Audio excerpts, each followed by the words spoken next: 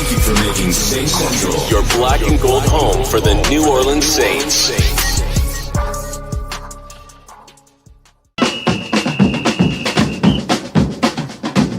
Who that say they gonna beat them Saints? Who that? Who that? Who that say they gonna beat them Saints? Who that? Who that? Who that say they gonna beat them Saints? Who that? Who that?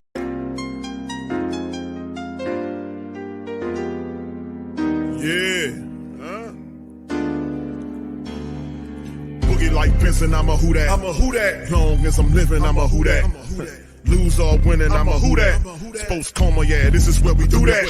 Where we do that, where we do that, where we do that, where we do that, where we do that. Boogie like Benson, I'm a who that. I'm a who that. Sports Coma, this is where we do that. Where we do that. Welcome, welcome, welcome. Somebody please better help. Running this thing like elf. I thank God every day I'm not a felt. Go to YouTube Live with Big Q and the guys. If you ain't ride or die, the bandwagon get flipped. Been marching in, that was way for the ring. I was yelling out your shame for the championship. Fucking on town, duck down. Falcons, pluck, get shut down. Panthers ain't much touchdown. The vision really belong to us now. So much hate on the Saints, you could probably tell. Ever since Bounty Gate hit the NFL, when things seem fishy, then you probably smell the crooked referees or Roger Goodell. Yeah, probably like this, and I'm a who that. Every day I'm living, I'm a who that. Lose or winning, I'm a who that. It's the Sports Coma, this is where we do that. Where we do that, where we do that, where we do that, where we do that, where we do that. Boogie like this, and I'm a who that. It's the Sports Coma, this is where we do that. You're listening to the Sports Coma with Big Q and the guys on the PRO Media Network.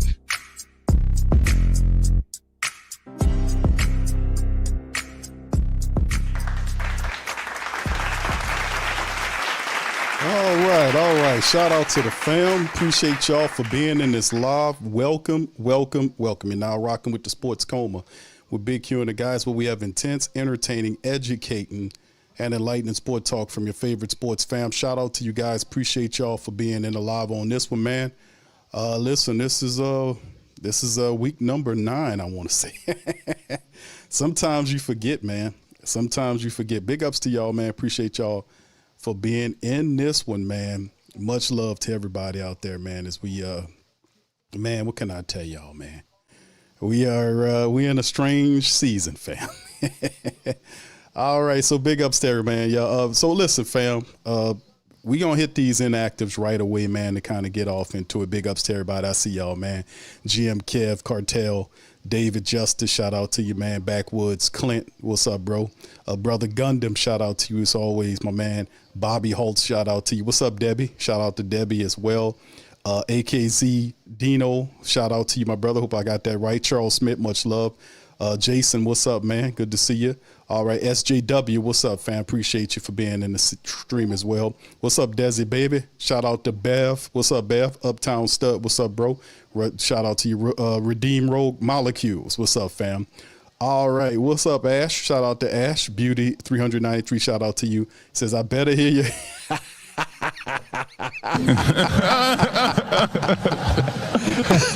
You ain't lying. Yes, indeed. I'm in here. All right. What's up, Chantel, man? What's up to the Queens? Good to see y'all in the buildings, bro. Brother John, how you doing, sir? Josh, what's up? Slim, big ups to you. Ice Cold. JR, what's up, man? Good to see all y'all in the building. Brother Prime, Yoshi. All right, Dudley, big ups to you. 504 Cole. Inactives for the Saints. Hugo Amadi, Rajon Wright, Xavier Truss, Zaire Mitchell Payton, the tight end that they picked up, John Ridge III, and Christian Boyd. Both massive interior defensive tackles are inactive for the Saints in this matchup as we get ready to get it going, man, in this one, man. And that's the kickoff from left to right. Saints receive it inside the 5 and get all the way down to the 25 to the 26-yard line is Rashid Shaheed. There. So anyway, with that being said, man, as the Tyler Shough is out there, he rolls out there, and we're going to see what happens here, man. He rolls out to try to take over and see what he can do for the team. So Tyler Shough, the 2nd-round draft pick for the Saints, is now out in effect for this team, and we'll see what they got going on. 17 of 30 for $128 and interception early on. So here we go. Shotgun Saints wide receivers on both sides of the quarterback there. Rams showing blitz early. Saints go to a draw play to that same old dry-ass draw play with no play action instituted, and they don't get anything. Kelvin Banks Jr., Penning, Luke Fortner, Cesar Ruiz, and Fuaga are for your starters on the line. Elvin, Chris Olave, Rasheed, Brandon Cooks. Why is he there and not Devon Valley? Jawan Johnson is there. Hopefully he can catch the ball today. 14:30 on the clock. Under center is Tyler Shough. Let's see what the next play is here. Is that last one just got a yard. All right, that's the handoff. Elvin Kamara, that's penetration. He gets about maybe 3 yards toward the left side. Penning's on his ass already. All right, so we're in for the tough Rams club. Braden Frisk, Poona Ford, and Colby Turner up front. Braden Frisk is a fool. The linebackers, Jared Verse is awesome. Omar Spates, LSU. Nate Landman and Byron Young. Byron Young leads the team in sacks. I think he's 3rd or 4th in the NFL. Forbes, Quentin Lake, Cam Curl, and Kobe Durant are the secondary members for the Rams. Rams is a team that get after you on defense. Saints 3rd and 7 shotgun with Devin Neal to the left of the quarterback, 2 to the right and 2 left. Man motions out the backfield is Neal. Ball thrown on the comeback route, shot of the first down. Rams allowed them to stay out front, and just like that, the Saints get no traction. A quick toss to Rashid Shaheed behind the line of scrimmage, and the Saints get off the field on 3rd and 1 just like that. This is a classic case of boring play calling. You know, and it don't matter who the quarterback is. If the offensive coordinator can't have any verticality in his offense, what good is you throwing the ball behind the line of scrimmage and the Rams defense is playing in zone to sucker you into doing that, and you do it and they stop you. Here's the punt situation. Saints punting from inside the 30 left toward the left side inside the 10. It's caught and automatically wrapped up by number 27 on the shot. That's Yidam gets down there and pops him. I mean, he's lit up. I would love to have had the turnover on the player. Smith didn't fair catch, and Yidam just got right up on him and wrapped him up. I wish I would have got a turnover on that hit. All right, 13:01 of a lackluster offensive series by the Saints. And here we go. Here we go. What's up? We Live with Purpose. Shout out to you. That's Dr. Gray. YO. Roll. Big ups to y'all as well, man. Appreciate y'all for being in the stream. Y'all hit that like button. If you're not a sub up. What's up, Antoinette? Shout out to you as well. All right, here the Rams go, man. Rams deep off in their own territory, about around the 12-yard line. Shotgun is Stafford. You got 2 left, 1 right. He's going to immediately fire. The Saints playing 10 yards off these guys, and then he just lowers his shoulder into Kool-Aid McKinstry and picks up an easy first down. It's just I don't understand the play calling. Why would you spot them 10 yards like that? They're playing 5 yards, I get you. 5 yards, I get you. That's 10 yards you playing off the wide receiver. You that scared of these people? I don't understand the play. Next play is another toss for almost a first down toward the right side of the field. It's Stafford to Puka Nacua, who picks up about 9 yards toward that side of a field as well. Left tackles line is Jackson, Avila, Shelton, Dotson, and Havenstein for the Rams. Kyron Williams, Puka Nacua, David Adams, Jordan Whittington, and Tyler Higbee are their guys. There's the next one that got past. He's firing up the field toward the left side in the zone, and it's getting down to the 49-yard line. Jonas Sanker on the play. And it's just pitch and catch. You see how easy it is for the Rams to get upfield on the Saints? Notice that their offense have verticality. They got guys that attack. He in the pocket, way out in the zone, in a hole, and then there's no pressure, so Stafford pitch and catch. Just strolls to the hole in the zone. I mean, it's like it's 2 different effects when I watch people's offenses versus the Saints defense and our offense versus their defense. Two totally different effects altogether. You know, all right, they're at midfield. Under center is Stafford. Motions is Higbee. And there's a play action to the left, rolls right, goes back to Higbee on that opposite side, picks up the first down, plus about 15, 16 yards, shoves Sanker out of bounds meanly and disrespectfully with his shoulder. Muffs him out. They're already in the Saints territory. Come on, Saints. Where's the pressure at? You can't lay back like this. And then they send blitz and they get ate up like some cake. And that guy's sitting out there wide open, a whole nother field to themselves. Come on, dude. Come on. This. Come on. All right. So we get down to the 34-yard line. Stafford under center, 2 right, 1 left. Look like a running play handoff to the Williams the first time, and he goes forward. Easily picks up about 5 yards. The Saints' 2 run-stuffing defensive tackles are inactive. I mentioned that. Chase Young, Devin Gajo, Brian Brissy, and Cam Jordan up front with Pete Werner, Demario Davis at the linebacker level. And then the secondary, Kool-Aid Jonas, Justin Reed, Isaac Yiddom, and Alante Taylor is in the secondary. All right, so here we go here now. Let's see what the Saints can do. 10:30 on the clock. Stafford under center. Saints look like they're trying to send some blitzer. We'll see what they got going on here. Motion Higsby from the right to the left. That's a handoff to Williams to the opposite side, trying to turn the corner. Saints push him out of bounds. Alante Taylor missed the initial tackle, but the second guy is there to force him out. They'll be a couple of yards shy of the first down on the play. All right. Yeah, right, TJ. Everybody open. Man, I agree, man. It's just noticeably different. It's the same stuff every week, just saying, man. I'm watching these games, and I'm just noticing the same thing. They're not making any changes defensively. They're not adding any more pressure. They're just trying to, we'll do it until it works type thing. Shotgun Stafford. Saints showing blitz up front. They have 2 to the left and right. Stafford looking like he's audibling out, motions the tight end. He's going to go to a draw play right up, and the Saints defense allowed the the running back, to go to a draw, and he picks up just enough for the first down, new set of downs. 9:30 and counting. This easy money. I know the head coach for the Rams is like, man, it's going to be an easy day for us. They can't do anything right. You know, they can't do it right. Let's see if they can dial up something. We need to stop, man. Every play was for a gain except for the tackle out of bounds. 7 plays, 65 yards. We're almost at 4 minutes to open it up. Stafford under center. Can the Saints get to him? 1 left, 2 right. Running back ready for it. Wide receiver motions further out. No pressure. Ball tossed to Puka Nacua. Kool-Aid McKinstry. I don't know what Kool-Aid was trying to do. Hold on to his belt or something. Then Puka still produces about 7 to 8 yards on the play. Actually, they gave him 9, 1 yard shy. I just don't understand the philosophy, why they playing so far off these wide receivers. Now, Puka's good, but he's not a speedster. Neither is Adams. There's no need to play 10 yards off some of these guys. Man motions from right to left, 2 right, 1 left, man under center. Hands the ball off to the running back, picks up the first down with ease, doesn't get touched until he's 6 yards into the Saints defense. That'll bring up an easy first down. There is no resistance here. No resistance. 8:13, initial drive is not looking good for the black and gold as Puka runs off the field. Him and Winnington take a break. 8:05 and counting down for the Saints. 5 minutes on the drive. They're already in red zone on the Saints 8-yard line or 7-yard line.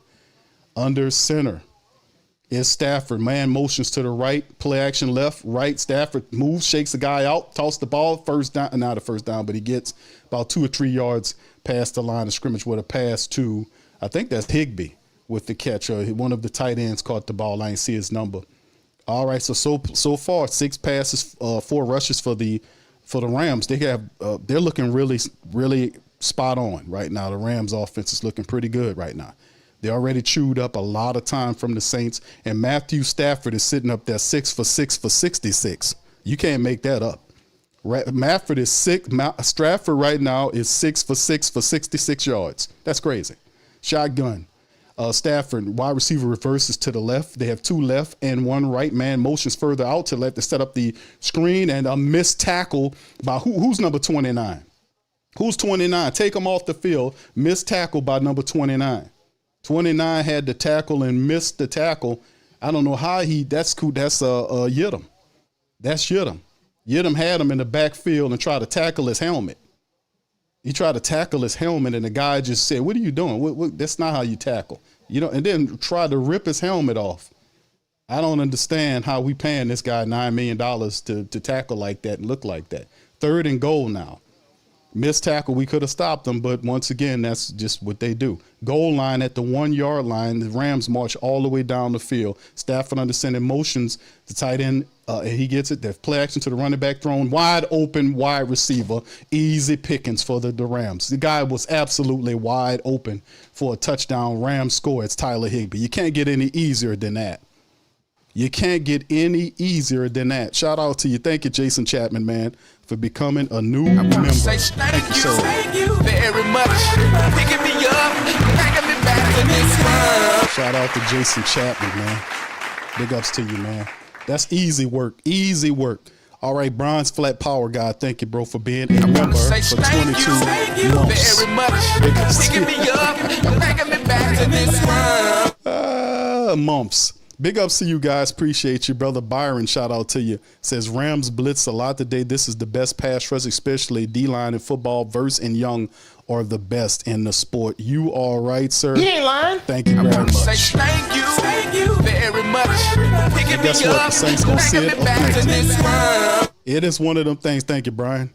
This is one of them situations, man, where I will then pose a question to the Who Dat Nation and ask a very interesting. Oh yeah, Black Preacher Man, here we go.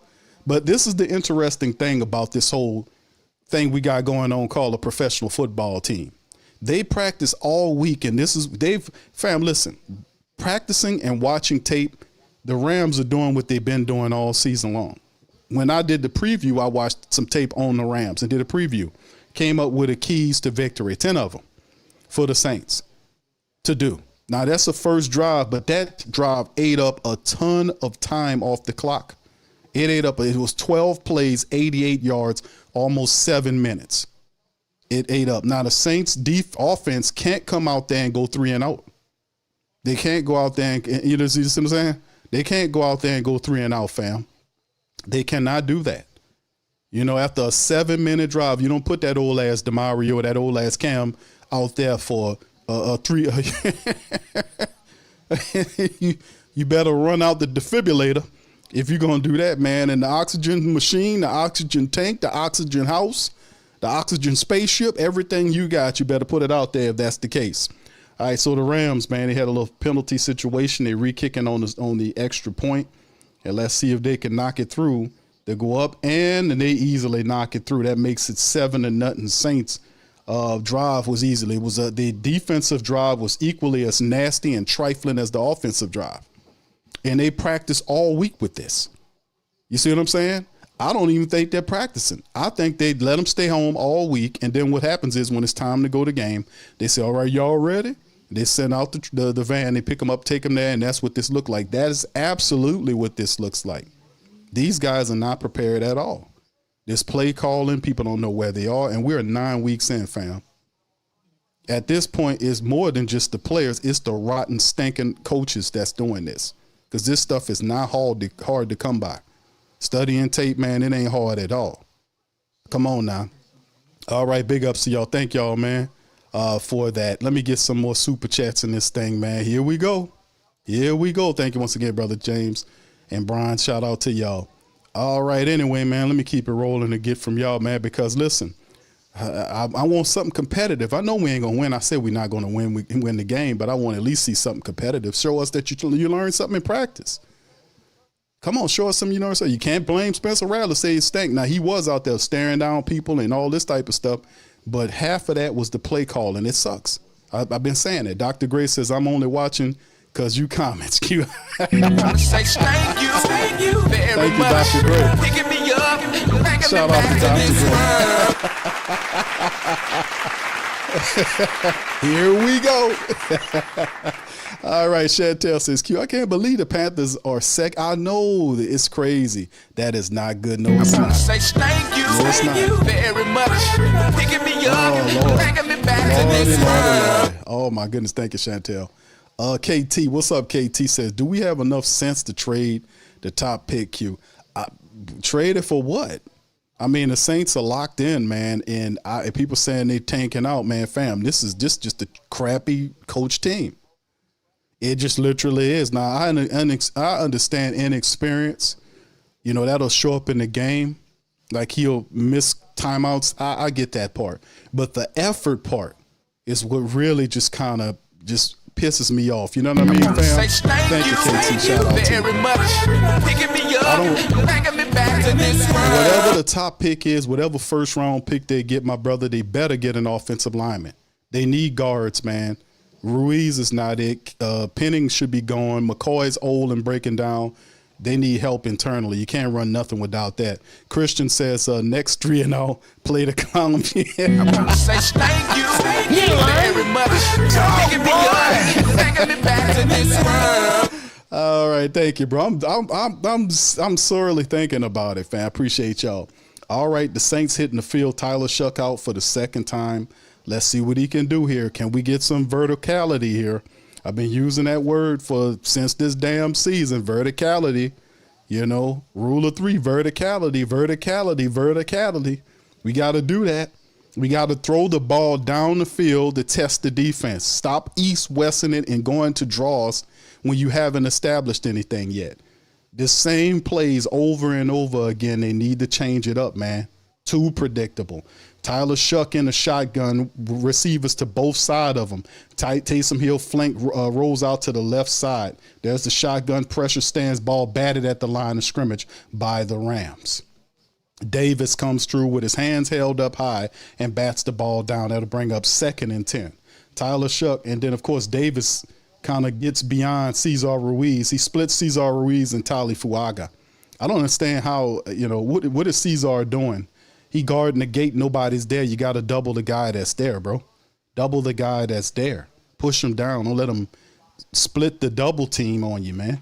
Under center, Shough, man in motion from right to left is Rashid Shaheed. Play action to that left side. He goes back to Elvin, trying to set up the screen. Elvin gets pushed out of bounds about 5 yards in for a positive play. That'll set up 3rd and maybe 4 or maybe 5. No, they're saying just 3. Look like more than that to me. It's just a gain of 3. And they're showing all the offensive ranked Saints in the back of the lead for everything. Total yards 27, rush yards 28, points a game 29th, red zone percentage 30. They stink total. They're funky on everything. 2 to the right and left in the shotgun is Shough with the running back to his right. Rams sending 3, dropping everybody in the coverage. And just like that, Tyler Shough's eyes drop down and the Rams get the sack. It's Braden Fisk. It's the kingpin, Fisk. But this is the thing. Tyler Shough, right, that's 3 guys against your 5 guys, right? 3 guys against your 5 guys. And the guy pushes through the double team. He pushed Cesar Ruiz right into the quarterback. Can we please get Cesar Ruiz off the field? He can't block. He can't double anybody. Can we get the guy off the field? I mean, did you see that? All right, anyway, man, here we go, Saints, 3 and out, just like we talked about. 4th and 6, they went backwards. The punt by Kai Kroger is high. It's going to be received at the 31, takes it, misses a block. The tackle, 2 tackles miss, and he climbs about 6 more yards to get closer to midfield. Just like that, the Rams defense break through the Saints' pathetic offensive line, sack the quarterback. It was 3 versus 5, fam. That was 3 versus 5. They had 3.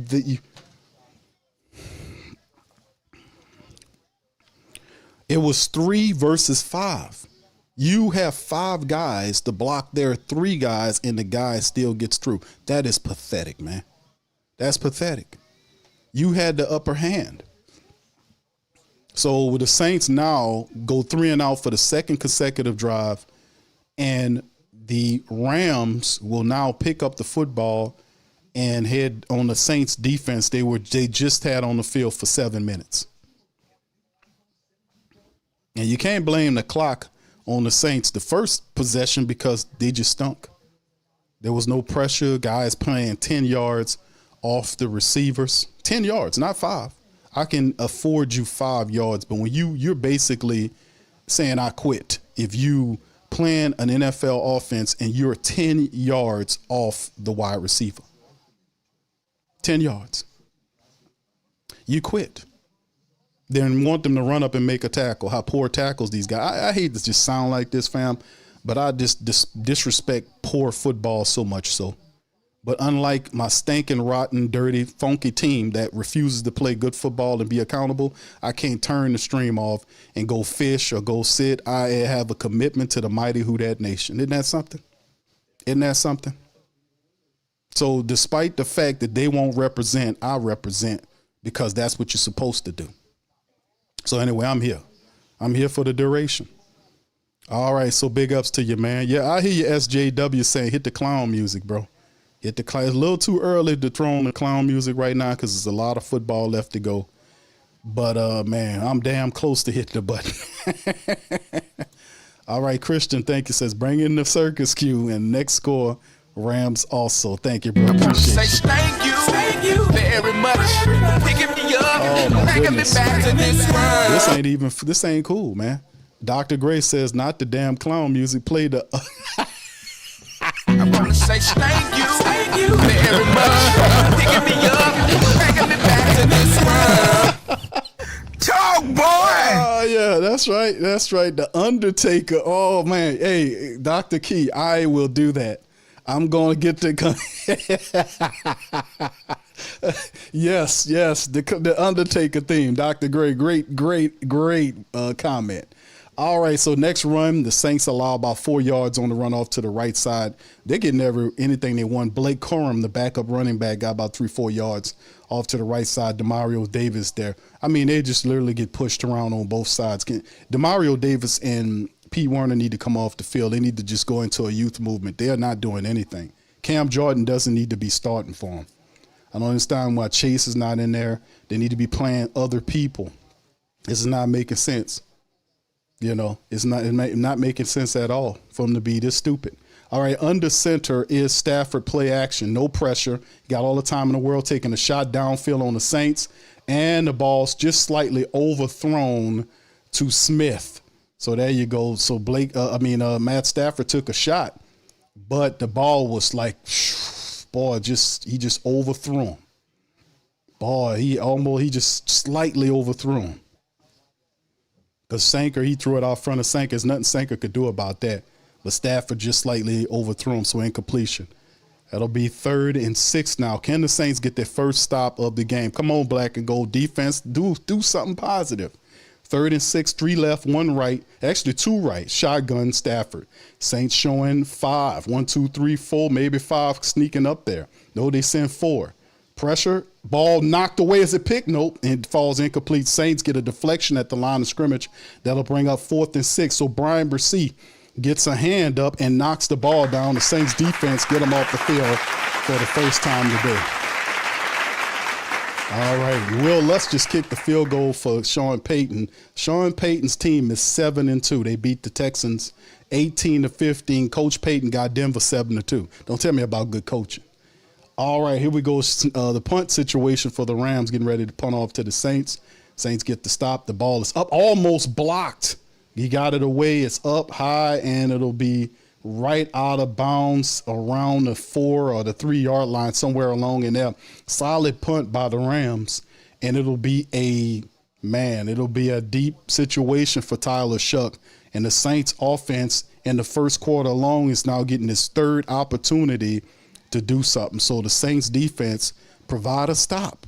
For the first stop of the game, man, the Saints have an opportunity offensively to respond. Do they begin the task of throwing the ball down the field? All right, we don't know. We'll be seeing all together. All right, what's up, James? James says, Q, the fishing sound good to me, especially if they biting. Indeed, man. I was about to do something, go sit in the park. You know, go fishing, sit in the park, barbecue, anything. You know, anything is better than sitting up there watching these people get paid millions of dollars to do nothing. Not to get paid millions of dollars that not look like they practice anything. You know, I don't understand it. All right, Joe says, Q, represent the fullest. Well, yeah, we all representing, bro. Thank you, Joe. We all here together, man. We can go and watch something else, but listen, fam, we the mighty Who Dat Nation, the most dedicated and faithful, serious, and the realest of them all. So we representing when these funky players don't want to do it for us. We have to represent and show them how to do it. This is how you represent. Salute to y'all. What's up, KK? A black preacher man says, only game we won, Ruiz. You ain't lying. Thank you, bro. Appreciate it. Thank you very much. Picking me up, bringing me back to this world. Indeed, man. This is ridiculous, man. All right. Shout out to Katie, man. Katie Poole. not following us on X. Shout out to you, Katie. Give us a retweet, man. Shout out to my family on X, man. Hit that retweet button. Hit that sub button on Twitter, man. I'll give you a shout out as well. All right. Thank you, Black Preacher, man. You're absolutely right, sir. All right. So anyway, man, that's just what we are, man. We in it to win it, baby. We here. All right. Native Saint, man, says, Q, they going to say oyster. Just, hey, man, listen. Anything is better than to sit up here and watch these people. We just want somebody to represent in the correct way. We just want them to represent in the correct way. And right now, man, listen, fam, let me let you know about Funk and Stank, right? The Saints playing the same time as the Pelicans. The Pelicans are in the second quarter right now. I'm watching them on my other screen. The Pelicans are losing by 20 points. They're losing 67-47. It ain't even halftime yet. That's what kind of stuff we got to deal with Gail Benson. Power wide formation, Saints inside the 5, handoff toward the right side. Elvin gets stopped right around the line of scrimmage. There is no push there. I mean, Elvin hits the hole disappears. Ruiz entirely on that side. The Saints offensive line as a whole does not provide a push. They do not push anybody out to open holes for the running back. Running back run into a closed door. You know what I'm saying? You know, you can equate it to the when a door opens, you have the space between the doors, you walk through the door. When the Saints hit it, it's a closed door. That's why we fall on his ass every time. Our gun Saints, Elvin's motioning out right. They're coming with the blitz, ball thrown to Brandon Cooks toward the left side, a gain of about 5 or 6. They'll be 3rd and 2, maybe 3, as he threw it to Brandon Cooks. I don't understand why Cooks is starting, by the way. We gave up 2 picks for Devon Valley, and yet we 9 weeks in, and Devon Valley's a big target for Tyler Shough, but they continue to play Cooks. I mean, make it make sense. These people are just completely out of it. I don't understand why we have a 6'5" wide receiver that's a 4'3" guy. He's not even on the field. Well, I think he's on there now. 3 to the left, 1 right. They listening to, no, that's Chris Olave. No, he's not even on the field. Shotgun snap, looking left, Shough stand, left pressure coming, and Chuck checks it down. It's incomplete to Rashid Shaheed. Too long. Took too long. Throw the ball. Make a decision. Get the ball out. Too long. Took too long. Just like that, Saints offense, nowhere to go. Too long. Took too long. Make a decision, Tyler. Get rid of the ball, bro. Make a decision. Just get rid of the ball. And he threw it to Rashid Shaheed. The man got 2 people on his back. He got 2 guys on his back. There's no way he's going to catch that ball. There's the punt from inside the 5, deep punt to the 40, and it'll be fielded at the 38-yard line by the Rams. So it's 3 nasty offensive series, 3 3-and-outs by the Saints, and they have no continuity, no offensive identity. Play calling sucks, and the offensive line couldn't stop a I ain't gonna say it, a flock of I ain't gonna go there. But this is not good at all, man. All right. Good. Prime. You asking about Swade. Swade's good, man. I talked to Swade a couple of weeks ago. He doing good. All right. Yes. Shout out to you. Michael says, I can imagine what folks today would say if they were back in the day when we had the paper bags on. Yeah, a lot of the people now, a lot of the younger folks that's following the Saints now the last 20 years or so have been used to the Sean Payton effect. You know, they don't remember the Mike Ditka days. They wasn't here for the Mike Ditka days, the Jim Haslett days, and all this kind of stuff. They weren't here for that. You know, they weren't here at that time. So when you see the type of stuff that goes on now with the Saints and the bad football, and listen, man, I'm not looking for perfected football. I'm looking for competitive football. Competitive is the key word. Effort is what we're looking for. At 1-7, all you can look for is effort. You know, that's all we can do. I want effort. Effort. Good effort, not bad effort. You know, but we don't get any of that. Abby, what's up, bro? So I've been saying Shough sucks. At least Rattler can move the ball downfield. I mean, bro, listen, both of these guys are going to struggle, bro. Both of these young quarterbacks are going to struggle. If you put a veteran back there, he would struggle because the Saints offensive line doesn't do a good enough job to help the running attack. They're trying to run the ball and don't realize the line sucks. The line sucks. Cesar Ruiz The Saints just showed you the line is not very good when the Rams had 3 down linemen against the Saints 5, and they couldn't even stop the 3 down linemen. That's a bad line. Do that, fam. Don't you know that's inexcusable? That's inexcusable for that type of thing to happen. Totally inexcusable. Totally inexcusable. Christian says, we need we need a certain kind of music. All right, Say Christian. thank you very much. Picking me up, bringing me back to this world. Christian, you got it, bro. We gonna run it. We gonna run it. We gonna run it. We gonna run it.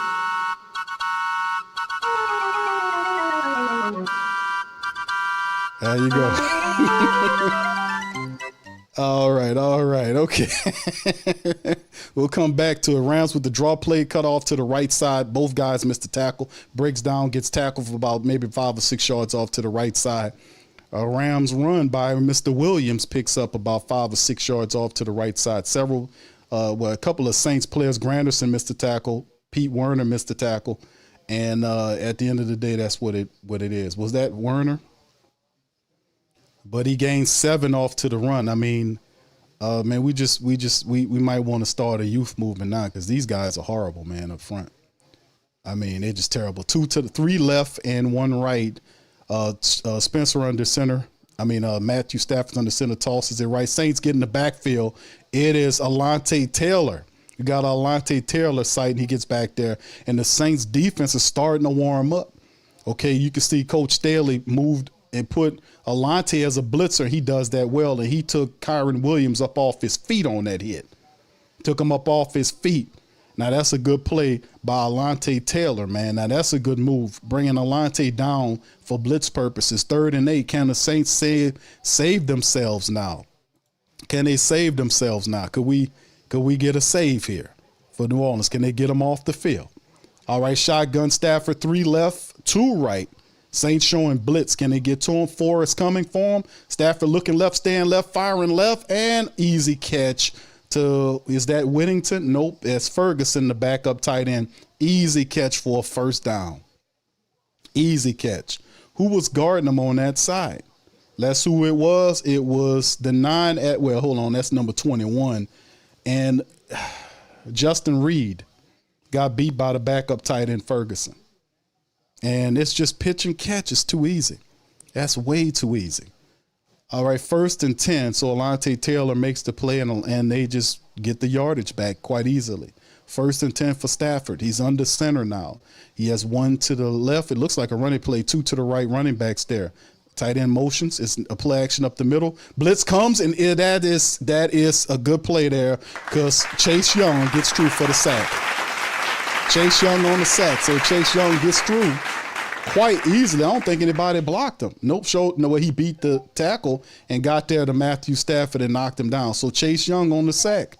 They don't get any easier than that. Let's see if he got another three more of them to kind of shut KT up. Let's see if he got. He did it. It shuts down half. Let's see if we can get 3 more of them to shut KT up. All right. Thank you, Christian. Shout out to you, fam. Ross the Boss says, Big Willie style back at it again, Q. Shaking my head. You think we clock him out for good tonight? Bro, listen, man. I don't know, bro. I mean, right now, I'm watching the game. The Pelicans are in halftime right now. They're losing 75-52. They allowed 39 points in the first quarter. They were outscored 17 points in the first quarter. We'll be doing the Pelican post-game report, the PPR recap tonight at 7:30. So it's a busy sports day for myself. A very weird setup the Saints had and the Pelicans have. They rarely play on the same day at the same time.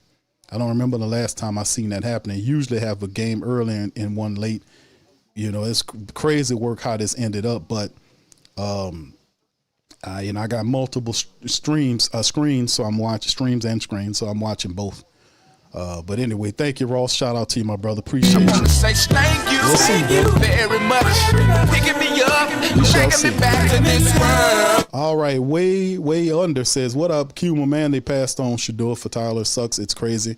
Kellen Moore trash too, man. Hey, bro, listen. Like I've said, bro, If it was Shador, if you had Shador, if you had Cam Akers, if you had Jackson Dart, no matter which quarterback you liked, you would not be winning games in New Orleans because of the play calling is bad and the offensive line cannot protect.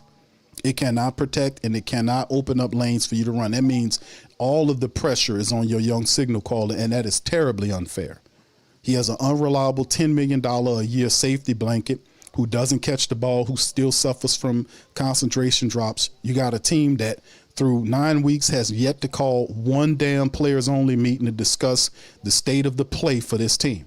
No players only meeting. You call Mario Davis and Cam Jordan captains. What kind of captain you know that believe in winning don't even call the players only meeting to get these guys together regardless of what's going on? This play can't happen if you feel with pride. But the truth of the matter is, and they're not telling you this, but I continue to tell you guys this, and y'all know I do, is that these guys have been infected by losing and stink and non-accountability. That's what happened to DeMario and Cam Jordan these last 4 years. They don't have a winner spirit no more. No winner or a guy that's about winning would tolerate this. He'll be throwing helmets, slamming shit like Myles Garrett did. He'll be doing all of this. All right, here we go. There's the throw. Next play to Puka Nacua on the opposite on the opposite side to get down to Saints territory. It was 2nd 18, and just like that, he throwed in the hole in the zone, and Puka found it and gets pushed out of bounds. It's easy to pass on the Saints. They play in a zone, and they're not getting any pressure. You can't lay back in that zone and not get pressure. And Stafford just sits there and just throw the ball in the hole. It's pitch and catch. Too easy. All right, anyway, it's easy football right now. They start in the second quarter. KT says, quit defending Javdale. I want to say thank you. I know you was listening, KT. Shout out to my boy. Bringing me back to this world. All right, shotgun, man in motion from right to left. 3 left, 1 right. Stafford, no pressure at all. Just went through his progressions. Ball batted down. Credit Jonas Sanker on the play. 4th and 3. Saints stop. All right, so the Saints get him off the field there on the play, and that's a bad decision by Stafford. You know, that's a bad decision because they had the time. And Higbee was there, the Saints, and it actually played well. He made a bad decision to go to him. That actually worked this time. That's a play the Saints would run. That was a Saints play. So they said, to hell with it. 4th and 3, we're going to go for it. 2 to the left and 1 right. Man next to Stafford in the shotgun. Saints showing blitz. There's the snap. Saints come with 4. Ball thrown to the right side. Incomplete and a flag down. They're going to give it against Kool-Aid McKinstry. They're going to hit Kool-Aid with the flag that will convert for an extra set of downs to keep the Rams drive open. They're discussing it. Kool-Aid said it was not a pass interference. But the referee says we're going to call it like we see it. The pass interference against Kool-Aid. Kool-Aid said, man, that's not true. I ain't do it. But let's hit the replay. Did he stop Puka? Puka the up and in. Now, remember, you allowed 5 yards. He didn't go 5 yards, but he got a little handsy with him at the back end of it. He did get a little handsy, but, man, he could have let that one ride. Shout out to you, KT. Thank you, man. He could have let that one ride, ref. But when you're 1-7, what the hell, right? All right, here we go. Running to the right side. Rams dancing around, reverses field. The man goes center and picks up about 9 yards up the center of the Saints defense. Williams cut right, then went center and was able to pick up 9 yards. It's just too easy.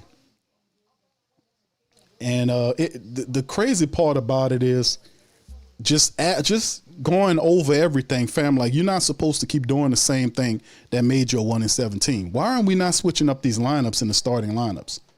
Right? Play action for Stafford rolls right, Cam in pursuit, ball thrown out of bounds. No, actually, he threw it to the tight end, and Higbee catches it for a gain of almost a first down. They said it's a first down. First it was 2nd and 1, but then they said, hey, that's enough for a first down. And they got Nate out there, Stutzman. They got Stutzman out there. Stutzman is out there guarding. They're letting Stutzman play. And he let Stutzman play, man. Let him get all the experience, and let's trade this Pete Werner guy away. Let Stutzman play. They got Stutzman next to DeMario there, and Alontae Taylor at the linebacker level. Shotgun, 2 left, 2 right, running back next to him. Tight end motions, then goes back to the point of origin. Fake draw, ball setting up for the tight end screen, and there's the tight end rolls, barrels down, gets shot about 2 or 3 yards shy of the first down. They tried to set up the tight end screen for Higbee and almost got a chunk of the action. So that's a little play right there. A little sidearm action to get away from Cam. He completed the Higbee. They set up the play and was able to mush out the Saints down. And he got, 2 or 3 yards shy of the first down. They said it was one. It didn't look like 1 yard, man. They spotting them yards or something because it didn't look like he was that close. 2nd and 1 for the Rams to convert. 12:26 and counting down, man. It's dropped 9 plays, 53 yards, over 4 minutes for the Rams currently. Under center, he motions this, the wide receiver from left to right, hand off to the running back right up the center, easily picks up the first down for the Rams. Easily picks up the first down. Saints don't touch him till after he gets the first down. 1st and goal now. All right. KT says it's been 3 to 4 years of this clown. Music is a standard indeed. Thank you. No, I'm sorry, Christian. Thank you. I want to say thank you very much. Picking me up, They let the Saints score. bringing me back to this They world. let them score, bro. I'm gonna throw that clown music on. All right, thank you, Christian. Black Preacher Man says, Q, all Saints D play is prevent. That's right, bro. I want to say thank you very much. Picking me up, bringing me back to this world. They play action toward the left side. They play action right through to the left to Allen, the tight end. They got a flag down on the play. Is it going to be holding? We'll see what it is on the play. Jonas Sanker pushed the tight end out of bounds, and they call holding on defense. How you holding? They call it on Alontae Taylor. How you holding, bro? So that gives them a noose. Come on, these guys. Why are you holding, bro? Why are you holding? I don't see holding on Alontae Taylor, man. I don't see holding. I guess you could say it was pass interference if you wanted to do, but there's no pass that way. But anyway, it don't matter, right? It doesn't matter. 1st and goal, new set of downs. They marked the Saints. We're now 10 plays in, 59 yards, almost 6 minutes. Stafford under center. Looks like a power move to me. Look like they're going to run it. Man goes in motion from left to right, ball thrown and pitch and catch. How Alontae Taylor let him get the inside thing on him, bro. Alontae Taylor, come on, bro. You don't jam Adams at the damn line, bro. You just let him catch the ball, bro. Dog, what's wrong with these guys, man? He just let him catch the ball in front of him. He ain't even jam him. You standing there, jam the damn guy. He puts a move on him and gets the first down. How does that work?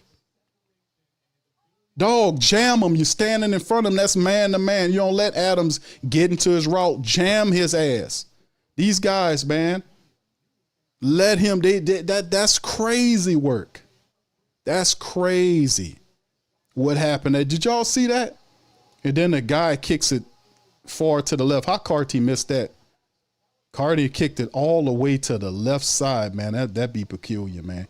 Now, this is crazy work.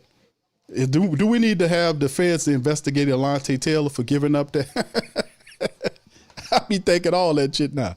I've been thinking like that, but all of this stuff that I done seen with the La Costa people, y'all know I'm part Italian, fam. Y'all, you know what I'm saying? I've been seeing it all. I've been looking, you know how they had that microscope, the glass that the Sherlock Holmes be using when his eye be, I be looking at everybody now. So I be looking at everything. That didn't make no sense. Alontae Taylor let him catch the ball in front of him. That didn't make any sense. You're man to man. Jam the guy. He let him catch the ball. And then did you see his reaction? He ain't put his head down and like, man, damn. He walked off like that's what he intended him to do. You suckers. You suckers. You actually think we doing this for real. That kind of crap. Oh, man. No, I would pull Alontae Taylor off the fucking field. Excuse my French, y'all. I'm sorry. Just for wasting my time. That's what you doing? That's how you going to play it? You won't see the field for this half, for the rest of this quarter. You want to play games? And you're under a contract year too, partner. That's unacceptable to do that, man. He let him catch the ball in front of him. He did not try to stop him at all, and his reaction to him catching the touchdown was egregious. Like, I don't care. And is your leaders, is Demario Davis going to blow him up on that? Is he going to shove him and get in his face and tell him, what are you doing? Nope. He going to pat him on his helmet and say, good job. Because that's what these losing ass people do. Terrible, man. All right, shout out to y'all, man. This is pathetic, man. This is pathetic. Y'all seeing that? I'm tripping on that. This clown let the dude catch the ball in front of him and then walked off like that's what he wanted him to do. All these guys got to go. Demario Davis is checked out. Let's just be honest. Demario Davis done checked out. He's checked out. Cam Jordan checked out. These guys have checked out. They don't need to be here anymore. They need to go sit their ass on the sideline and watch the game like you watch the game. They don't need to be out there. We need to be playing guys that's for the future. Playing Demario and Cam Jordan don't make any sense right now. They don't have no impact. They don't have any impact right now. That's too easy, man. Last drive, 11 plays, 62 yards, 5 minutes and 53 seconds. The Rams up 13-0 after they missed extra point. The Saints offense hasn't done anything the entire first quarter. They get the ball for the first time in the second quarter at 11:28 on the clock.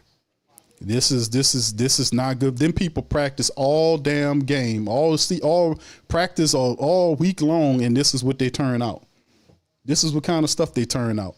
They practiced the whole week to do this. 1st and 10, Tyler Shough. They got Taysom Hill out there right now. And everybody and his mama know Taysom going to run with the football. So here we go. Taysom in a shotgun. We could put him 5 yards back to run to pick up 2 yards.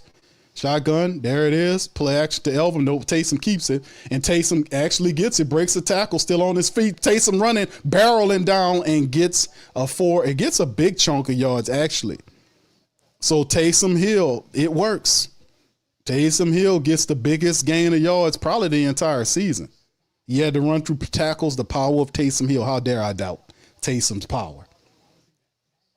Taysom Hill ran all the way. That ran down. What's that run by Taysom? Got to give it to Taysom. The power of Taysom Hill, and we got somebody down. It's Cesar Ruiz. Cesar Ruiz got a left leg problem. All right, let me see. It's a right leg problem. They checking out his right leg. Cesar Ruiz is down on the field. Cesar Ruiz is down on the field. Nice run by Taysom. I got to give it to him, bro. That was a nice run. That was a 29-yard run by Taysom Hill, and Cesar Ruiz is walking gingerly off to the sideline. Might as well get that man off the field before he get himself hurt anyway, man. He going to get himself hurt out there. Get him off the field before he get worse than what he is. 146 total yards, 41 rushing yards right now. Let's do that play again. That's the only one seem to give us any help. Let's get Taysom as a running back. They're going to keep him out there and do it again. There you go. Run it again. Taysom out, 3 wide receivers, right, 1 left. Elvin motions next to Taysom, and Taysom keeps it and goes back to the same side again. Ram says, nah, bro, we not y'all, bro. 1 yard only. They literally went back to the same play again. My thing would kick it to the opposite side, right? Let's go opposite side with it, you know? All right, so, hey, 2 Taysom Hill plays. How dare you doubt Taysom? Got to give it to Taysom. And will it keep Taysom out there again? They have abandoned it, Tyler, this drive. They got Taysom back out there again. 3 straight Taysom Hill plays. 2 to the left, 2 to the right. Now, Rashid motions from left to right. 3 right. Is Taysom going to throw the ball? Nope. And there's the snap. Taysom does throw the ball into the ground in front of Rashid Shaheed. What are we doing here? What are we doing? 3rd and 9. So Taysom comes out. Tyler Shough comes in. This is not how you gain rhythm. This is not how we gain rhythm, fam.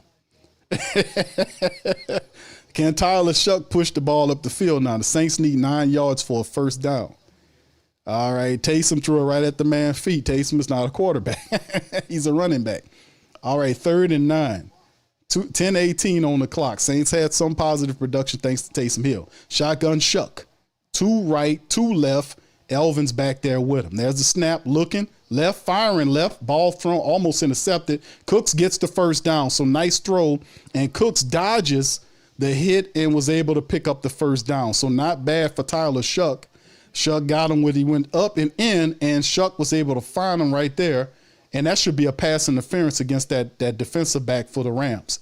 He literally stopped guarding his guy and grabbed Brandon Cooks, but nonetheless, they still picked it up. Man in motion, draw play up the middle is Devin Neal, powers forward for about 4 yards. Now we got something cooking here. That's good. Come on. 4-yard pickup by Devin Neal.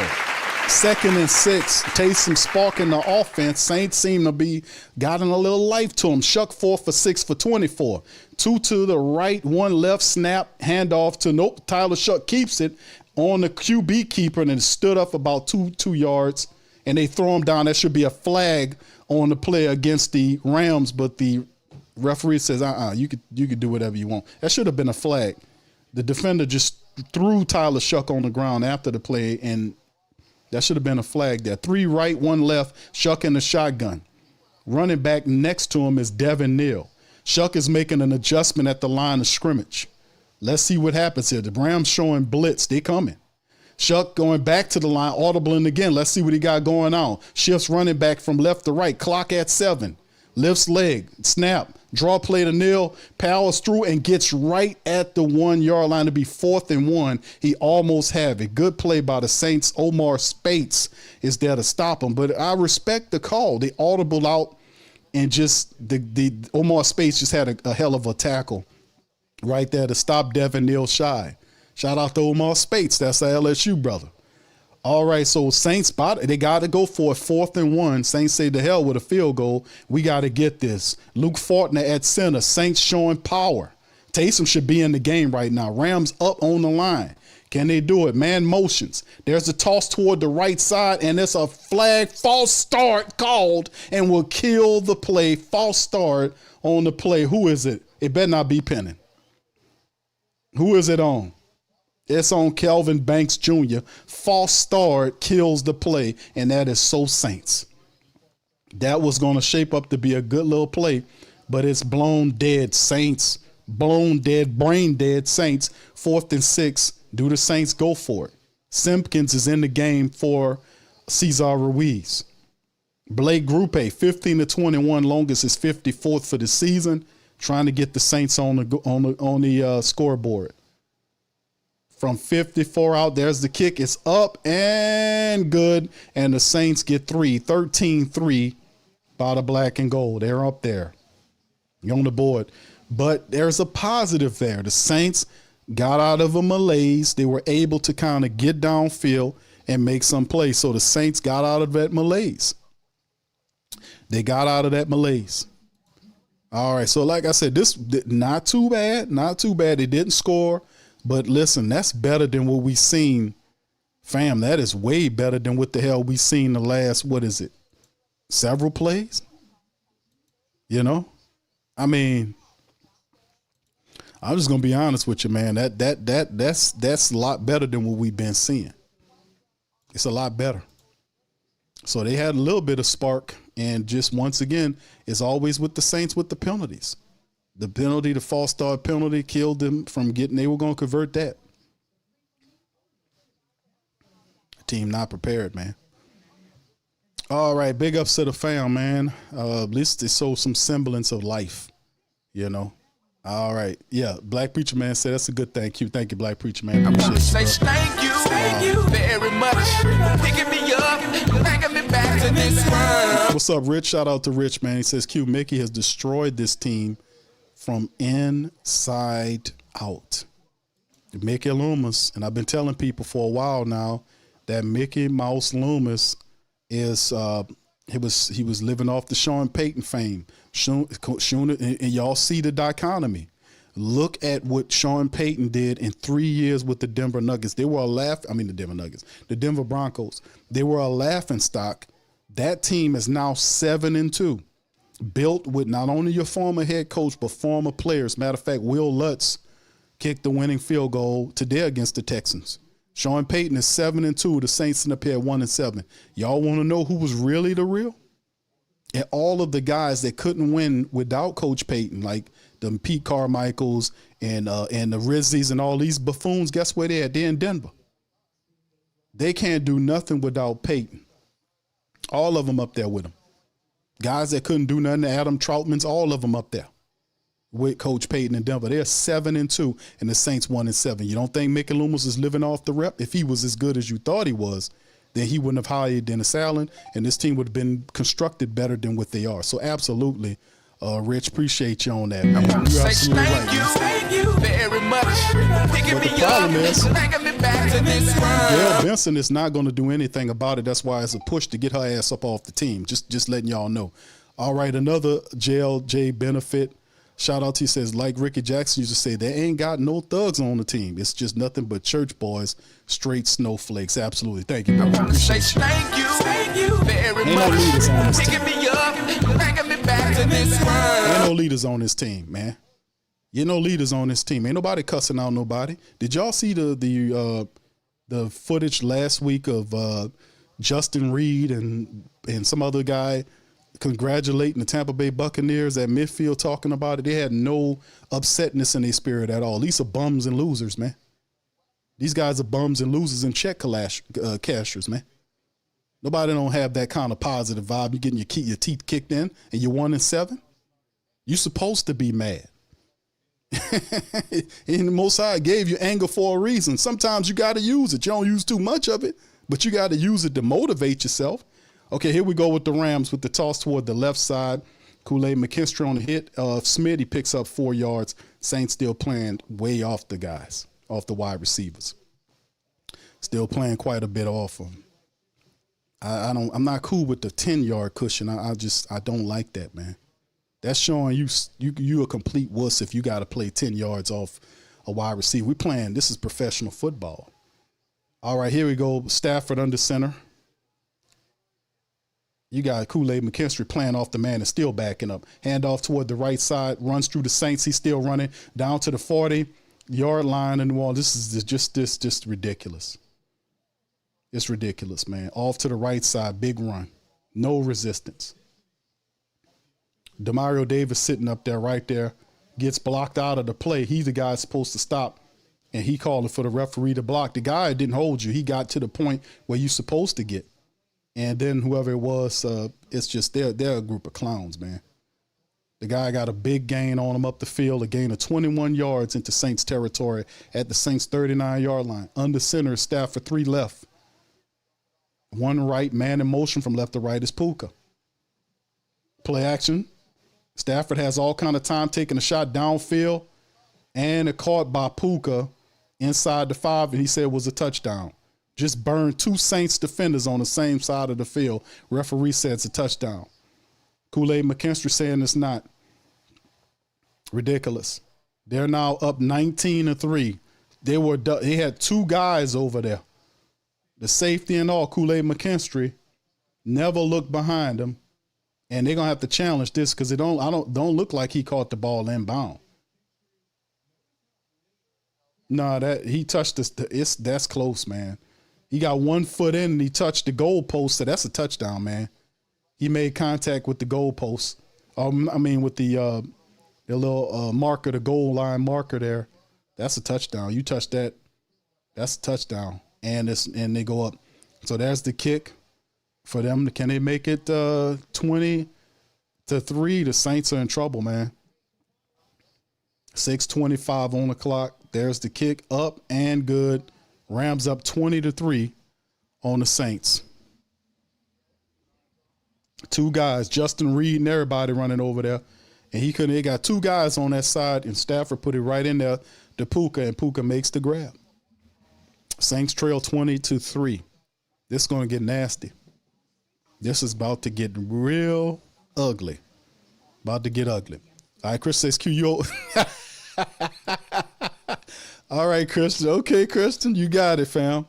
Christian, you're absolutely right. That's there you go. There you go, Christian.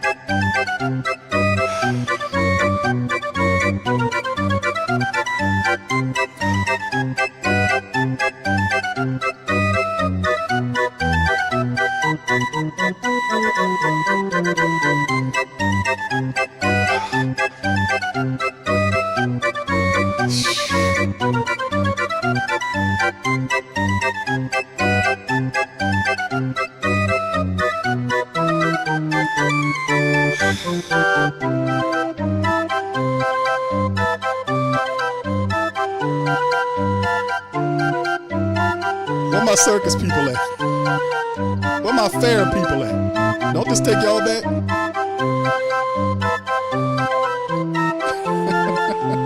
The damn Ferris wheel. The ponies.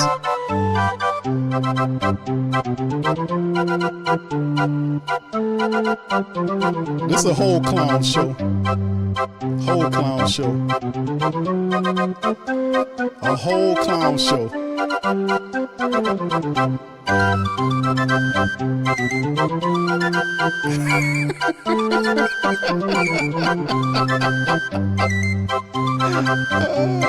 It's sad, huh? Oh my God. Oh my goodness, man. All right. Shout out to you, Christian. Thank you, man. Appreciate you. Christian, much love, fam. Thank you, sir. He says, yeah, Q, yours smooth. I ain't taking the field goal. Tired of settling. TD music button collected dust. That's true. I haven't hit that button in a while. Lack of being pressed at this point. Indeed. Thank you, bro. Appreciate you for that, Say man. thank you very much. Picking me up, bringing me back to this world. Wow. Yeah, he definitely, bam. He back. Robert, he back. It's Crystal Light McKinstry. That's not Kool-Aid McKinstry. Out there for 1 week, he was Kool-Aid McKinstry for 1 week. He got the Defensive Player of the Week. This is now Crystal Light McKinstry now. This ain't no Kool-Aid. This is Crystal Light McKinstry getting toasted like that out there. He never turned around to look for the ball. Puka was showing you he started when the receiver turned around, you turn around. But he was so beat, he was too scared to turn around, and the man caught the ball over his head. He turns around, you make a play. You can't make a play with your head turned at the receiver. You got to turn around at some point to challenge for the ball. Man threw the ball over his head to get to him. It's awful.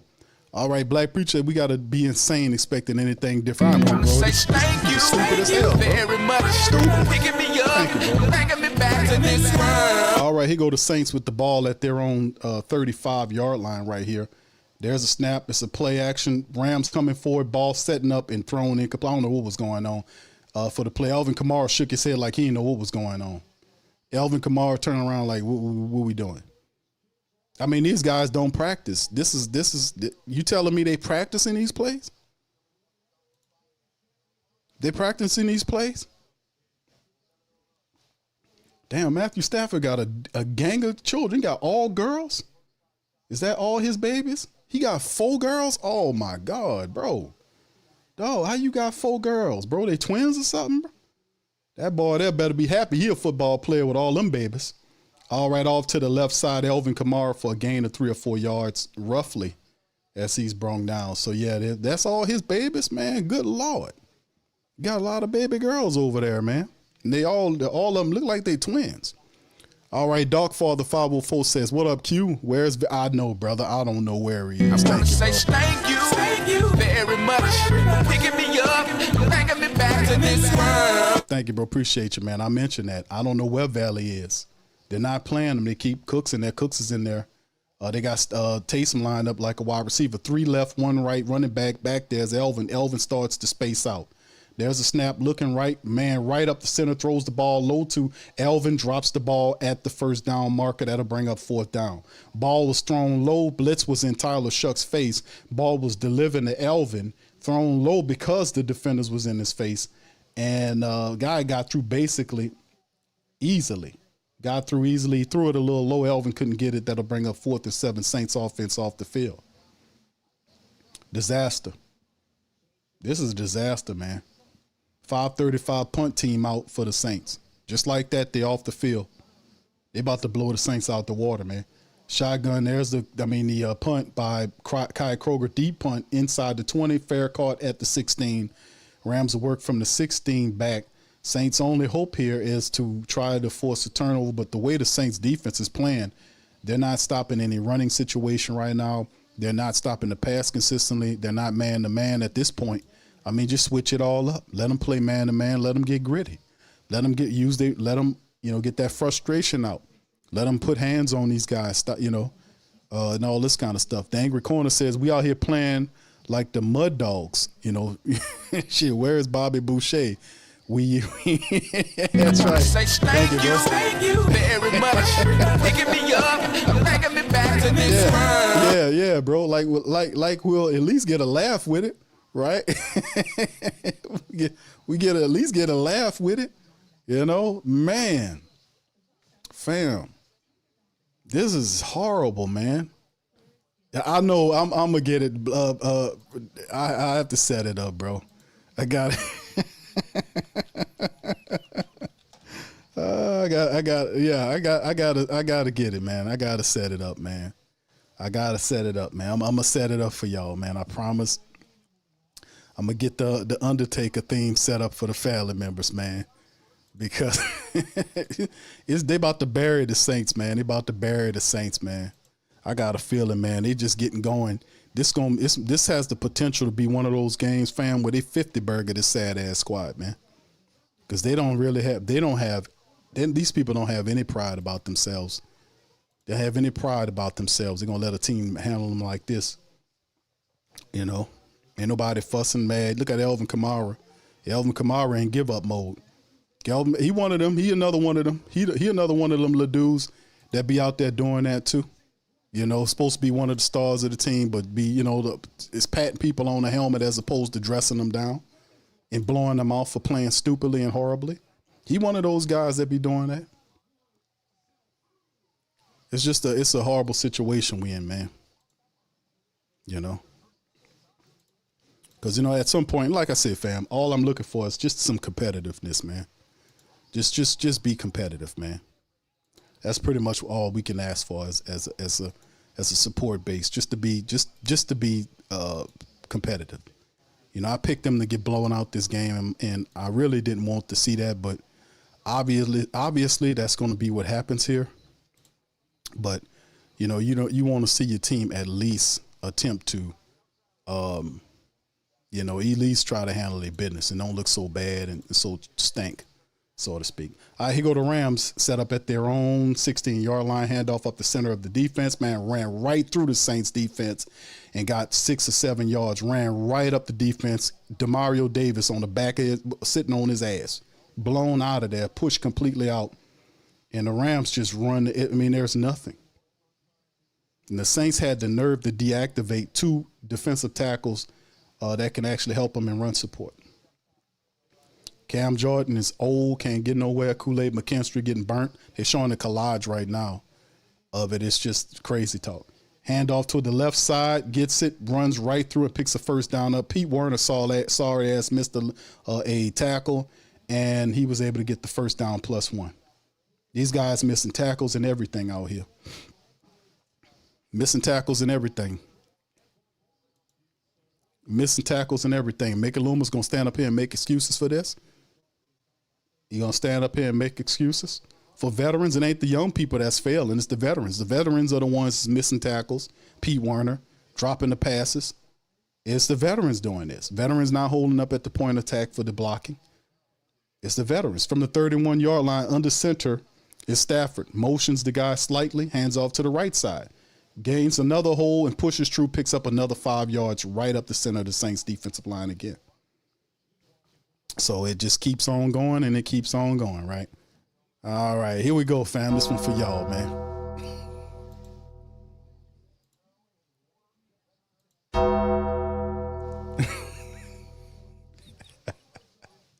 It's for the fam. That's the Saints, man. Call the toll. All right, shotgun. 3 to the right, 2 left. Rams inside the 30-yard line on black and gold side. Saints showing 5 on the blitz, and the damn guy jumps early. Is that dumb Justin Reed? Is it Reed, the safety, who jumped, who encroached?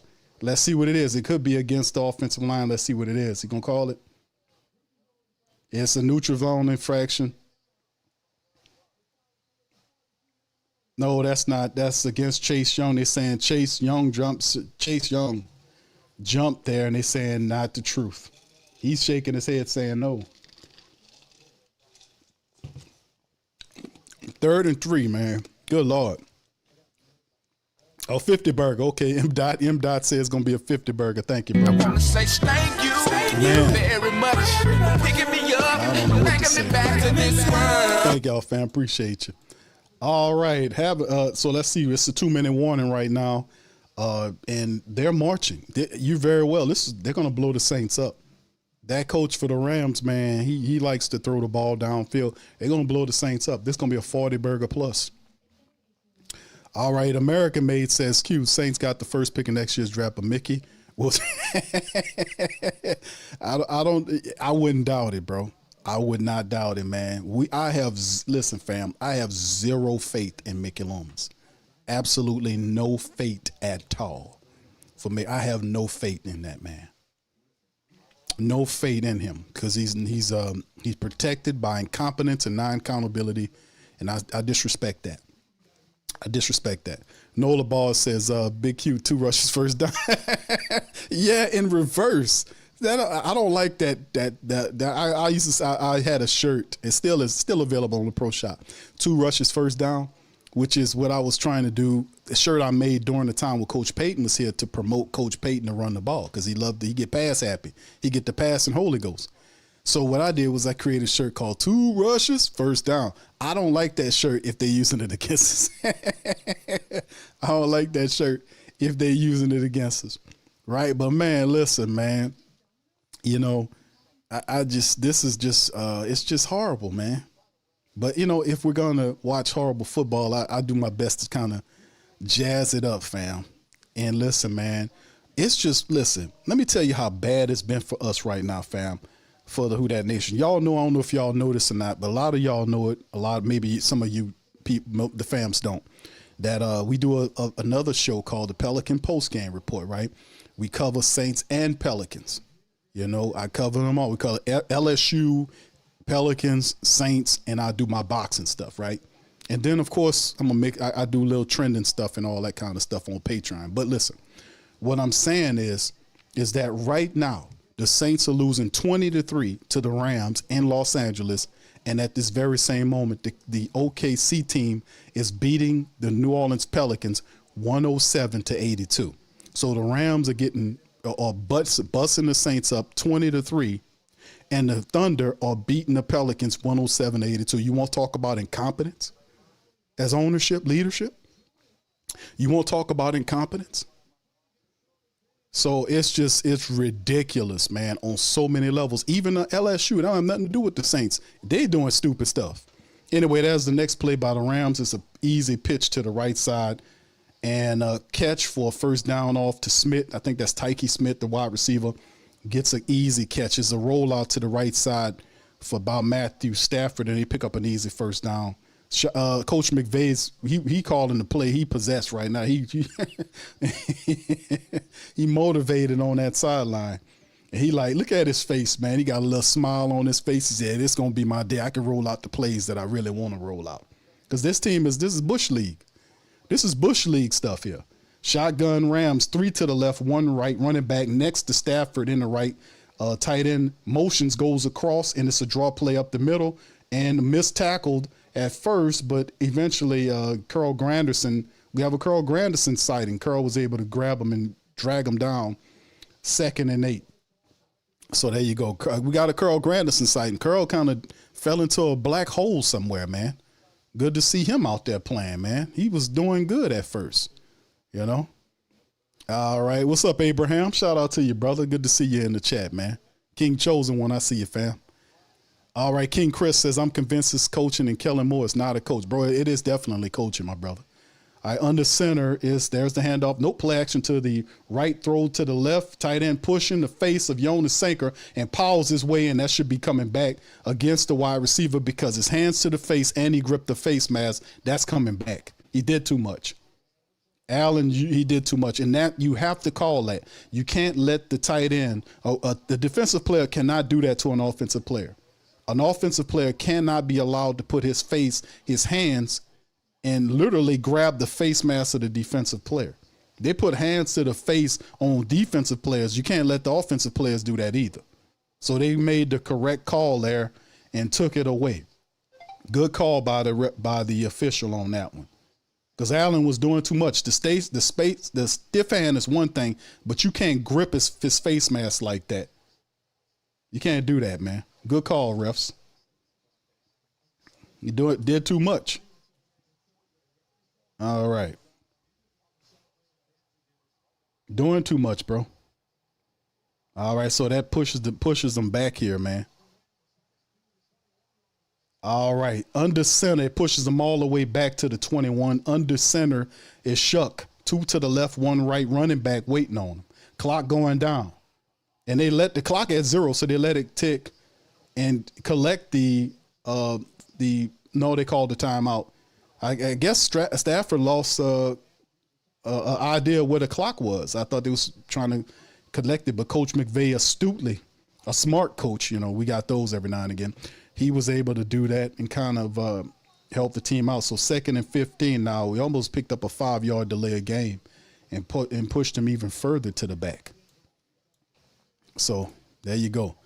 All right. Anyway, big ups to the fam, man. Appreciate y'all for being in the stream. If you're not a sub, hit the sub button. And fam, listen, I've seen some statistics. Somebody showed to me that a lot of the family members that watch the Coma are not subscribed. So do me a service right now while we got an opportunity, because Saints ain't doing nothing on the field, so you got all kind of time. Do me a service, hit the subscribe button if you're not a sub. Check your sub button and hit the son of a gun. All right, shotgun. Rams 2nd and 5. 4, 3, 2, 1, counting down, man in motion. That's a delay of game, but I guess they ain't going to give him that.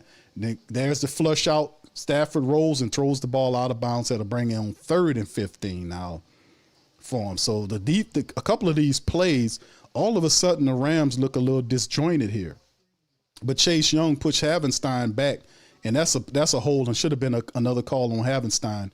He pushed him and grabbed him. And usually, the referees, I think Chase Young some of these guys really need to kind of whip at the ref. Like, hey, man, call it, bring light to this stuff. Just don't walk off like it didn't happen. Bring light to this stuff.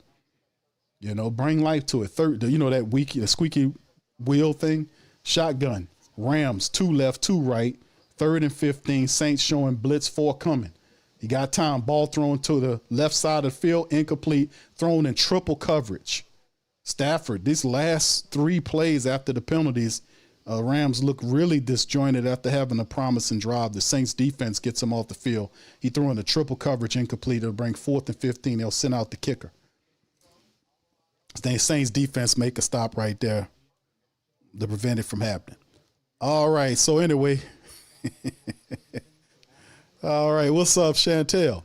She says, Q, I'm not sure if you heard Myles Garrett wanted to trade out of Cleveland. He has no trade clause in his contract, man. Yeah, well, he did it for the money. He had an opportunity to get out, and there's a kick. It's up and it's missed again. I'm going to have to check the spread on this game to see what's going on, man. A lot of stuff. Carty held the kick until the guy got around him. Usually you kind of hasten that type of thing. He didn't get, that should have been blocked. How did he miss it? I don't understand how he missed that kick. That's the second, he missed the extra point and then he missed the kick. It's some strange stuff happening. Always strange times when we play the Rams. There's always some fluky stuff when the Saints and Rams play. You know what I mean? But anyway, back to Chantel with her comment. Yeah, the Myles Garrett thing. He came out and said he wants to play for. Did he say that? Well, I don't. We can't afford him.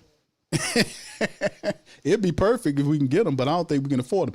Okay, the Saints pick up at near the 30.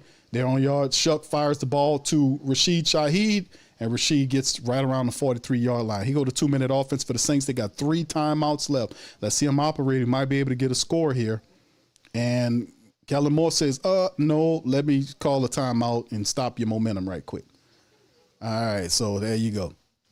A lot of comeback stuff. Listen, somebody, when they trade for Rashid Shaheed, somebody going to put him in the vertical offense where he belongs and all this stupid comeback stuff. I mean, my goodness, comeback stuff for a receiver. That's one of the fastest men in the NFL. And we can't put him in the vertical route. We can't use one of the fastest men in the league to throw downfield. This is this play calling. But anyway, as far as the Myles Garrett comment, Chantel, I feel bad. I don't feel bad from making a ton of money, but the Browns are a stupid organization, man.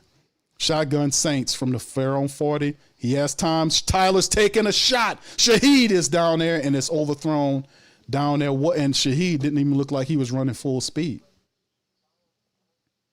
Rashid didn't even look like he was running full speed. Looked like he misjudged the ball.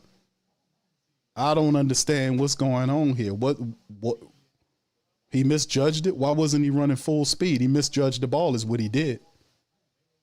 Just run, bro. He fighting with the cornerback. Just run. And you can see Kellen Moore telling him, stop running. Why did you stop? Keep running. And they took his ass off the field too. 2 to the left and right, shotgun Shough. 2nd and 10. The dude just stopped running. Valley's out there now.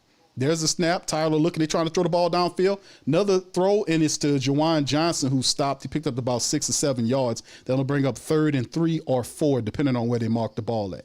Juwan Johnson makes his first grab of the game. Saints called another timeout. Yeah, they took Rashid Shaheed the hell off the field. He stopped running. Why did you stop running?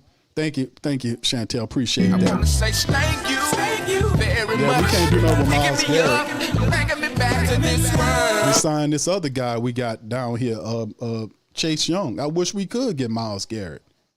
I wish we could. That's a difference maker, you know. And a guy plays games. You know, he's one of the best pass rushers in the game. I would love to have him down here. I ain't gonna lie to you. Shotgun Saints, man in motion, left to right, 2 left and right. Shotgun Shough running back to his left side. Rams showing blitz, 4 coming. Ball there, steps out. Shough is going to try to throw it upfield, and he does. And it's Chris Olave down inside the 25-yard line. And the Saints have 1 timeout. They got to get up and spike the ball to stop the clock. Right, you can see right here, good play by Tyler and Shough, and there's and the defensive lineman, very unique play. The defensive lineman, Turner, tried to dive in and catch the spike. I think I've never seen that before. If he would have caught the spike before it hit the ground, that would have been an interception. Dude that was a very smart play. He tried to dive and catch the spike. That's crazy. That's so intelligent, though. Shotgun, 3 to the left and right, running back to Shough's right. Look like they sent in 4. Pressure there, Shough looking, time, and he's just blown up. And there's a play, and it's going to be against her. It's going to be, that's Jared Verse. No, that's Young, and they're going to hit him with a roughing the passer because he put weight on him. Let's see what this is. This is a roughing the passer call right here. Yes, roughing the passer against the defense, Brian Young. And it's a shame because Brian Young hit him and put all of his weight on him, and they're saying that's illegal. You got to watch out for Brian Young. He just beat the shoot out of Tyler. And I don't know what he was supposed to do if you're Brian Young. Where do you go with this? You know, where do you go with this? I don't understand. You know, Brian Young, I'm happy for the call against the Rams, but if you're Brian Young, what are you supposed to do? I mean, how was he, you know? I don't understand that, man. It benefits us, but I'm just going to be honest. Wide receiver motion right to left is Chris. 3 to the left, 1 right for the Saints. Snap. Spencer Shough looking, throwing the ball to the left side. It's caught by Juwan Johnson. Powers his way in for a touchdown. Juwan Johnson, 2 catches on the drive. The Saints score. Touchdown. Hit a button. Yeah. Boogie like Vincent, I'm a Who Dat. I'm a Who Dat. Long as I'm living, I'm a Who Dat. Lose or winning, I'm a Who Dat. Sports Coma, yeah, this is where we do that. Where we do that, where we do that, where we do that, where we do that, where we do that. Boogie like Vincent, I'm a Who Dat. I'm a Who Dat. Sports Coma, this is where we do that. Where we do that. Welcome, welcome, welcome. Somebody please better help. Running this thing like Elf. I thank God every day I'm not a Felp. Go to YouTube Live with Big Q and the guys. If you ain't ride or die, the bandwagon get flipped. Been marching in, that was way for the ring. I was yelling out your shame for the championship. Fucking on Tampa, duck down. Falcons, pluck, get shut down. Panthers ain't much to touchdown. The vision really belong to us now. So much hate on the Saints, you could probably tell. Ever since Bounty Gate hit the NFL, when things seem fishy and you probably smell the crooked referees on Roger Goodell. Yeah, probably like this and I'm a Who Dat. Every day I'm living, I'm a Who Dat. Lose or winning, I'm a Who Dat. It's the sports coma, this is where we do that. Where we do that at. Where we do that at. Where we do that, where we do that, where we do that at. Boogie like this and I'm a Who Dat. It's the sports coma, this is where we do that. Do that. You're listening to the Sports Coma with Big Q and the guys on the PRO Media Network.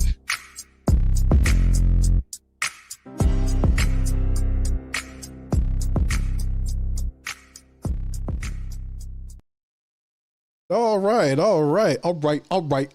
And there go the Saints, man, kicking it to the Rams. Saints get a touchdown, man. Okay, the black and gold score.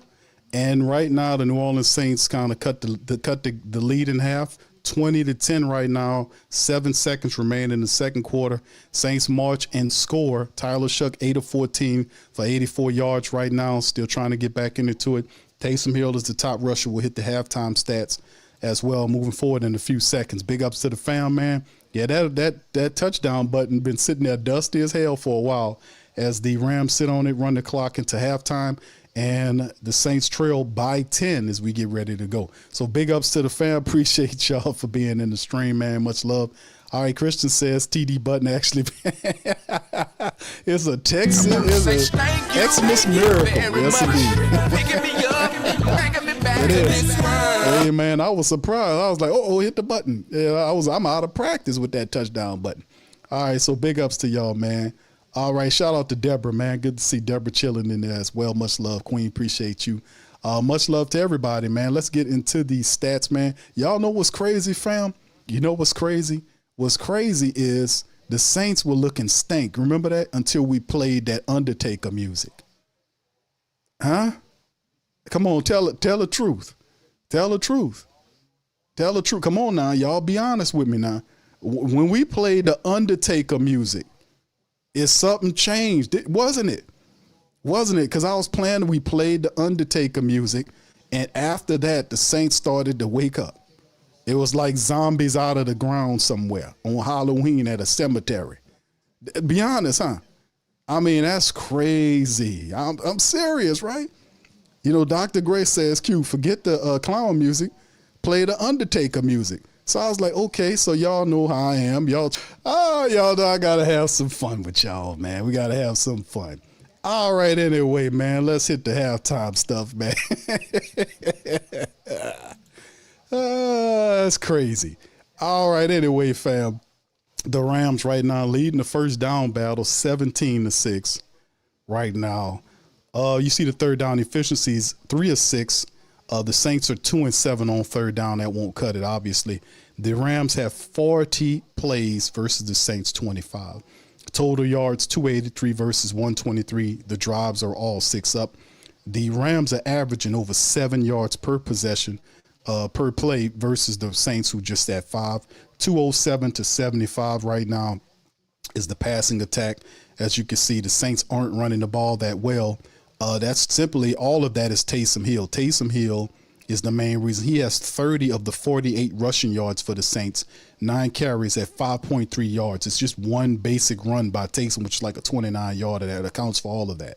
76 rushing yards by the Rams. They're averaging 5 yards a play on 16 carries. They have a more consistent threat because the Saints are not doing a very good stopping them. Penalties, 3 to 32. Saints are 4 for 18, so that's a positive. Right now, as you can see, the Rams leading the time of possession, 1938 to 10-22. There you go right there.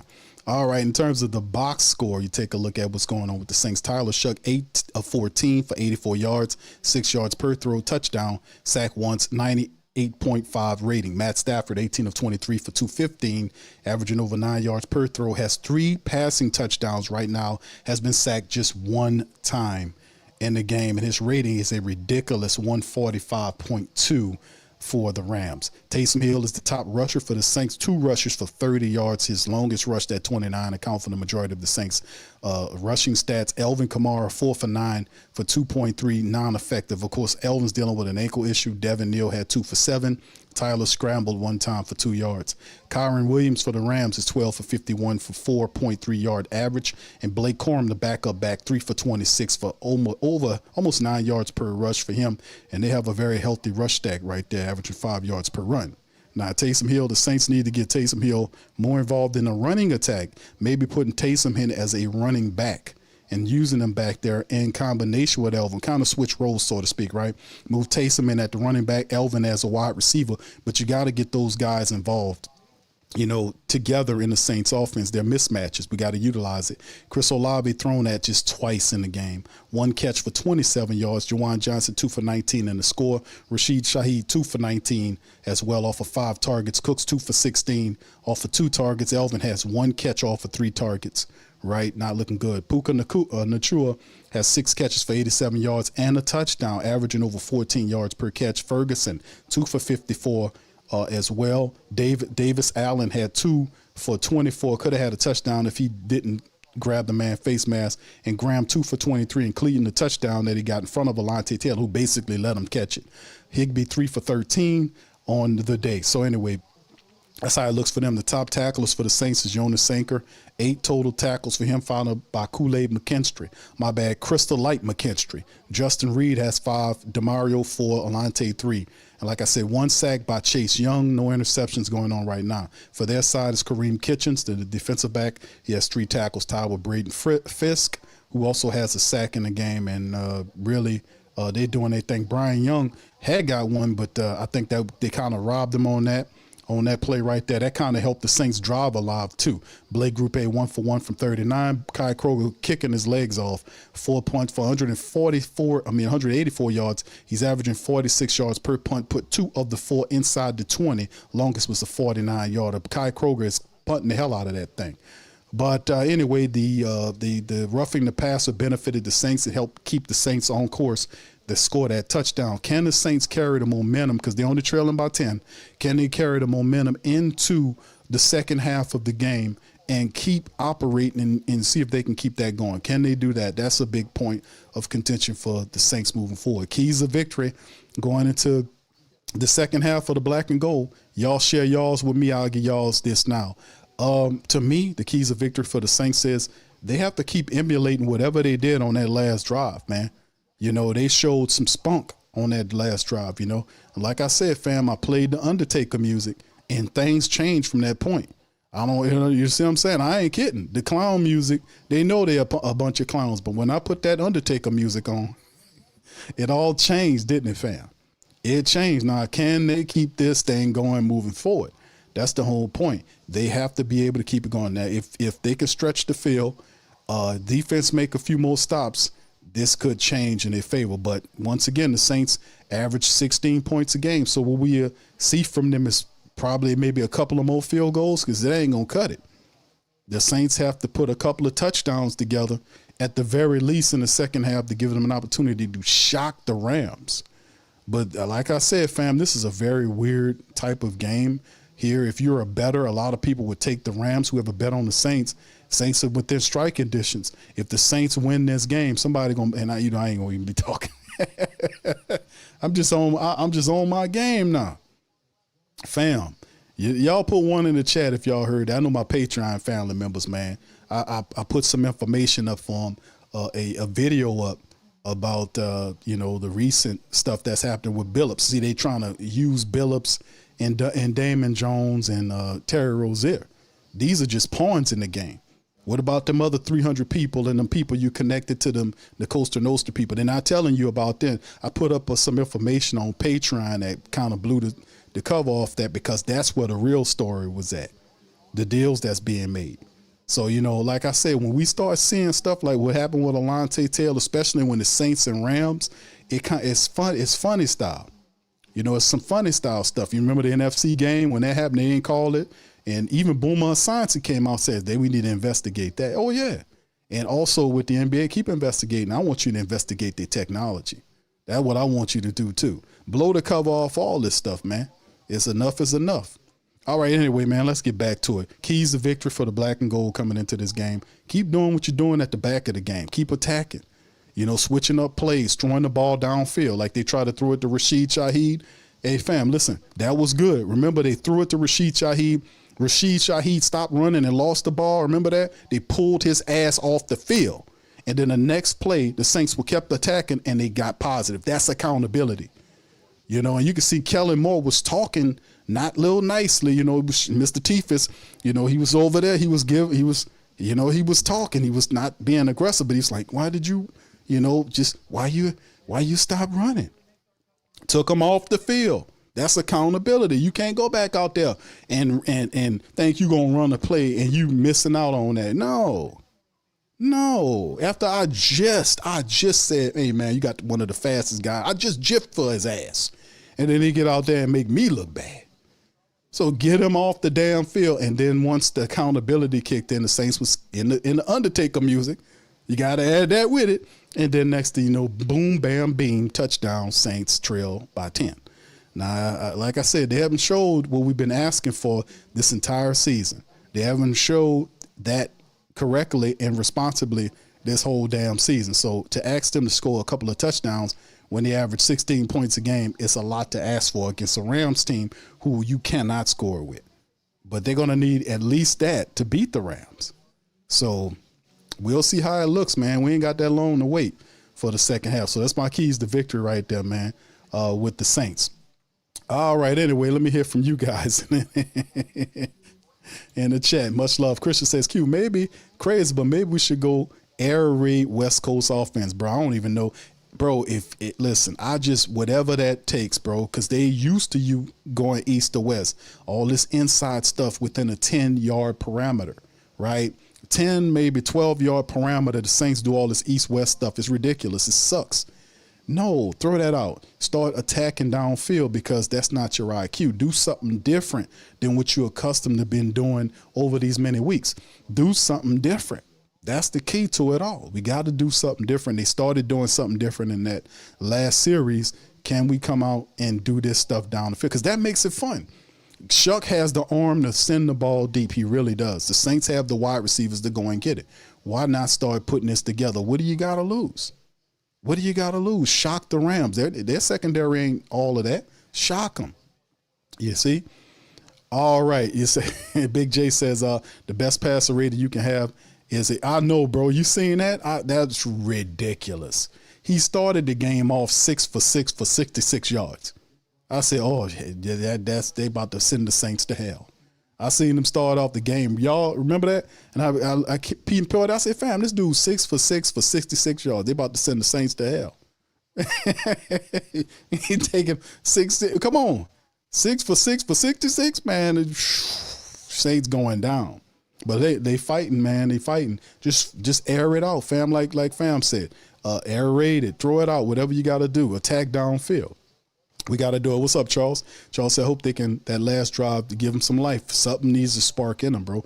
Lady says, pulling for Shough just like I pulled for Rattler. That's your quarterback. You were supposed to do that. Thank you, fam. Appreciate that.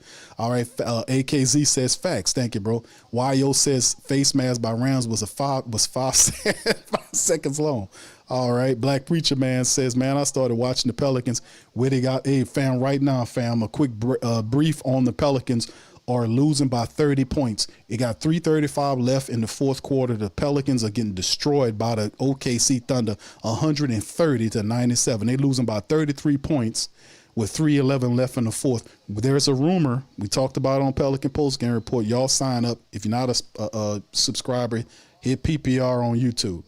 Or I think you can scroll down on our main page. It's at the very bottom with all the rest of our channels. But yeah, PPR is the Saints kick off to the Rams from left to right, and they'll pick up around the 20-yard line. But listen, fam, there was a rumor about Willie Green. Willie Green is on the hot seat. Willie Green is going to be fired after this road trip, and we should hear something between at the end of today and going into Monday. That there was a rumor saying that he will be fired after this road trip. The next game, I think, is on Tuesday when they play the Hornets. But they had inner discussion. The problem is it's not Joe Dumars. I'm telling people it's not Joe Dumars and our new GM. Them people just got here 5 months ago. It's Gail Benson. She's trying to keep Willie Green. That's the problem. All right, picking up from the 20, the handoff to the right side, running back, running strong, picks up about 5-6, battles his way down for a 7-yard pickup off to the right side. Saints allowing him to do that. And it's just the fact of the matter, Saints getting blown off the line of scrimmage every play. He picked up 7 yards. All they have to do is battle around him with Williams or Blake Corum to the right side and you know, whatever. The Saints not doing a good job of stopping these people from running on them. All right, Devontae Adams runs off the field. I don't know what's going on with him, giving them a break. It looks like another run play here from their own 27-yard line. Man in motion to tight end from right to left. Handoff toward the left side. Stops, pops, and he gets stopped right at the line of scrimmage by Alontae Taylor, Pete Werner, and 2 other Saints players there, bringing up 3rd and 3. The Saints might provide a stoppage here. The Saints get the Rams off the field. The Saints offense gets back. They can score a touchdown, make this a light. Let's hope the Saints adjust it here, right here, because, you know, hopefully they can get a stop and the Saints offense can pick up where they left off, man. We need to keep doing that, man. All right, can the Saints get them off the field? They got 3 wide receivers, right, 2 left. They're going to look like it should be a draw play.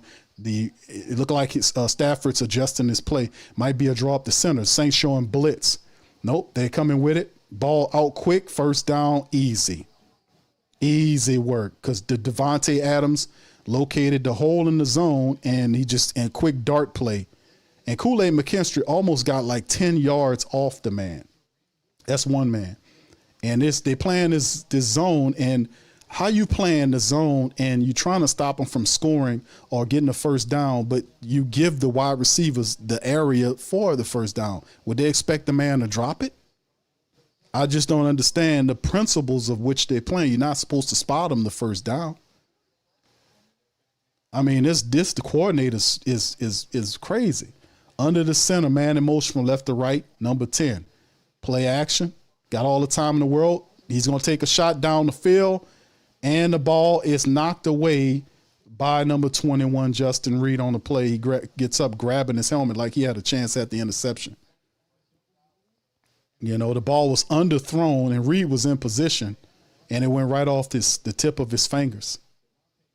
Yeah, and Justin Reed, I don't know if he's an interception guy, but I don't think he acting like he would have caught that. Dude, I don't think you are that type of player. I don't think you get interceptions like that. 2nd and 10. He's off the field and huffing and puffing pretty bad, man. That boy better get that man some oxygen the way that boy looked like he smoked for a living. Why he puffing like that? All right, shotgun snap, looking. Alontae Taylor, that's a check down to the tight end. Tight end gets about, he's just 3 yards shy of the first down. Put Justin Reed on the oxygen mask. Y'all seen that? That boy huffing and puffing something fierce, man. Like, get that boy some oxygen, man. Boy might have asthma or something the way he was breathing. I don't know. It looked kind of weird. But the Rams were able to make the completion. They pick up all but 2 yards to bring up 3rd and 2 as they keep the offense moving in. Up at their, where's Ronald Hill on 30? So I don't know what the referees what they got going on here. They're trying to fix they're letting the clock run down. Sean McVay let the clock run out to call a timeout. I don't know how he did that. But this is interesting, man. We'll see if the Saints can replicate it. Can the defense get them off the field? All right, shout out to OG, man. Good to see you in the building, my brother. All right, yeah, it looked kind of strange, man. That last play there. All right, SJW says that's Staley. You got a point on that, bro. Yeah, Staley's defenses suck, man. You got to let them players play, man. Let them jam them guys. Let them get physical. Yeah, Native Saints say they tanking Q. Bro, no, bro. No, it just, yeah. I guess, man. But they was doing that before they started tanking. That's the thing. You remember they was doing this. That's why I'm like, nah. They was doing this before they say, you know what, we stink, let's tank. You know, I'll just be honest. Okay, handoff, and the guy gets right through there and picks up the first down on the Saints. He gets right through there. First down Rams. True. I mean, come on. It's either a fact or it isn't. The Saints was doing this same stuff before they started stinking. They were actually trying to win games, and they were doing this same stuff. Let's be honest. Put one in the chat. That's why I was like, oh, they trying to tank. Hey, man, they was doing this before they started tanking. They just stink. You know, they tanking now, but they stink. And tanking too. Shotgun. Draw play Rams. Gets him in the backfield. Missed tackle by Carl Granderson, reversing field. And Alante Taylor gets him on the other end. Drags him down, maybe a gain of 3. Blake Corum Saints had him for a loss. The man reversed field and picked up 2 or 3 yards on the day. Yeah, Scout said they've been tanking for 4 years. Yeah, that's right, bro. Hey, you got me on that one. You got me on that one, Scout. You got this thing. The Saints been tanking for 4 years. That's right. That's right, brother. You got me on that one. That's right. And Dedrick said, tanking for who? Who they tanking for?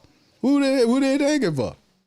Under center from the on 47-yard line. Man in motion is Puka from left to right. Play action to the running back. Standing tall in pocket. Goes down. It's Brian Brissy. Nope, that's not Brissy. That's, I can't tell who it is. Number 54 on the sack. That guy, is that Jonah Williams, the former Ram, got a sack? And it's a flag on the play now. Let's see what the call is by the refs. It's got to be holding against the Rams. Is that Jonah Williams? I think Jonah got his first. Jonah Williams, the former Ram, got him. Is that Jonah? Yeah, that's Jonah. Jonah got him. And that's this former. Get a sack against his former team. Go ahead, Jonah.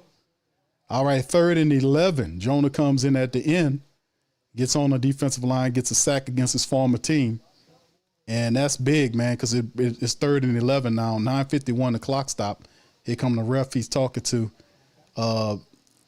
Kellen Moore. There's no need for you to challenge that, Kellen.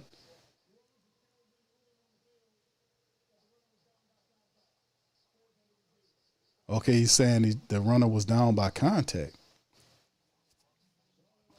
He's challenging that the runner was down by contact, but he was down. His back was on the ground. The ball came out after the fact when you sacked him. So to me, it looked like it's just a sack, you know, but we'll see if the referees give it to us. That'd be big. All right. Yeah. Hey, fam, just to let y'all know, man, the Pelicans, man, Pelicans lost, man. Pelicans lost 137 to 106. They're now 0-6.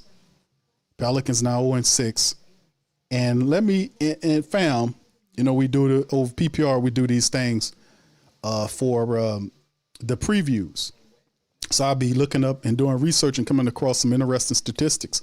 Like something recent I just found out this week was that out of, you know, in the NBA, you got like 80 something games, 82 games in the regular season. So that's a lot of basketball. But did you know, some of y'all that heard me say this before, but did you know that if you start the season as a pro basketball team at 0-5 in the NBA, there's only 3 teams in the history of the NBA that started off 0-5 and made the playoffs. And every last one of those teams lost in the first round, but they did make the playoffs. Now 0-6 out of the entire history of the league, a team that started 0-6, and this is the Pelicans now. Now the small percentage, they can buck the system, but 0-6 teams throughout the entire history of the NBA have never made the playoffs in all of its history. Isn't that something? That is crazy work. That's where we are with Gail Benson. You got a 1-7 Saint team and a 0-6 Pelican team. You can't make it up. But I see commercials with Gail handing out a Mercedes-Benz or auctioned off a Mercedes-Benz. I said, Gail, can't you just give it to him? You can win a chance to get a Mercedes-Benz. Nah, Gail, you own dealerships. Just give it to them. What you auctioning off for? I got to buy a ticket like $80 or something.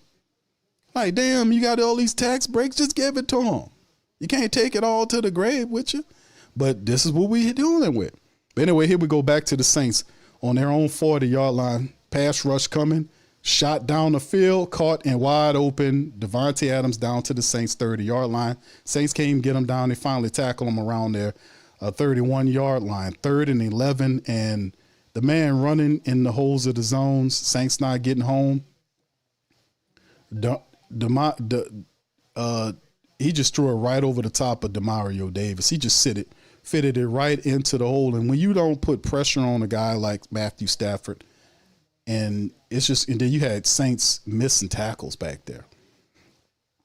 You cannot not pressure Stafford. 2 left and right, Stafford in the shotgun running back to his right. Man motions. Draw up the middle. Dance around reverse field. Missed tackle by Crystal Light McKinstry. Missed him for a loss. Corum reverse field, picked up 4 yards, maybe 5, toward the right side out of bounds. Crazy work. Yeah, this is Gail. This is the Gail Benson era. And what's wrong with Gail? Gail don't know nothing about what's going on with these teams. She keep trusting idiots and chumps.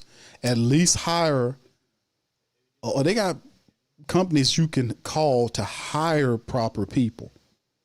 Don't do it. Just over rely on these munchkin people who the president don't know. The president of both the Saints and Pelicans, man, I don't think the man ever dribbled the ball in his life. You know, if we was running a restaurant chain, I'd trust him to do that because it looked like he could test some shit up on the table. And look at this, missed tackles, multiple missed tackles by the Saints, including Demario Davis. Corum was able to get a decent gain there on a run. Chris Rump there on that side, and Corum was able to turn. Missed tackles by Demario Davis, missed tackles by Jonas Sanker until he's finally dragged down. And the Saints, just their comedy act right now. The comedy act. They're in the Saints red zone right now. 7:48 and counting down, 20 to 10. Rams know the Saints can't stop the run, so they smartly using the running backs. Under center, motioning from right to left. Stafford, it's 2 to left, 1 right, look like a running play. And it's a handoff to the running back. Saints stop him a couple of yards past the line of scrimmage. Very rare stop indeed, 2nd and 9. Saints could still stiffen a bit and stop the Rams from scoring, or crazy enough, get a turnover, get an offensive opportunity to do something. This drive, fam, 11 plays, 64 yards in 7 minutes and 27 seconds. They've been holding the ball for this whole damn quarter up to this point. 7 minutes. It's a 7.5 minute drive right now. At the Saints 14. Shotgun Stafford 2 left and right. Running back to his left. That snap looking right, looking center, throwing center. Caught at the 10-yard line. They're saying it's incomplete. Looked like he caught it to me as Adams. Looked like he caught it to me. Saints saying it's incomplete.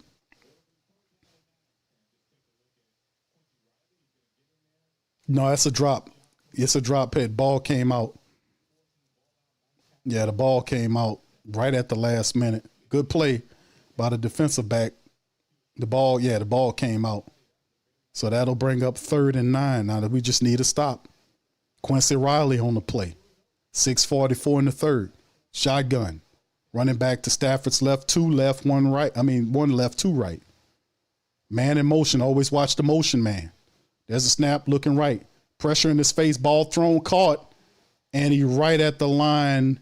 Is it a first down? It's very close. Referee says, no, sir, it's not. Saints get a stop, but the Rams, do they settle for a field goal? They just go and punch it in. Always watch the motion man. And there's the play right here. It's Alante Taylor jammed him and touched him. That's actually pass interference, him touching him way out there when he broke it to his route. But why just do that? Then he broke away from him for a second. 4th and 11. They're going to try to go for it on the play. Can the Saints stop him? Come on, Saints, show some heart here. Motions man. Under center. Handoff to the wide receiver. He gets the first down easily and gets to the Saints' 3 or 4 yard line. I can't tell. It was a handoff to Puka, and Puka was able to get it. Gets up kind of bent over. He might be hurt on the play. Demario Davis drove him into the ground. He might be shook up. Yeah, he shook up and holding his right hand kind of stiff. Something might be wrong with him. He could be concussed. That head did hit that ground, man. Yeah, Demario roughed him up on the play, drove him into the ground. So he's off the field now. Under center is Stafford. 2 to the left, 1 right. Running looks like a running play here. Motions his tight end right side. Stafford throwing the ball to Adams. Catch, touchdown over Crystal Light McKinstry. You can't get no easier than the catches, the touchdowns that Devontae Adams is catching against the Saints. Crystal Light McKinstry getting burned all over the place. He's not even looking at where the ball is. Crystal Light not even looking around. Now it's a play that's showing it. Jam him. He didn't even jam him. He let him get to a spot, and that's just easy work. That's scheme there. Yeah, Puka's off into the tunnel. I think he's concussed. He might be concussed, or it might be worse. They could have put him in the blue tent, but he went into the ground. I think. Yeah, he grabbing his chest. He got roughed up pretty good. Demario Davis roughed him up pretty good on that tackle. 26, now 27-10, touchdown Rams. That was that play ate the majority of the third down clock and stole a lot of possessions from the Saints. That was a 16-play, 80-yard drive that was almost 10 minutes long. And then the Rams completed by scoring a touchdown. They're up 27-10, up by 17 points. It's a rough era of football. Sports period for us down here in New Orleans, man. All the diehards, the Pelicans family members, the Saints, LSU, if you're an LSU person. With the governor, what he's saying, getting all into the talking points of what the team doing and all this kind of stuff, grandstanding and stuff. It's just tough no matter how you slice it for us down here, man. So shout out to you, family members that's dealing with the same thing that I'm dealing with. Good grief. And for our PPR, people will be going live at 7:30 after the Saints, after we recap everything with the black and gold. All right, 27-10, family. We are currently dealing with right now. Yeah. Pete says, "Q, can I get that hectic one time?" All right, Pete, man, I ain't played that one in a while, brother. But yeah. We let me see if I can find it for you, my brother. Yeah, here it is.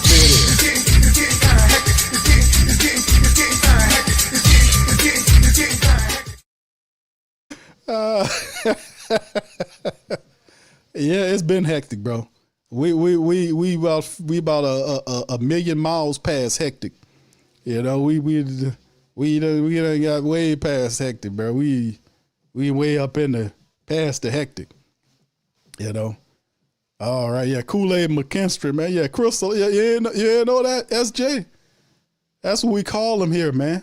He was on the Kool-Aid McKinstry one time, and that was that week where he played lights out and won that Defensive Player of the Week award. Every other place he been Crystal Light McKinstry. The guy not even looking for the ball, fam. He got burnt on the opposite side of the field by Puka. Wasn't looking for the ball. He got burnt on that side of the field by Adams. Not even jamming him, not getting up in his face. You can't play off the guy he's sitting on the goal line, bro. You can't let him go into his route, bro. You got to do something. Jam the guy. Put your damn hands on him and jam him. Jamming disrupts the timing between the quarterback and the wide receiver. You might jam him good enough where you knock him off, you know, disrupt his rhythm, his pattern. That's what we got to do.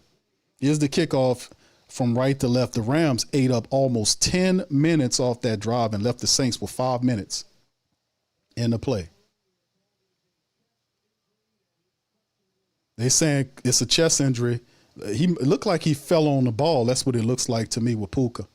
The ball, like when he went down, the ball was in his chest, and where he's grabbing at is where the ball was. He looked like he fell on the ball, and they saying he's questionable for the rest of the game. That's all right. Let him rest, man. Y'all don't need him. Y'all good. Y'all don't need him. Y'all good. All right, here go the Saints picking up at their 35-yard line. Shough under center. Man in motion is the tight end from left to right. Foster Monroe showing the power wire look. Handoff to Elvin Kamara. Dances around right up the middle and picks up about 3 or 4 yards. Not much on it. That's actually a decent, probably Elvin Kamara's best run of the game, and it's a 3-yard pickup. 8 of 14 for Shough. New personnel rolling in. Saints have to attack downfield if they're trying to catch out and go. 3 yards. Shough called him the play. Saints break huddle. Cesar Ruiz is back out there again. 3 wide receivers left, 2 right. Shough is by himself. Rams sending 4. Could be 5. They sending 5 guys. Nope, 4. One gets through, ball thrown. Nice catch by Juwan Johnson. Rolls around to the 50-yard line. Ball was slightly out, but Juwan Johnson, got to give him credit. He put some hands on that one because it was deflected, and he was able to go up and get it and pull it down. That's a good catch by Juwan Johnson. When he plays well, I got to get a man his respect. All right, he gets to the 50-yard line. Shough, draw play, Elvin to the left, dancing around. Not much going on the Rams around there, and they saying it's a fumble. Elvin fumbled the ball, they saying, and he did. The Elvin Kamara fumbled the damn ball away. He fumbled the damn ball away.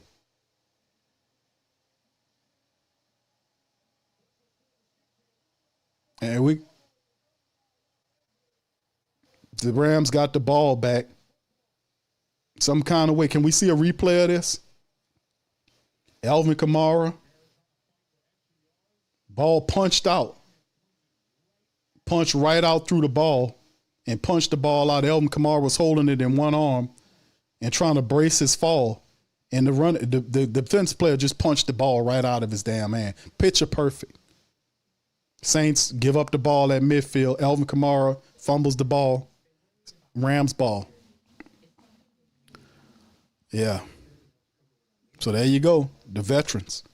The key word of the season is the veterans have let the Saints down. It ain't even the young people.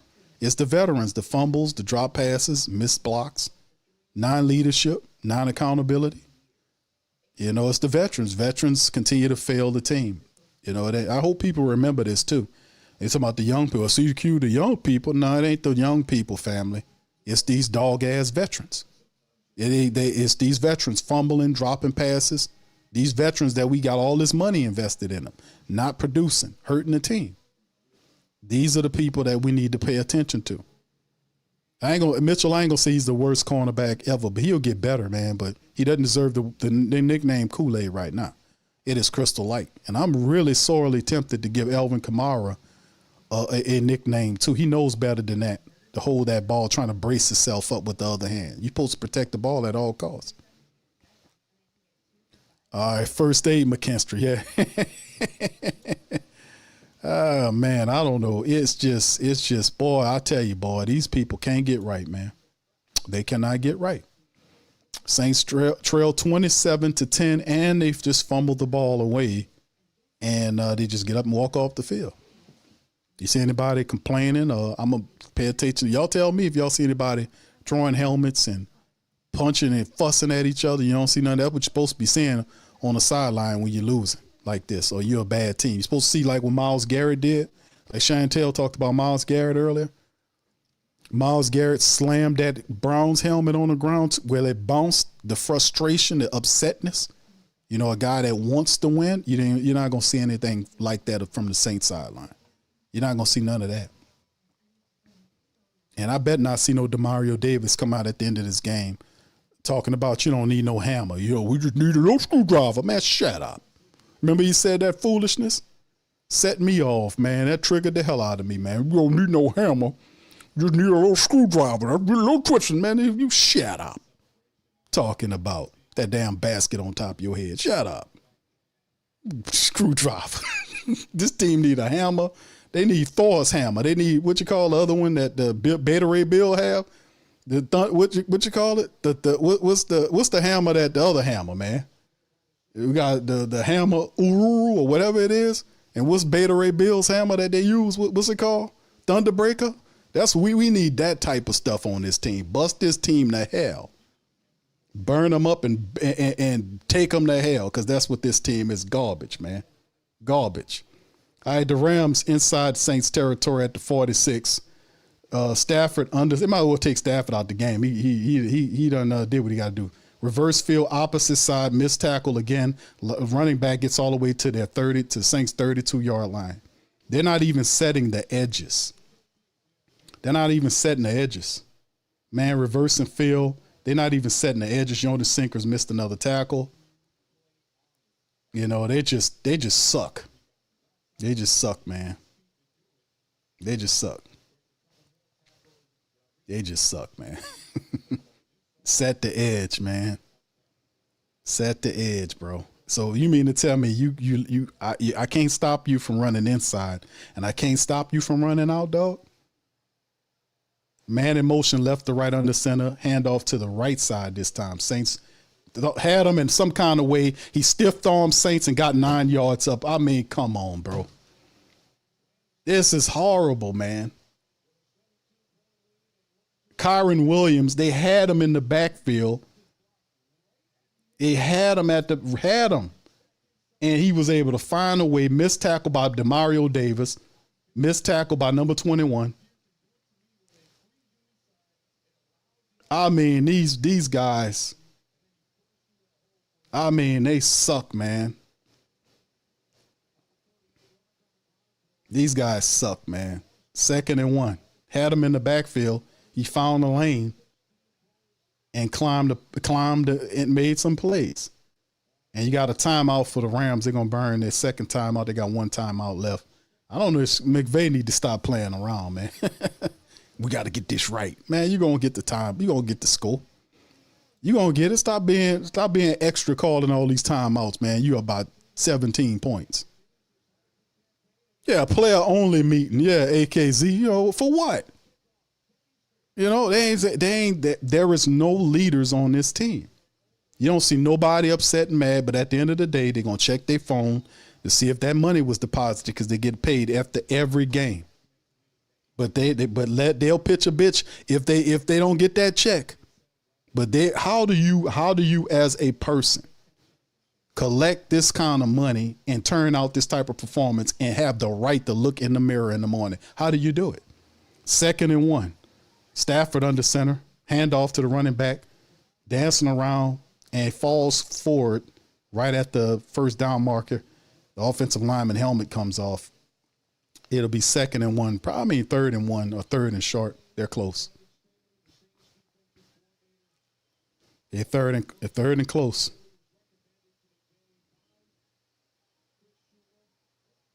$120 and counting. The Saints just the majority, and they're trying to figure something out here. What's going on here?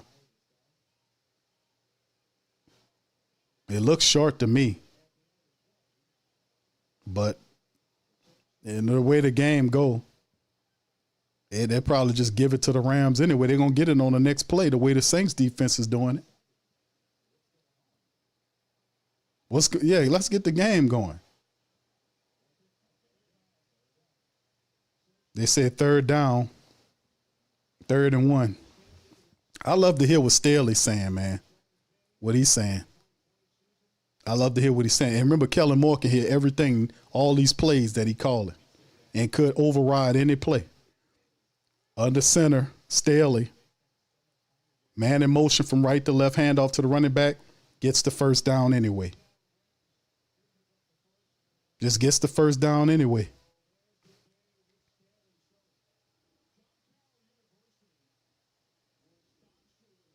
If I were running the Saints, fam, I would fire Staley. I would get rid of both these coordinators. I would get rid of them. Because even though, you know, you're a coordinator, you're supposed to know how to utilize your talent. The fact that you can't get pressure with guys and you keep rolling the same guys out is just ridiculous. The offensive scheme is ridiculous. The play calling is suspect. And Kellen Moore don't know enough to do any of that. You know, you thinking he's just going to pick Kellen Moore type players and bring them onto the team. It's just, you know, I just don't.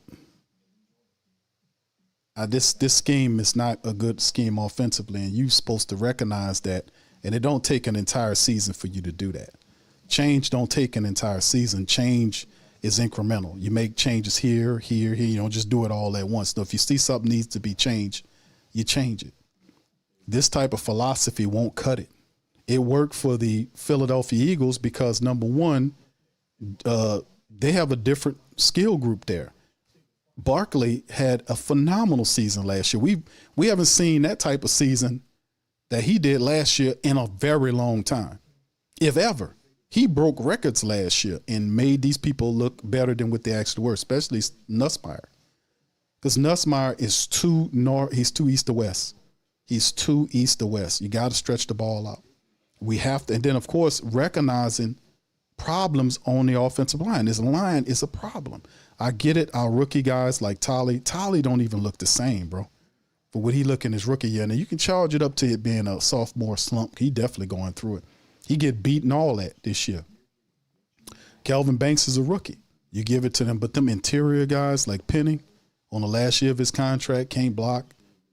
McCoy is banged up, keep missing half the seasons. You can't count on him. And then Cesar Ruiz just can't stay consistent in anything. And they can't push the pocket. And it puts all the pressure on the quarterback to make every throw. And it will not work. You got to be able to run the football. You cannot be a team that cannot run the football in the NFL. You cannot, it just can't work. You know, that's how I would approach it, man, because the reality is it's not just his first year. It's his first year, but you have been here for a long time. This will be 5 years of not making the playoffs. And by the looks of it, how based on his learning curve, it might be an additional 3 years to that. So, and you might be 7 to 8 years before you see a Saints team that's competitive enough to be in the playoffs. Because as you add younger people, the learning curve grows. So this could be something else. And plus, he has to do better about accountability, man, and pulling guys off the field. I don't know what kind of tape watching these guys are doing, but it has to change. All right, here's the play action to the left, Saints, and it's setting up a play to the opposite side. Tight end gets the first down easily into the Saints 10-yard line. Same play they run at least 3 times that I've seen. When he goes play action to the left, rolls to the right side, tight end waiting there, gets the first down. They're showing the passer rating went up in the second half this season, 128.1. So Stafford, and the Saints are not providing any pressure. There's no pressure consistently at Matthew Stafford. He's able to go through his progressions and just make them pay. All right, under center is Stafford. 2 tight ends to the left. Receiver right is Adams. That's the handoff to the left side. Can the Saints stop him? Rolls off and stand on his. I can't believe this, man. They are so pathetic. Williams was met and he spent off the Saints tackles, and they had 2 guys on him that missed the tackle. Yeah, 3 guys, my bad. And he spent off of them and almost got the touchdown if it wasn't for Divine Gacho getting to him and putting him down at the 2. He'd had a touchdown. 3 guys missed the tackle. It'll put it 2nd and goal. The Saints right at the Saints 2-yard line. They got 2 right, 1 left, man motion slightly. Play action to the running back. Girl Granderson chase him, throwing to the end zone. Ball knocked away or thrown just high enough for Allen. That'll bring up 3rd and goal. He was looking for Allen, the tight end, who had his arm up, and he kind of threw it, and the ball was knocked away by Kool-Aid McKinstry. Well, actually, Crystallite McKinstry. He'd become Kool-Aid if he makes the pick. 3rd and goal. 13-29, 27-10, Rams knocking on the door. Can the Saints stop him? Under center, Stafford. You got Adams one-on-one at the bottom of the screen. Play handoff to the running back. Stop. The Saints stop him at the 1-yard line. Did he get enough to get in? They say no, but he's right on the 1-yard line. Do the Rams says, we've been running on them all the time. Let's just go ahead and 4th and goal and kick them in their face. Puka's back on the field. Now, that's good to see if you're a Ram person. Puka's back. So that's good news for them. He could have took a rest for the rest of the game, to be honest with you. That'd be crazy if he put him in there, Puka in there, and he just came from the locker room and they put him in there and he just catch a touchdown. I don't think he gets in on this play, though. All right, Saints, come on. We need a stop, black and gold. We need a stop here. 3rd and goal. Man in motion, tight end, right to left, hand off to the running back, and he gets in easily. Gets in easily on the Saints' pathetic defense.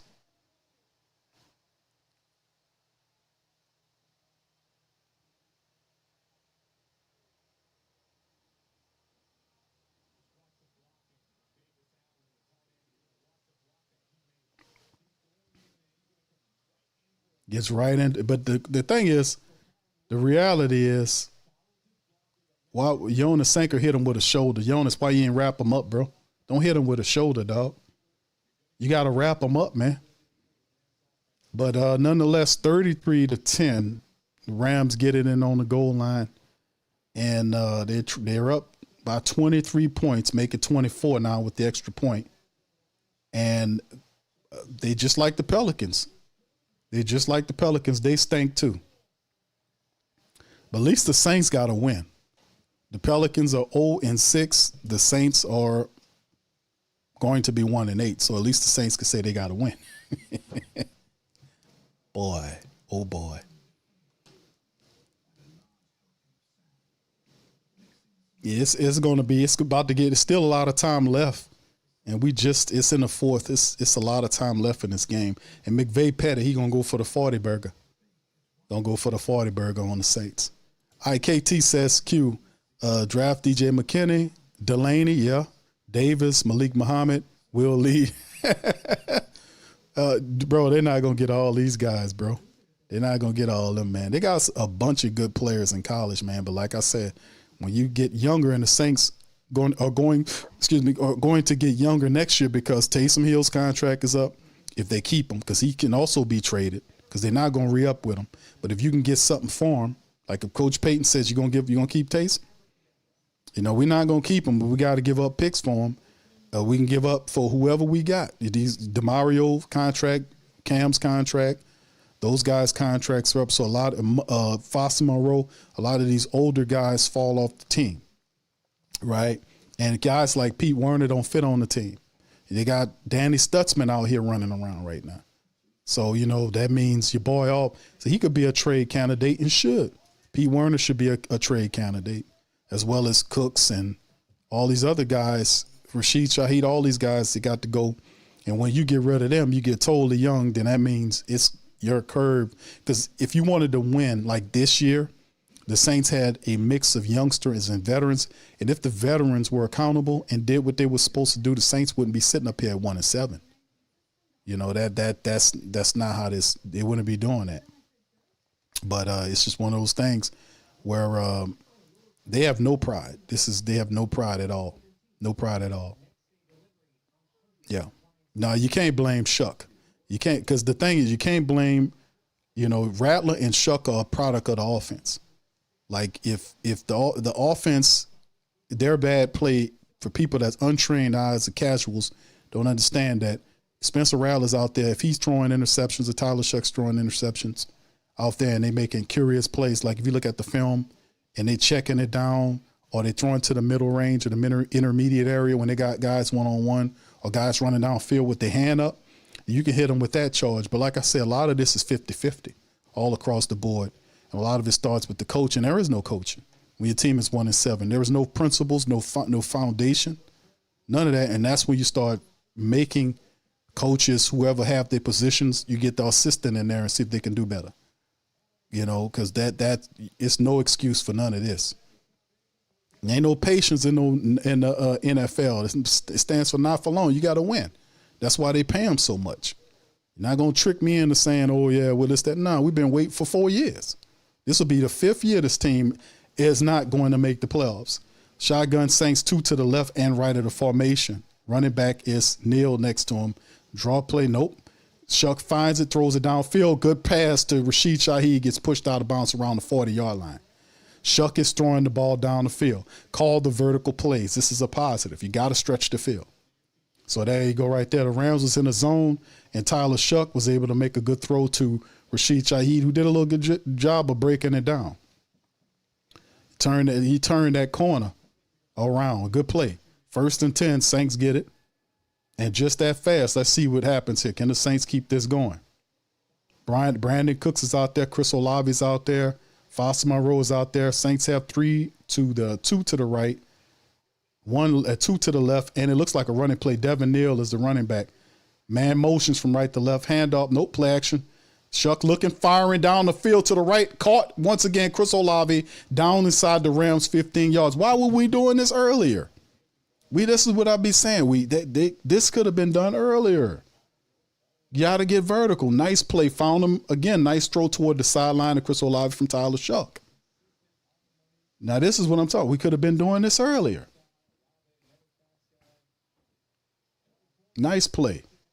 All right, Saints all the way down to the Rams red zone now with 2 plays. Shough under center, 2 to the right or 3 right, 1 left, man motions. Look like a running play. Taysom Hill is a running back now. Hand off to Taysom, going to the right side. Stiff arms, gets pushed back, but he gets about 2 yards on the play. This is that's what I'm talking about. Use Taysom as a running back. They're using Taysom as a running back, had him lined up as a running back. And he couldn't get past the block of the guy. Number 1 made a good job of tackling him. Good play by the little cornerback, Forbes Jr. He wouldn't let Taysom. He got lower than Taysom and controlled that. Okay, so here we go. 34-10, Saints, 11-18 on the clock, 2nd and 8, a pickup of 2. He just had the leverage. He got lower than Taysom. Shotgun Shough, 3 wide receivers to the right, 1 left. Olave motions to that left side, so it's 2 left and right. Neal is the running back. Snap, pressure coming. Ball out on the check down. Devin Neal dancing around, pushed out, not much. Maybe a yard or so. That'll bring up 2nd and 8, or 3rd and 7, rather. Shough is 11 of 17 for 146 and a touchdown currently, with 10:50 on the clock counting down. So the Rams, the Saints offense, they're trying to get in the end zone. A couple of plays, the Saints get downfield into the Rams territory. Let's see what they can do. Can the Saints punch it in here? Shotgun Shough, 1 to the right. You got 2 left or 3 left. Man motions from left to right is Juwan Johnson. Shough back there with the running back to his left. Ball out fast to Rashid Shaheed. Pickup of about 5 yards or so. That'll bring up 4th down. They're shy of the 4th down. Ball was thrown shy of the 1st down. The Saints going to go for it. It's 4th down territory. No need to kick a field goal here. 4th and 1 Saints. Shough coming out. They better not be kicking no field goal, bro. It's 4th and 1. There's no need to kick a field goal here. Let's see if Taysom Hill is in there to get the extra yardage. They put Taysom Hill in. It's a bit predictable, but Taysom sometimes do it. They're going to put him 5 yard back to get 1 yard. Sure is, and he gets stopped. Dumb. See, that's low brain. That's low brain football there. If the guy's going to be the runner, you do not put him 5 yards back to get 1 yard. Put him on the line of scrimmage. If that's the case, and then Juwan Johnson allowed his man to blow right through to make the tackle. So that kills that. That kills that.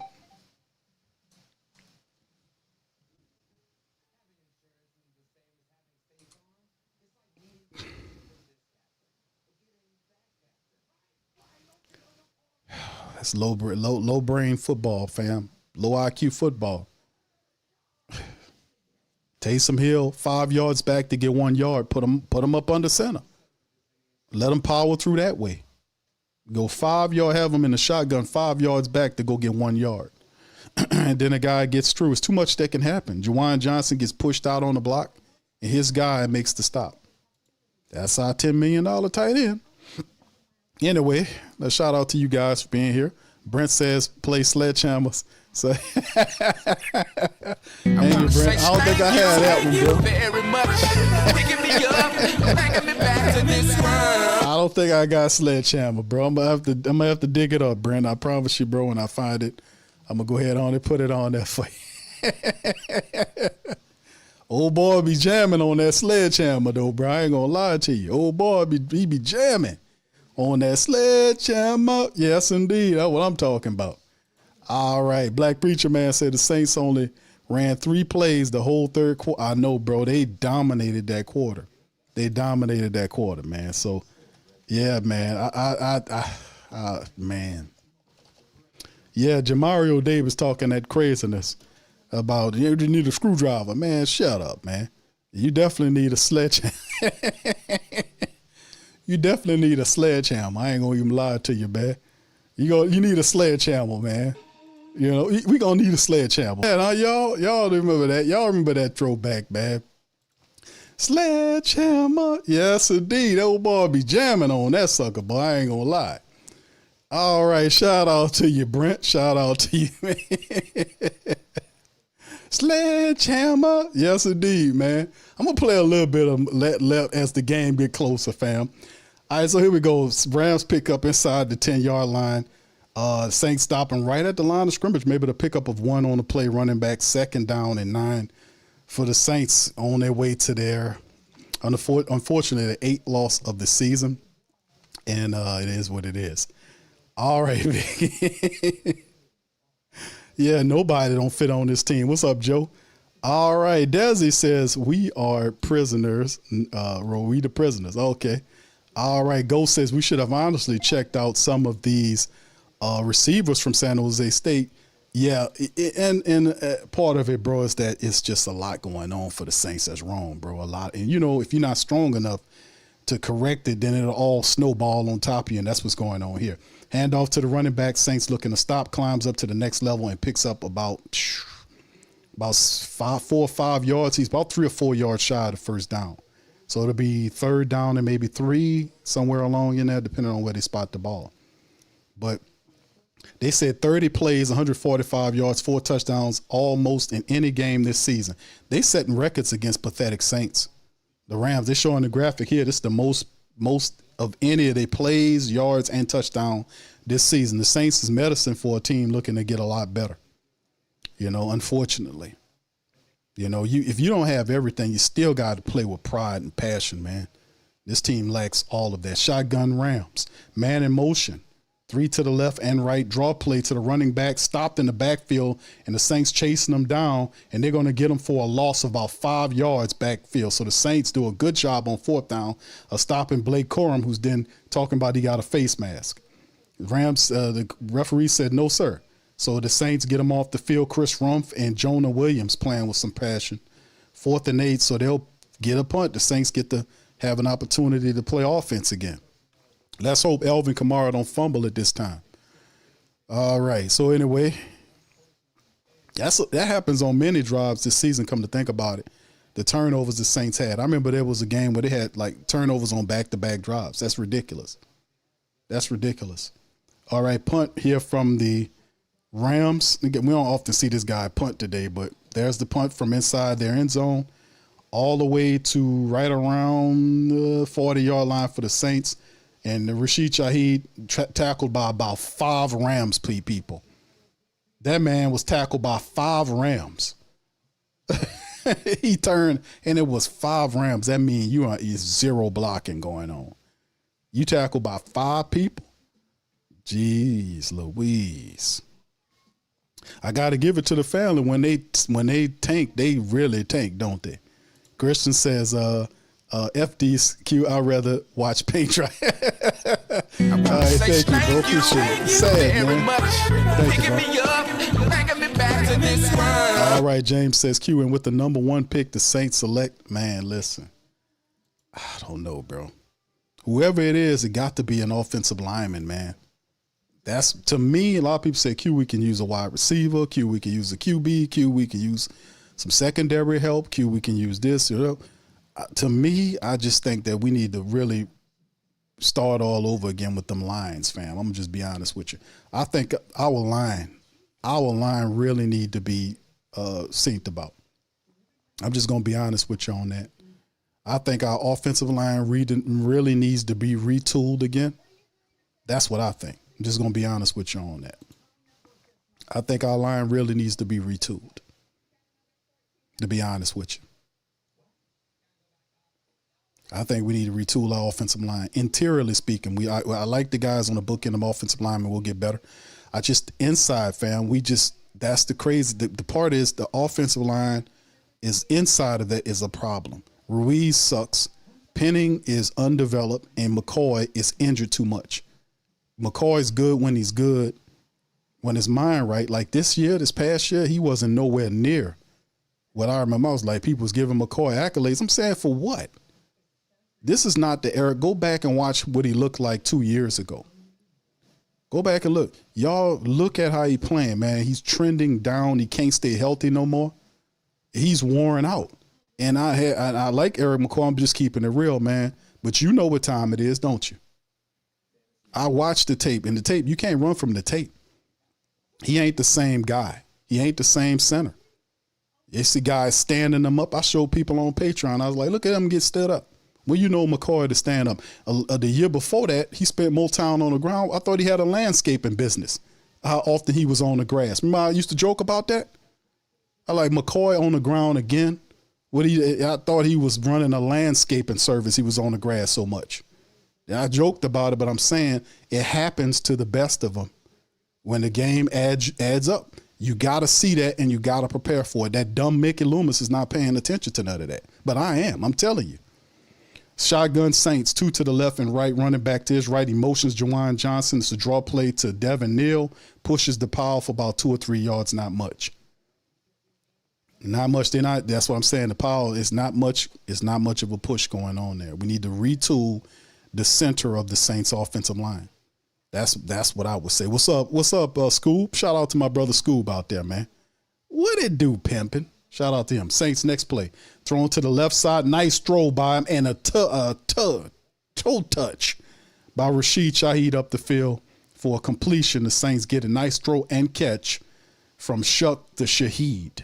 They pick up the first down. Saints, notice the Saints not going east to west. They're going north to south. That's what we've been supposed to be doing.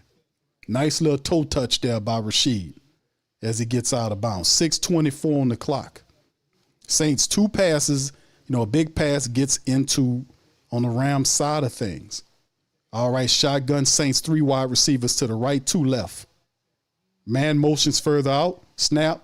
Ball out quick to Chris Olave. Falls forward. Pick up a 5 or 6 yards on the play to bring up 2nd and 2, 2nd and 3, something 2nd and 4, something like that, depending on where they spotted at.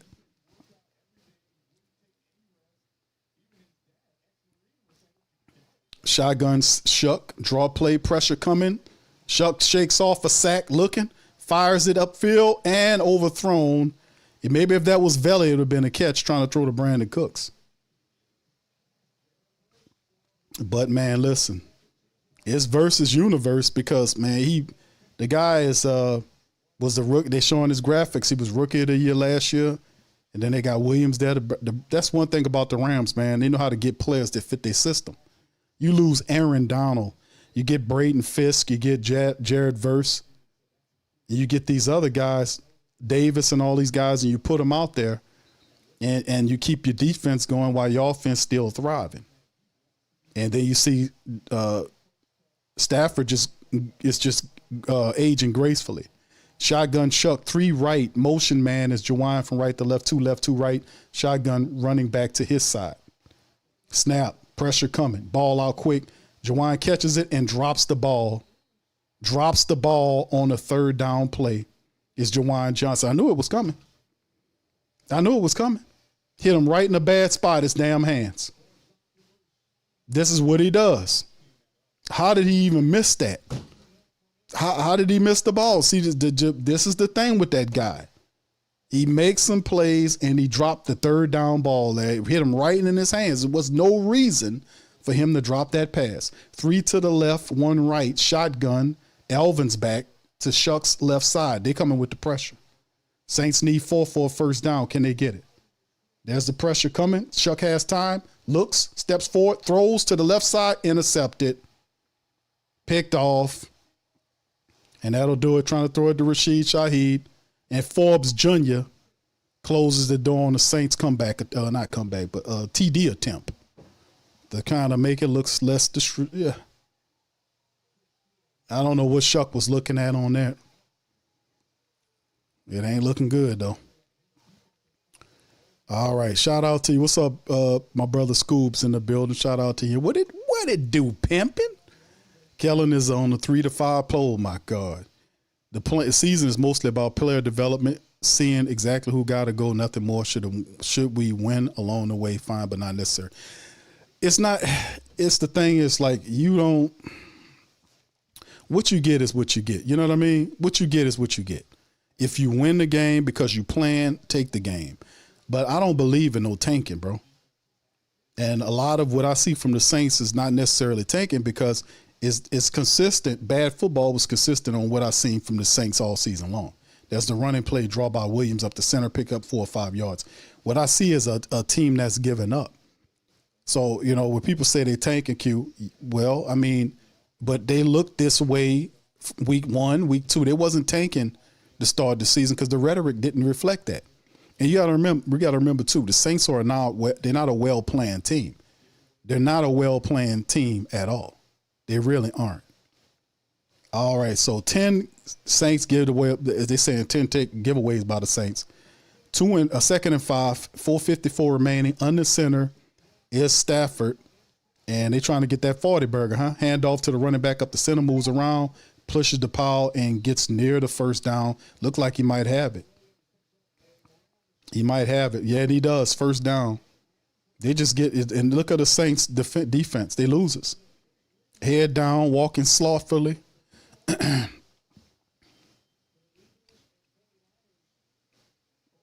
It's an effort thing. You gotta play with effort and passion. Missing tackles. They're not tanking missing no tackles. They actually trying to tackle. They just suck. Juwan Johnson, he catching the ball because he sucks. Juwan Johnson is soft and he's weak, man. Now that's why I'm advocating for him to be traded. We don't need no bum like that around here. And Mickey Loomis, you're a clown for signing that guy to a 50. What he's got, $30 million for this guy. Gave that man $10 million a year to do what he's doing. Catch the ball every now and again, but boy, once or twice when you need him to catch it on the 4th down, he gonna drop the son bitch. Just amazing.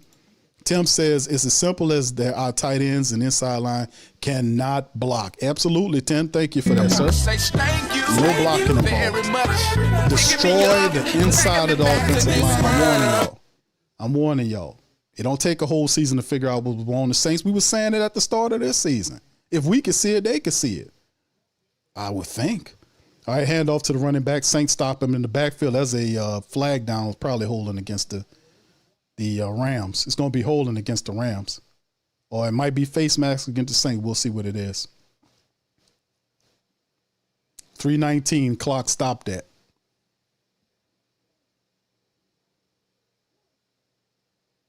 Let's get the call. Face mask against the defense. Just like that. Bad teams do dumb stuff. Thank you. Appreciate it, Tim. Yeah, this is the thing that we talked about all the time, fam. How often we talk about that? We covered all that. We knew the team better than these people know it. How they don't know this? How they don't know? If you didn't know at the start of the season, you watch tape, it'll show you who the repeat offenders are. The repeat offenders are Trevor Penning, Cesar Ruiz, Juwan Johnson. At a point, it was Chris Olave's repeat offenders that missed tackles, dropped pass, missed blocks. Juwan Johnson just showed y'all a play where he was supposed to block the guy out. His guy pushed past him to make the play in the backfield to stop the running back on that play that's supposed to be a 3rd downer, a 4th down play. I mean, it's a $10 million guy, though. All right, so here go the Rams. Handoff up the center. Saints stop him. Maybe a gain of 2 yards up the center. Rams just trying to run out the clock now. Bringing up 2nd down and 8. Rams going to improve to 6-2 on the season.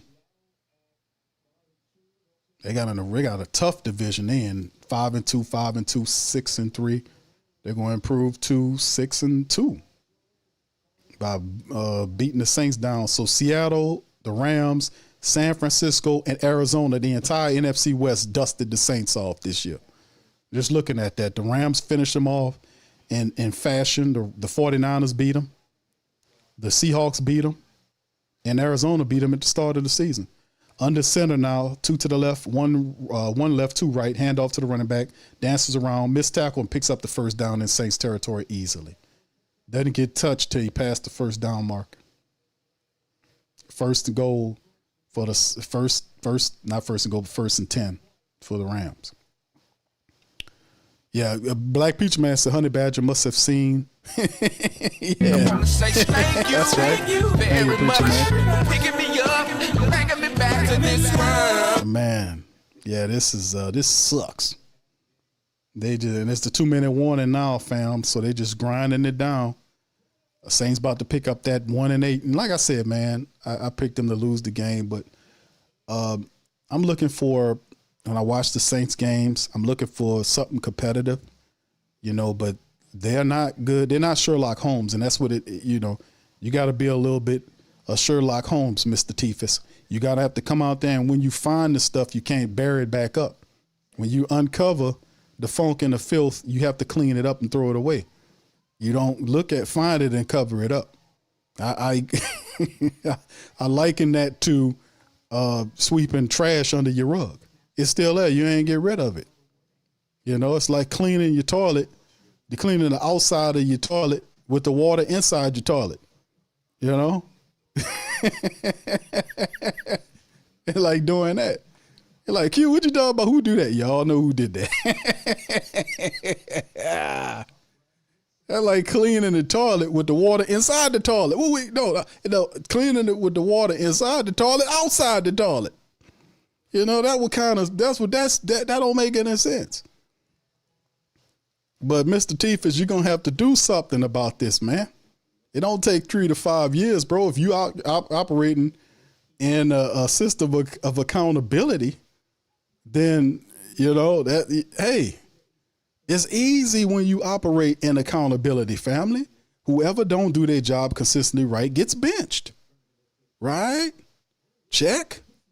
Can I get a check in the chat? If you don't do your job right, like what Mr. Tifus did, he pulled Rashid Shaheed off the field when he didn't run that route right. That's a part of it. That's what you got to do. You got to bench these guys when they suffer, when they hurt the team. So yeah, I heard about that, L-Dub. Yeah, Tyler. Yeah, I know Tyler. Yeah, I heard about the Tyler thing. I got an alert on that.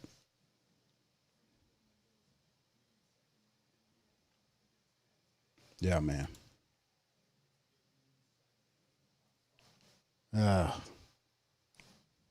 Shout out to Debo Laddie, man. Shout out to you, man. I see you watching on there.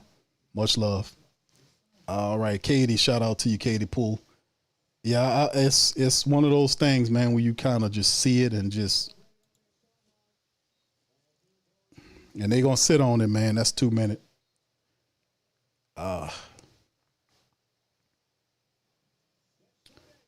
It's interesting, man. I'm just gonna be honest with y'all, man. That's gonna do it right there. They kneel on the ball, and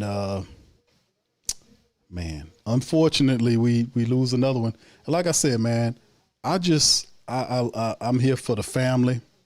I really am, man. We in this thing, watching it and dealing with it together, fam. That's the best thing. It's the best I got right here. And $124 left on it. Yeah, and they're saying Tyler's, for y'all, man, Tyler's out with an ankle injury. We'll see what it is going forward, but yeah, they had to cart him. Off,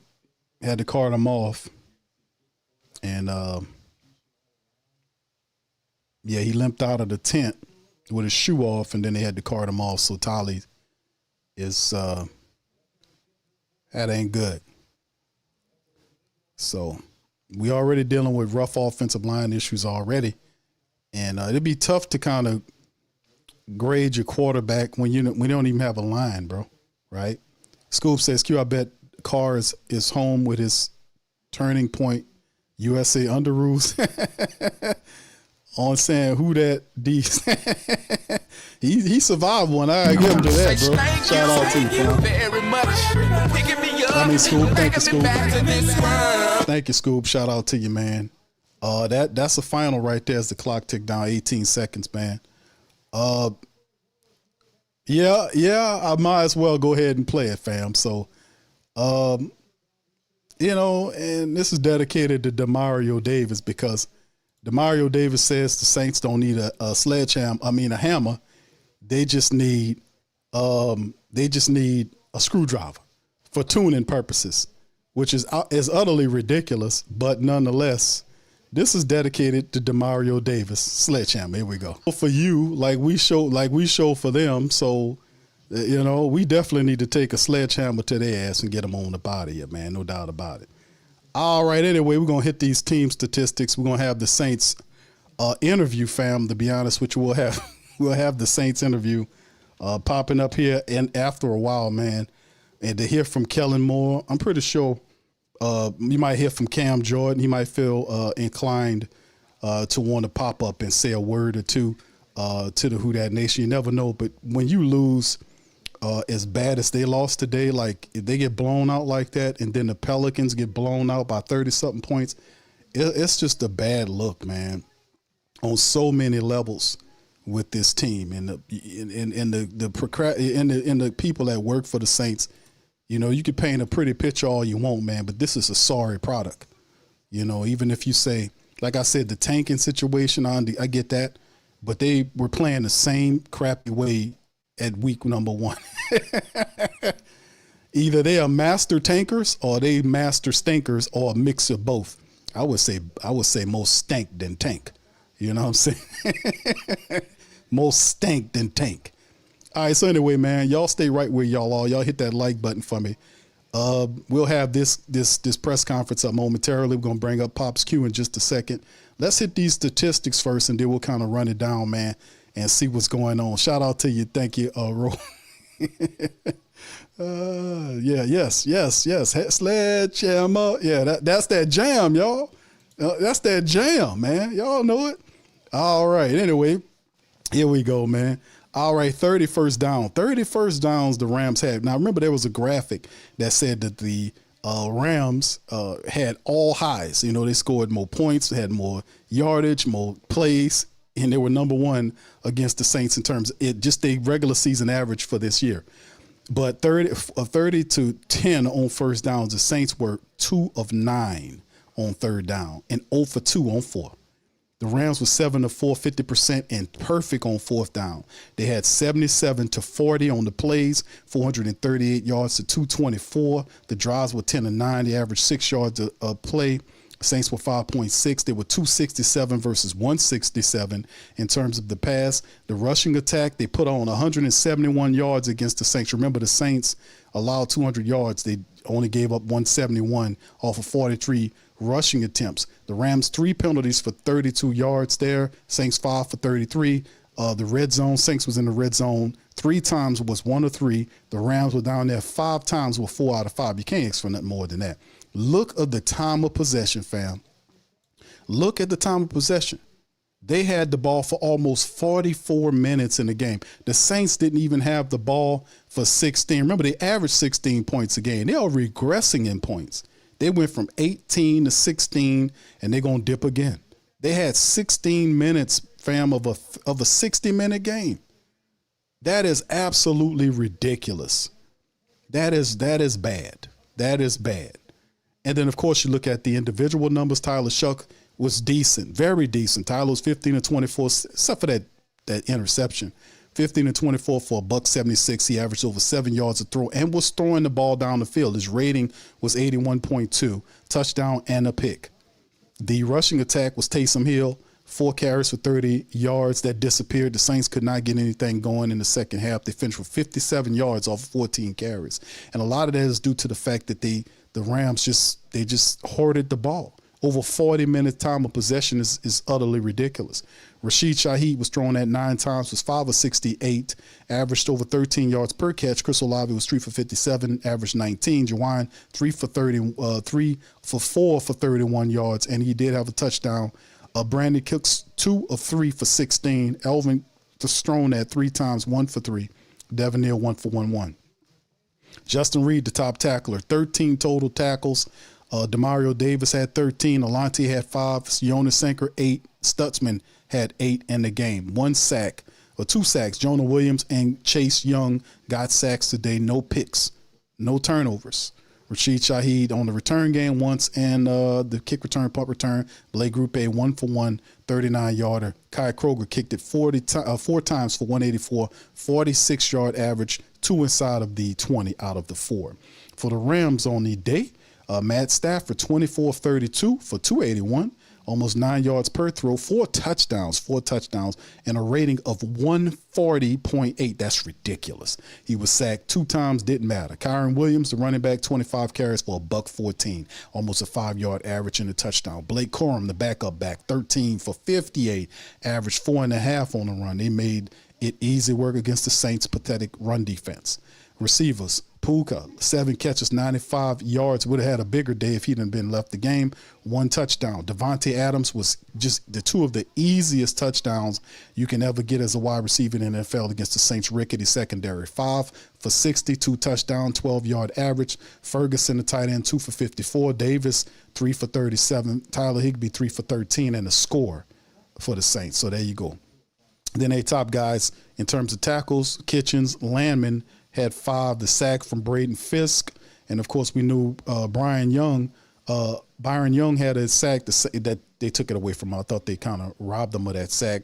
It went away. But regardless of not, the Rams took the game. 34-10, they improved. The 6-2 Saints go down 1-8. And I would dare say this is worse than the Dicker years. It's worse than the Mike Dicker years. This is just overall terrible, stinky, funky football from the Saints. So we'll bring in Pops Q to the broadcast. Pops, welcome on in, my man. How you doing? How you doing? All right, Pops, unmute. You muted up, sir.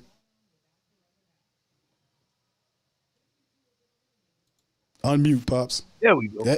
There you go. All right. Welcome on. How you doing, Pop? I'm doing all right, son. I'm just sitting up here listening at you describe how well our Saints play. Bad, Pops. You heard Pelicans lost today, too. They were putrid, as a matter of fact. I mean, the fact that the offense couldn't get anything going, but they seem to run the same plays over and over. Like I told you last week, they're too predictable. And teams are playing them for that. You know, they're too predictable. They want to run, pass. You got to open your offense up. I don't know why they're afraid to open the offense up. Try some gadget plays. Work on something different to change the narrative of the situation, because teams are figuring you out, and that's what they're losing at. They're losing at what the teams are figuring out against them. So every day, every game, this coach got to get up here and find reasons to say that he got to coach better, and the team is not responding to what they're doing. Same way with the Pelicans. The Pelicans coach, I think they done kind of got to the point they don't hear him no more. But they're not. I mean, they don't seem to have any fire to play, any intensity to play. They just there to get the checks. And Jawan Johnson, that man need to be on the street. He's too unreliable. You got to have somebody who can catch that ball, especially in the red. He's a big fella. I don't know how his blocking may not be all that good either. I don't understand why they keep trying to throw the ball. We have tight ends on this roster. Why not go to somebody else? They're paying him $10 million a season, Pops. He's making over $30 million over the next 3 years. So I guess they're trying to get some of their money back some kind of way. I don't know. It don't seem like it's working, because every time you look around, we can't count on him. He's not reliable to be a catcher, a pass catcher. He's too inconsistent.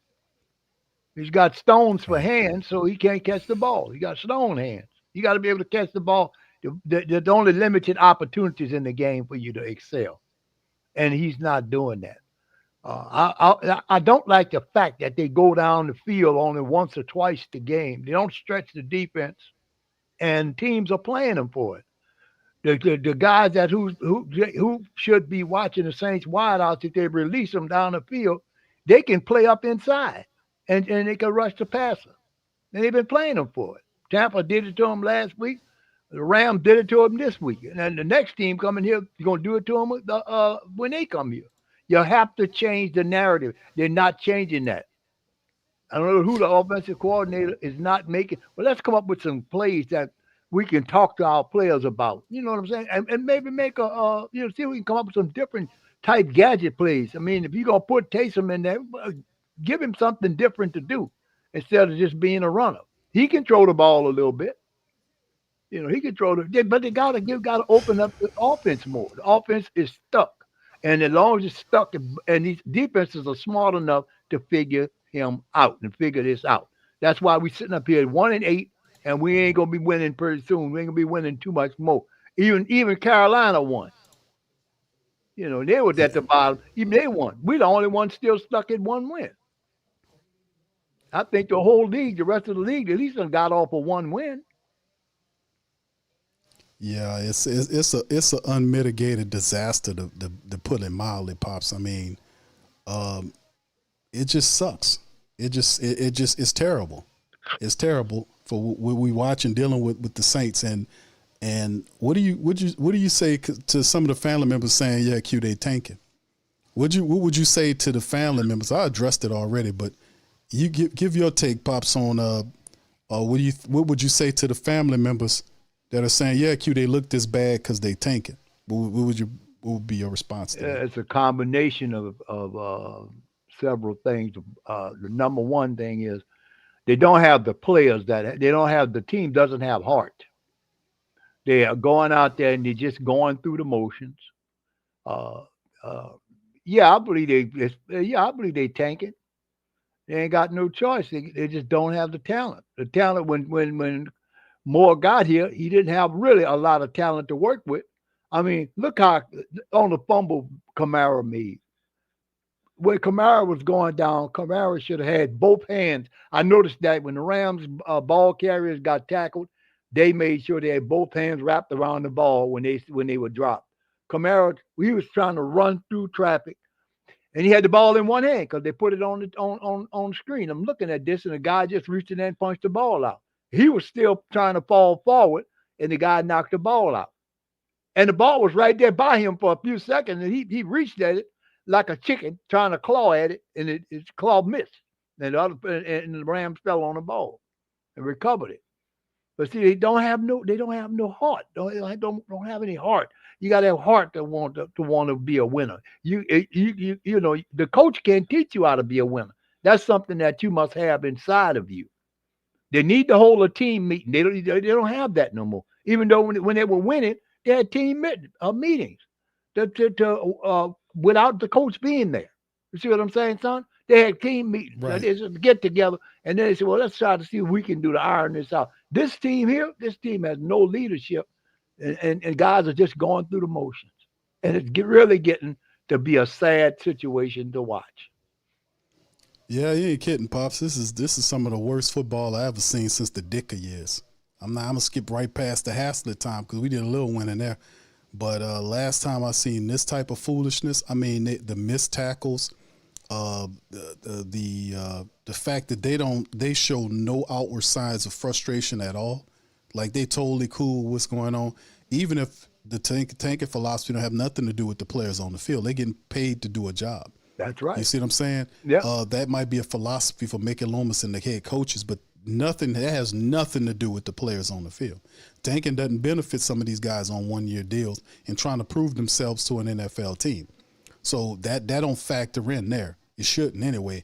But the reality that I see from the New Orleans Saints is that they some of the leadership, I'm talking about on the field, have checked out. Demario Davis has checked out. These guys have checked out. These guys missed tackles. They missed so many tackles in this game. Like the line, them getting pushed off the line, there were very few adjustments. They deactivated 2 really big interior defensive linemen that could have helped stop them from running on them. They gave up 171 yards today. They gave up 200-something yards last game. They gave up 171 this game. The offense, the offense were out three and outs all first quarter. They got 1 score there. Couldn't come into the second half and keep it going. They had an opportunity to turn the ball over. They had a situation where they could have converted on the play. Got caught with a false a false start. You know, so I mean, it's just a silly situation. to have. And Tyler Shough, you put your young guy in there, and he did a pretty decent job, but the pressure is all on him to make plays down the field because Juwan Johnson, he dropped a third down ball. That was easily he threw it to him, and you should have seen Shuck's head. Shuck head just put his head down like, man, what could I do? He put the ball right on this sorry-ass dude. He put it right on him. At every game, this guy going to have these plays where he drops passes, he's just not good enough. He's not a guy that you want to pay $10 million to, and he's not a security blanket for nobody. He's not a security blanket for Tyler Shough or any quarterback. He's just not. So, I mean, in the end, I know that Tuesday is the trade deadline that's coming up for the Saints, and we expected some activity. A couple of players. It might be 2 or 3 guys traded from the Saints. I wouldn't be surprised if it's 4 guys. Whether it's Pete Werner should be a guy that's going. Cesar Ruiz should be gone. Juwan Johnson should be traded. Send him to Peyton. Let Peyton do something with him.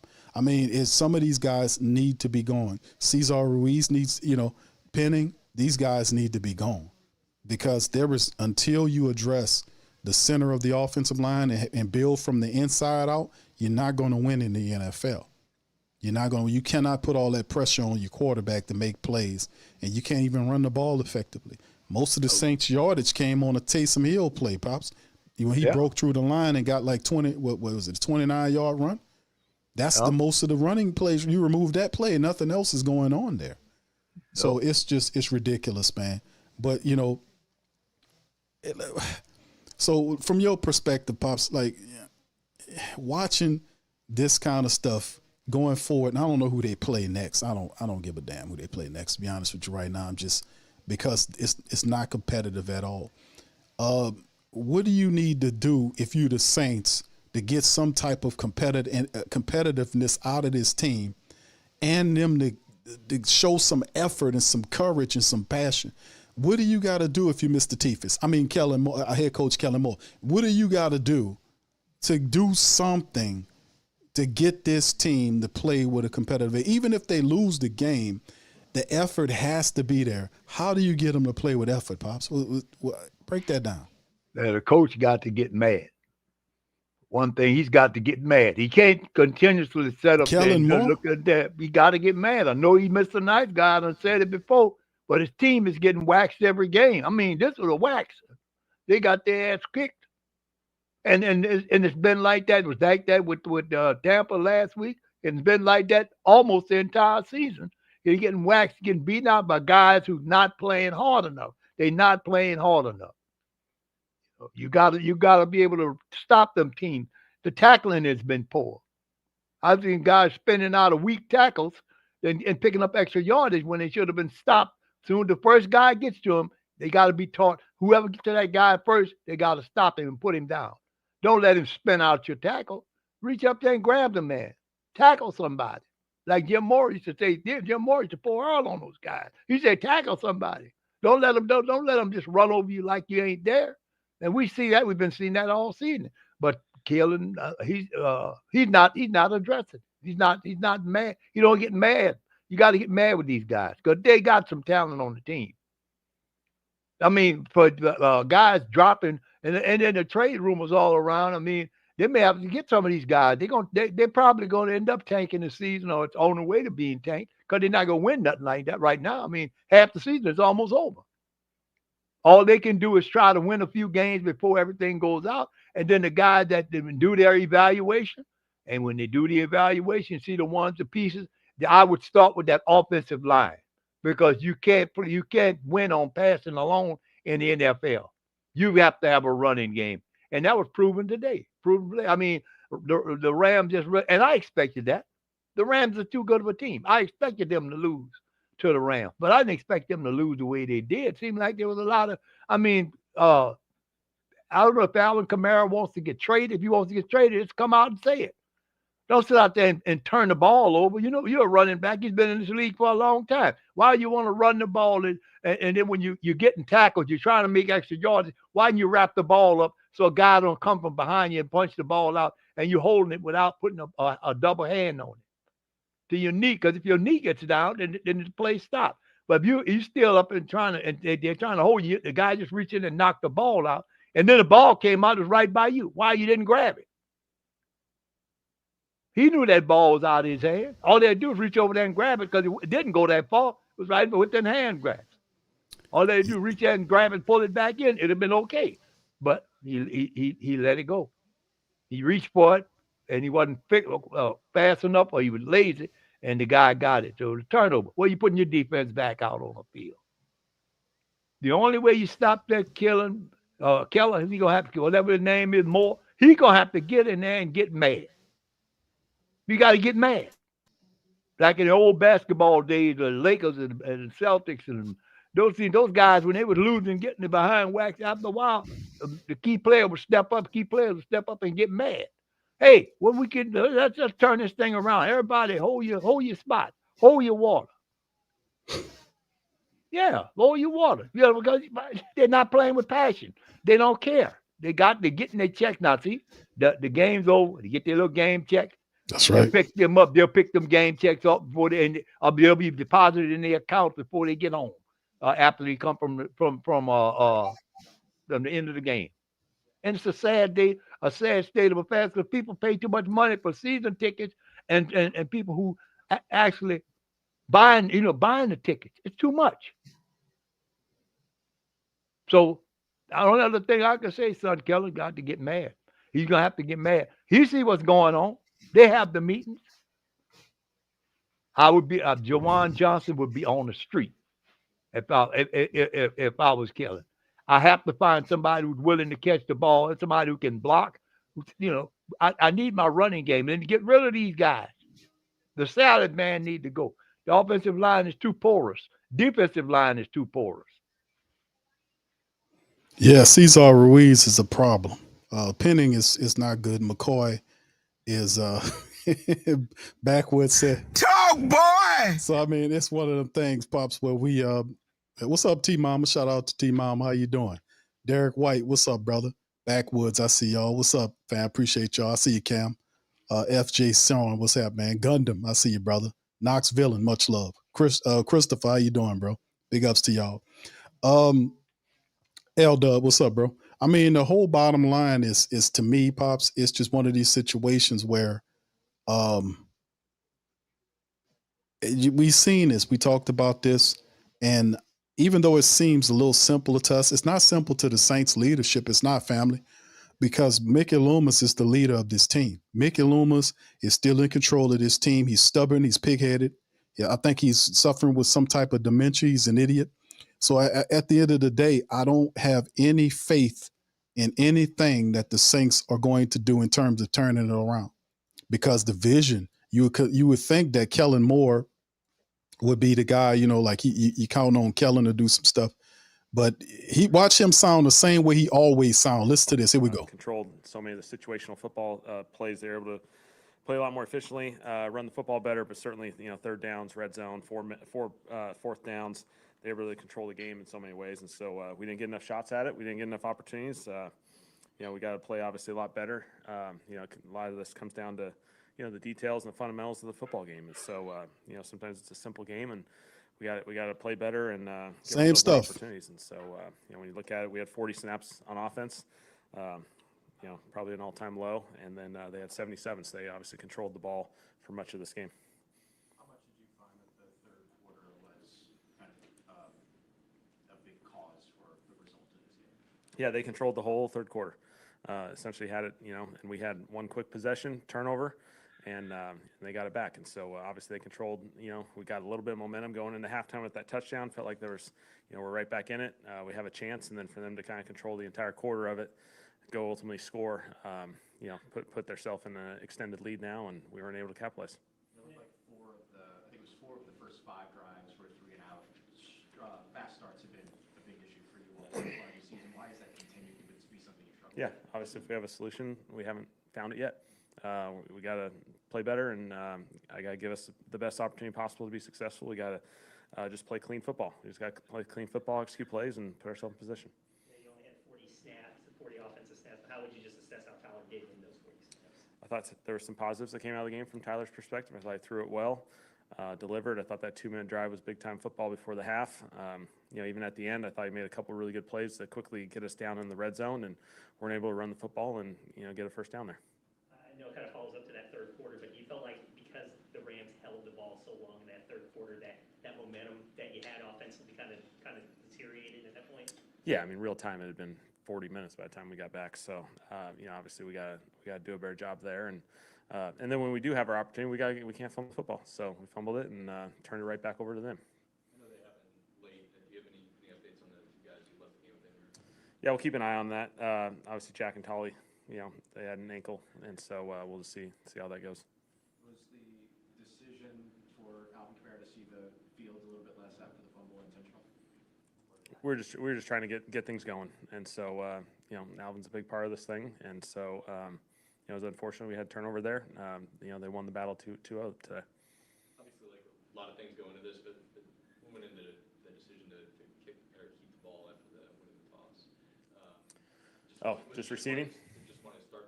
Yeah, we got to find a way to start fast, and obviously we're not there. We got to find a way to start fast, feel some early success in the game. They have a really high success rate when they lead at halftime, and so you got to do everything you can to put yourself in position to be successful early in the game. What were you seeing on that challenge, whether Stafford was down or not? Yeah, just trying to give ourselves an opportunity there. Felt like I obviously didn't see it until after I'd thrown the flag because we're the road team, and so we felt like there was some compelling. It was quick, and so we made a decision to see if we can steal a possession there, which would have been a huge opportunity, early in the third. Do you have someone you consult with on those challenges, or Yeah. is it mostly just? No, it's upstairs. Yeah, upstairs. They're obviously looking at it, and we understand there's risk associated with those things too. What was the explanation on the? I think it was Blake Corum. The ball came out. Cam came up with it, but did they roll him down? Like what? Yeah, they said he was down. What are some things you hope to build on in terms of how Tyler played today moving forward? Yeah, I thought, I think operationally, I felt like he was very, very calm. He executed at a pretty high level. I thought he handled some adverse situations really well, which is obviously a positive going into these situations. He didn't let those other factors impact his play. I thought, even his turnover, he's at least, he was a fourth down. He's trying to give us a shot. Outside of that, I felt like, he was executing the plays. And, I thought there was a great sequence there when he made, a few plays really quickly in the fourth quarter, completion. We got right down the field, and, we just weren't able to run the football there. Only from your perspective, why was it so difficult today to get Matthew Stafford out of him? Because he was able to kind of put together drives and move that offense. Yeah, they had a really good balanced offense. I thought they were able to, run the football, and pass the football and play in those mixed downs. And so when you look at it, they had a lot of control of the game because of that. They were able to, run the football, create the play action opportunities, play in positive third down situations, and we weren't able to get the rush and the obvious passing ones. Was that sequence? I think it was 3 straight plays. You had Taysom lining up at quarterback with Tyler on the field. Was that by design, or was it kind of after that big run to start? Had a package available, anticipated staying with Taysom for a few plays, and we had that available. I felt like Taysom gave us a little bit of something there in the run game, which was a positive, and gave us some positive things out of that. What was the challenge today on the defensive side when it came to the sort of those play action rollouts to the tight end underneath? That seemed like something that came up a few times. Yep, eyes, details and fundamentals. They do a great job of running the football and then marrying the action game off it, and we got to stick with our assignments and eyes within that. You obviously have a run fit, but you got a coverage responsibility as well, and so it's a stressor. It's challenging. There's nothing easy about it, but they had a lot of success because of it. I know we've been asked this every week, but the mood after a loss like this in that locker room, right? Yeah, it's always tough. These guys put everything they can into each and every week in an NFL football game, and there's a lot that goes into it, a lot that emotionally, physically that they pour into this, and it's challenging. We're going through a challenging storm, and we face some adversity, and we got to keep pushing. We got to keep pushing together. I think that's the thing. I love that these guys keep battling. This is going to be one of those. You get through this storm, you're going to tell one heck of a story, and but we got to get there. And so we're not there yet. We got to keep getting better. Got to keep finding ways to narrow the margins and give ourselves the best opportunity to be successful. Is this a difficult game to evaluate Tyler just because of the low number of snaps? Snap. I mean, it's going to be a great opportunity. You know, it's his first start in the NFL. You know, certainly there were some positives in there. Thought he handled himself well, and so you know, we didn't get enough opportunities to compete. You guys knew coming in the Rams had a formidable pass rush. How do you think Tyler handled that? Specifically, some of the movement he showed and being able to get out of the pocket. Thought some of his off-schedule stuff was a positive. I thought he handled himself well, stepped up in the pocket. I think that's always the biggest challenge for young quarterbacks, to step up, not step out and go behind the rush, because that's where these guys are going to chase you down quickly. Thought he had some really good step-ups and kept his eyes downfield. And so certainly that's a really tough pass rush, but I thought he did some good things. All right, thanks, guys. All right, that was Kellen Moore. Man, listen, I didn't learn anything. I'm gonna just be honest, but I ain't learned a damn thing from what he said. And listen, I like Kellen Moore, but you know, when you lose like this, I need to hear some answers here. And all I heard was the same garbage that he's been saying for the last several weeks. We got to do this. We got to do that. And that's after weeks of these people supposedly practicing. What are these people doing at practice where they come out here and look like this week after week? This is week after week. Like I said, fam, tanking it could be something tied to the tanking thing now, but that's at a high level. That don't have nothing to do with the players on the field who need to earn checks to stay. That don't guarantee some of these guys a paycheck. So they still have to show up and show out. But it's an effort thing. Like, even if the Rams are more talented than you are, it's still an effort thing. It's still an effort thing. You still have to go out and perform. You see? And drop passes, missed tackles, like the Saints defense shows no heart. But yet, watch next week, these same repeat offenders, like I keep telling y'all about, we keep talking about repeat offending. The tape is your best weapon. The tape shows you who's making mistakes over and over again, family. It does. We do it on Patreon every week, Tuesday. We break down the tape, and I show you the repeat offenders. There's a repeat offenders list. Cesar Ruiz is on there. Trevor Penning is on there. Rashid Shaheed is becoming a part of that. Juwan Johnson's always on that list because Juwan Johnson doesn't take his job seriously enough. If the Saints are paying this man $10 million over the next $10 million, not a year for the next 3 years, that's $30 million that the Saints are paying this guy to drop passes. He misses blocks all the time. He misses blocks. You know, it's just a sad scenario. But here's Tyler. Let's see what Shough got to say, fam. Here's Tyler Shough. But just proud of the way we kind of fought throughout the whole game. You know, we didn't get a lot of opportunities, and when we had them, we didn't take advantage of them to the best of our ability. I think starting fast was something we tried to emphasize. We just didn't get it done there. And obviously, you start behind the 8 ball, it's tough to come back against that team. You know, they ran the ball, they controlled the clock really well. I think we only had 3 plays in the third quarter, and so just tough from that aspect. But we'll kind of learn from it. We got to keep getting better, and we'll get back to it. Did you feel most comfortable in that final minute driving the offense down? Did you feel like you were at the most comfort you've been so far in that game? Yeah, I mean, I felt pretty comfortable throughout the whole game. Just seeing everything wise, they had some big stops on those third downs and a couple of short yardages, and that were tough for us. We got to be able to execute in those moments and keep the chains moving. But yeah, I think when we were playing fast, operating wise, all that stuff, felt really good. But at the end of the day, it wasn't good enough. So. You thought that momentum was kind of just with the Rams holding the ball so long in the third quarter. Did you feel like that momentum you had built up at the end of the first half kind of dissipated because you were waiting so long to get that one field? Yeah, I mean, they had a 10-minute drive or whatever it was. So that, obviously you got to, I was doing everything that we could and keeping the guys juiced up as much as we could throughout that whole time, and got to stay ready. And at the end of the day, just didn't get it done. But kudos to them; they're a really good team.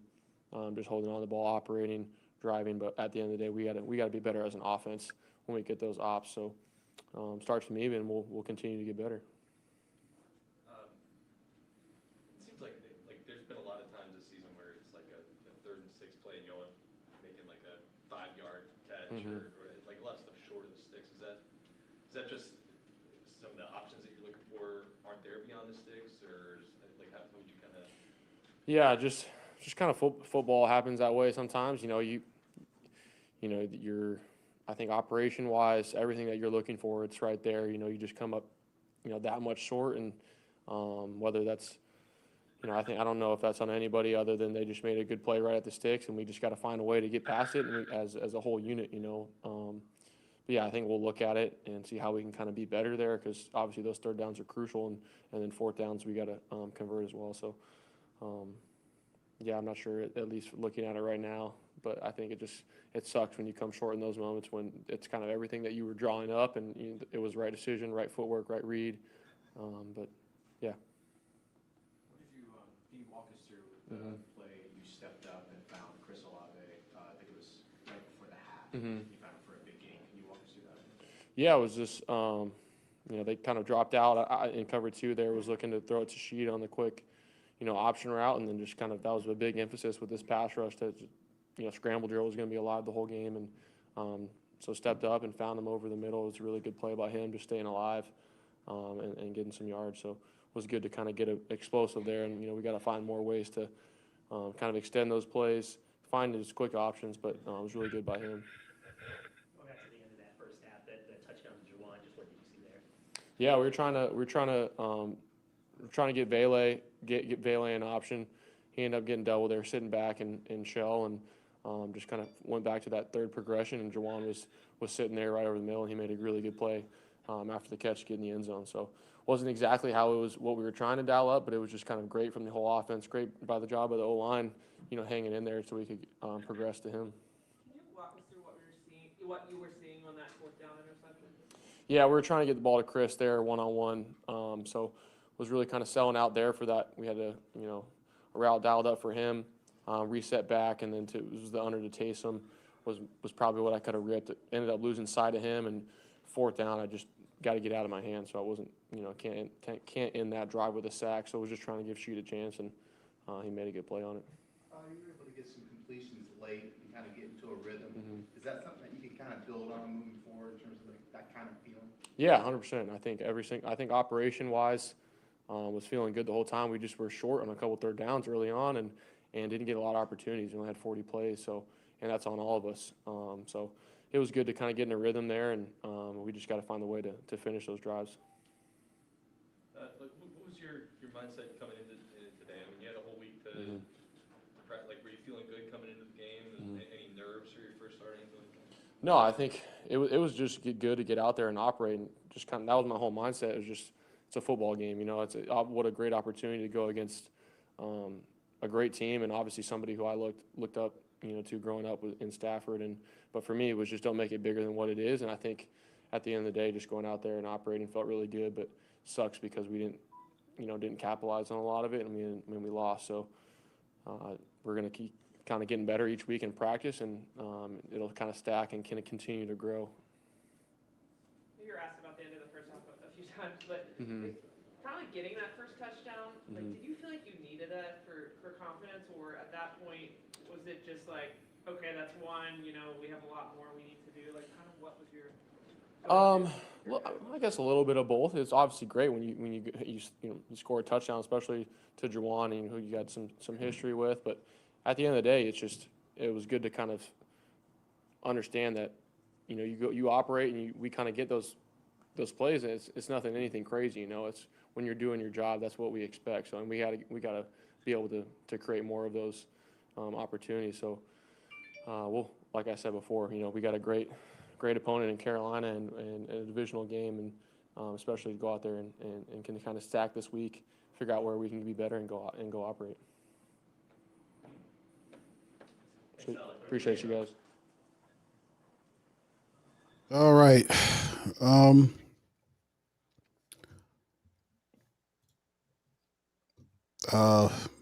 Shough, to me, man, is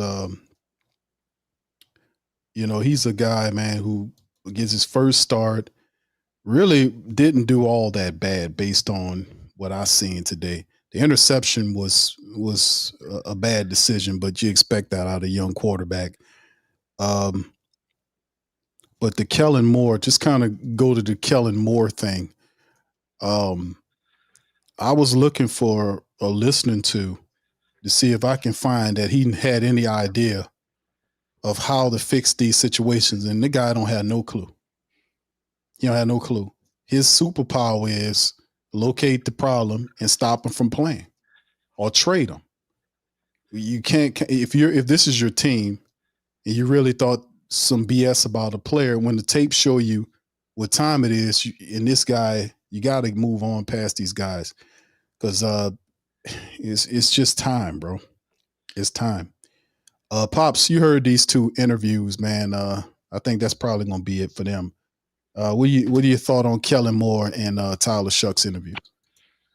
Well, I Tyler was about what I expected him. He came out and he really, passed the ball pretty decently. He had that one pick, but he passed the ball pretty good. He scrambled around and got a play out. So he's in a learning process. His first game started, and Kellen Moore the same. He's gonna have to get on these guys. He go out to get on these guys or get his own set of guys. In other words, sometimes a new coach has to get rid of the players that the former coach had and bring in his own players.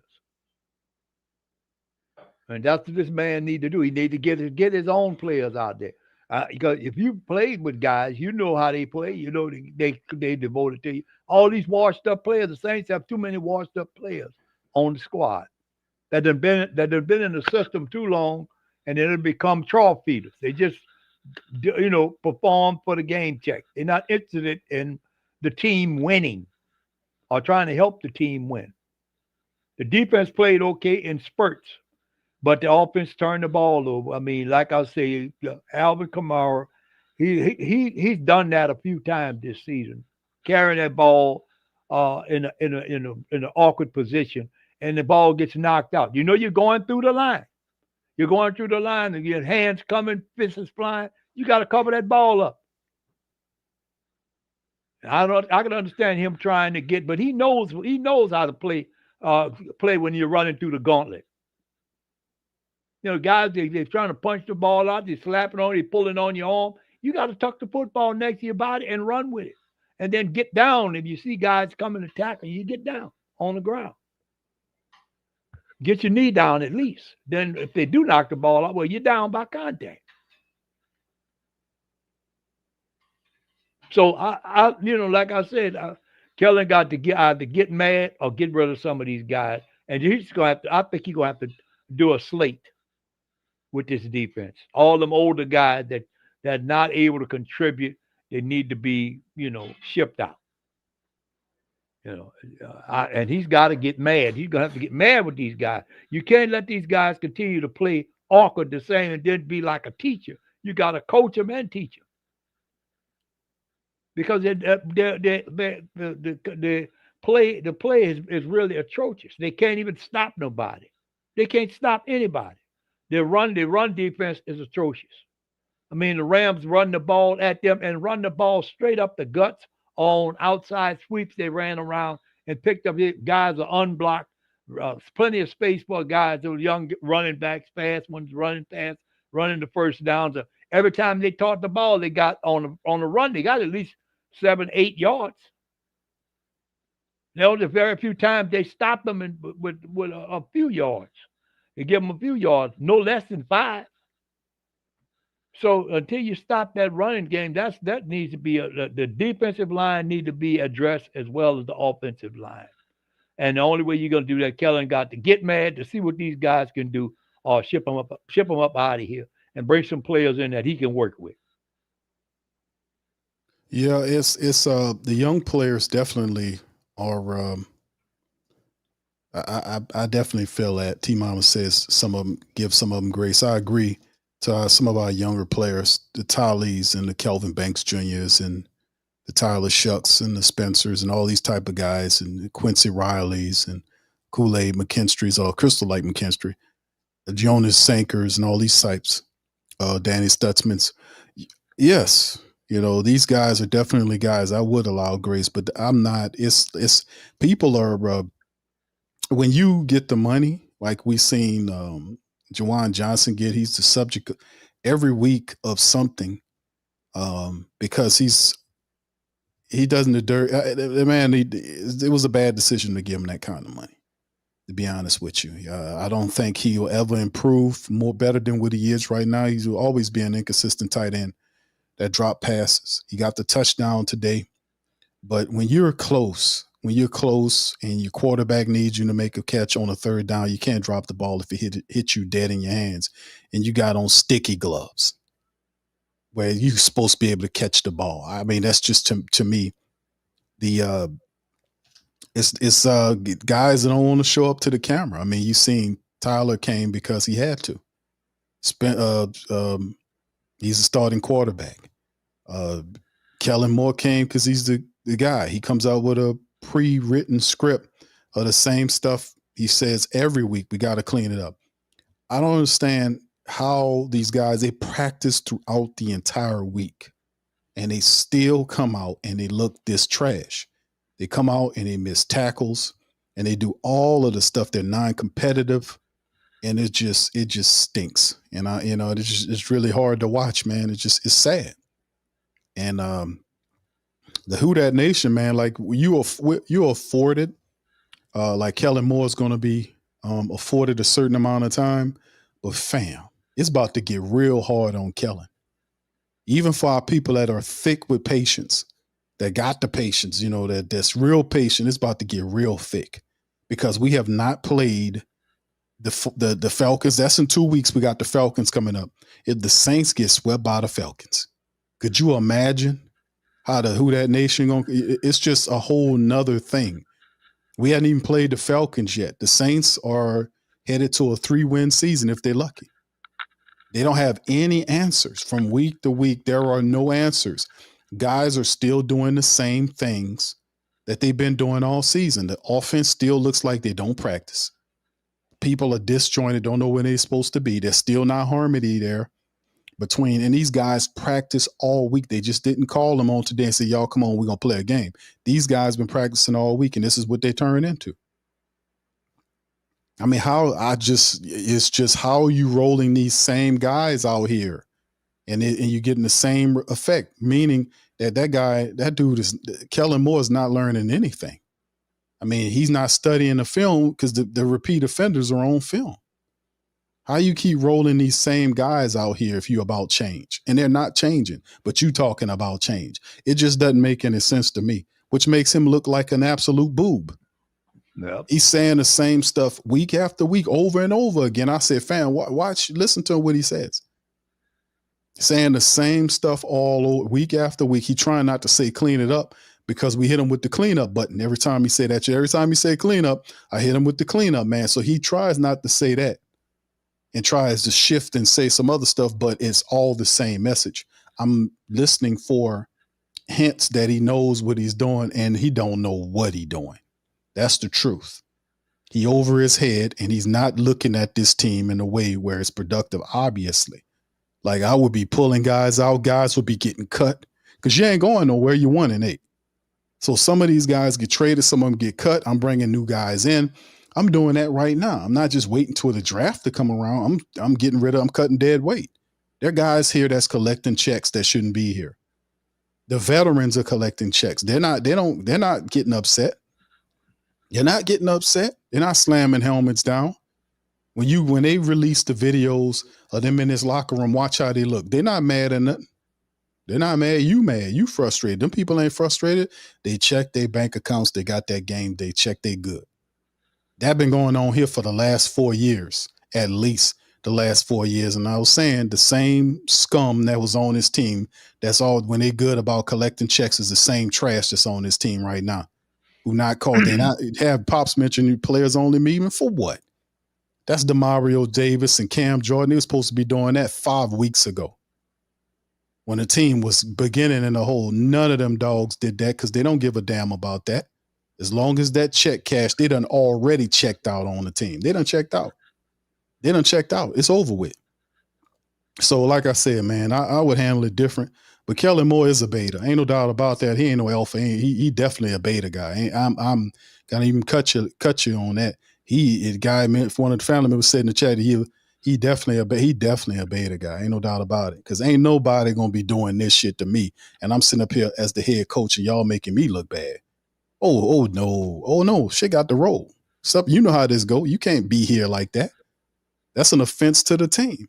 And plus, there's a dark order of such of the organization over the Saints and the Pelicans right now, with the Saints sitting up here at 1-8 and the Pelicans sitting up here at 0-6. Willie Green gonna be fired tomorrow. You better believe that. You better believe that. And why isn't he gone? Because of Gail Benson. Why is Mickey Loomis still here? Because of Gail Benson.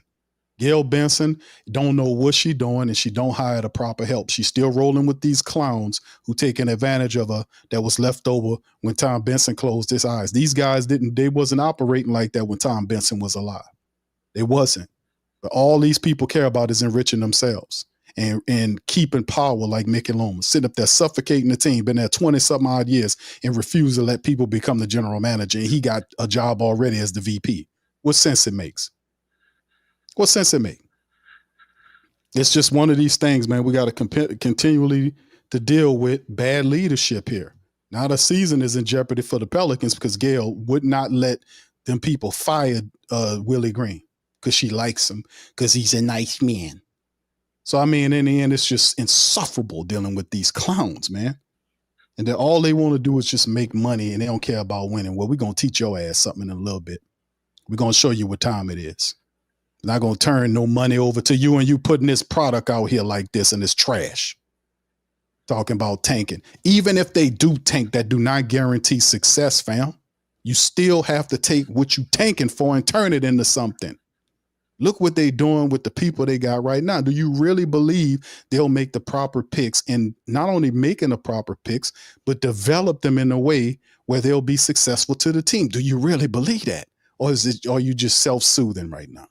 Because you need to see something or feel something good from your sports. I understand it. I'm not judging nobody. I'm just saying, let's just keep it all the way funky with it. Let's just be real in our pain. Let's not be delusional in our pain. Let's be real in our pain, right? Let's be real. Are we just doing that and saying that because we self-soothing here, or you really believe that? So, I mean, in the end, man, I just think it's horrible, man. But all I got is y'all. That's what we got. We ain't got a funky ass team that don't want to compete and a bunch of dogs that's check collect that's just keep taking the checks and the money and robbing from the Who Dat Nation and turning out pathetic, nasty ass performances. That's all we got. I disrespect all these people for what they doing because it's wrong. They don't deserve none of that, what they doing right now. They do not deserve it, and y'all know that. This is trash, man. Pops, what's your thoughts before I go into the scores, the last scores for the rest of the game before we cut out? I tend to agree with you. We've got too many. We got too many what I call ass mashers. They're just out there scraping the other way, dragging their ass on the ground because they don't want to get hurt, but they see a way to make an easy check. They're not committed to winning. You've got some of them are losers. Some of them are not committed to winning. They're doing just enough to keep the paycheck coming in, but it's not helping the team. There's no help for this team if the players don't believe in what the coaches are doing or trying to win. They're not trying to win. They're trying to go through the season to get those paychecks, and they'll tank the season. They'll get whatever it is, as long as they get their money. And it's time for the team to part ways with them. If Mickey Loomis is responsible for a lot of this stuff, he needs to go. Really, I think he should have been gone a long time ago because he's not helping the team. He's bringing in players because you can't build your team if you're gonna pay low money because good players gonna cost you money. They're gonna cost you. So you want good players, you have to pay for them. And while giving this guy this Juwan Johnson $40 million and all this kind of crap, and the man doesn't play. He doesn't deserve it. He doesn't catch the ball when it's thrown to him. I don't know where his mind is. He's got the size and the physical size and the body and the hands to catch him, but his mind is just not connected to the football. You got to be connected to what you're doing. You have to be connected to it. That football coming, that's my football, and that's the way I want it. I'm going to take it away from this defensive back. As my football becomes close to my hands, I'm going to catch it. You got to have that mentality. These players don't have that mentality to go after the ball. We're gonna struggle with Tyler for a little while. We're gonna struggle with him. But if he can maintain the poise that he's made, I don't see. I don't see. And can eliminate the turnovers. I don't see them changing with him for the rest of the season. They're gonna let him. They're gonna go on. He's gonna ride the season on his quarterback that he drafted. Rattler came from the other. What you gonna do? They don't. You ain't got no choice. You got to go with what you got. You can't put Rattler back in there because he's a turnover machine. You realize how many turnovers he's caused, fumbles, interceptions. We need some quarterbacks to take command of the team, and then chew their ass out if they don't do what they're supposed to do. That comes from leadership. Well, Drew Brees had leadership. He was a leader on the field. So it just really is a sad situation. Now, the Pelicans, let's talk about them. Well, the first thing they need to do, they got to clean up the culture around the team. And that means the team, and I've seen this, seems like the team is not responding to what Willie is doing, or there's some confusion around what he's doing, the way he's trying to coach this team. You see what I'm saying? It doesn't make some of his decisions are being questioned. I eventually can see them ditching him and going with Borrego or whoever's the assistant coach, and it's not going to be long. If he don't start, if this Pelicans team don't start winning, he's going to be out of there. Yeah, I think he's gone tomorrow. To be honest with you, I think the word on the street was he was going to get fired after the World Chip, and it's too blowout. Well, it's not good enough. Willie Green had enough time. I think he's done for. If he's not, then it'll. A lot of people is just not going to show up to the games. The Pelicans stink. All of the people are healthy and they're still underperforming. That's coaching. Also with the Saints stuff, the Saints have what was it? Interiorly, not talking about our two outside guys. The Saints have 4 first-round picks and a high second-round pick currently on their offensive line. When they're healthy. When the season started, they didn't look good at all. They couldn't push. We know that the 2 tackles, left and right tackles, are young guys. Tyler in his second year, dealing with injuries and a sophomore slump. He's dealing with it. Kelvin Banks Jr. is getting, his lumps and his welcome to the NFL moment. But inside, 2 first-round pick guards and, offensive lineman anyway, in Penning, a first-round pick bust. Cesar Ruiz is a first-rounder, and McCoy is a second-rounder. The Saints have these guys. They're high picks, but they're not. It ain't working. It's not working, and a lot of what you see is definitely coaching to me. I think it's a 50-50 mix, or if it's not 50-50, it's a close mix to that, maybe 60-40. But it is definitely, to me, it's bad coaching because they're consistently bad and inconsistent on tape. So if they're allowing them to go out there like that, I would put all of that, the great majority of the blame on the coaches, the assistant line coach, other coaches, the defensive line coach. This is unacceptable. This can't happen. Even if they'll say, well, he spent 40 minutes out there before they got the 40 minutes put on them, the long drive in the third, they were getting gutted on the run. So, I mean, it's the defensive line coaches are awful. Their instruction at this point is terrible. It's laughable.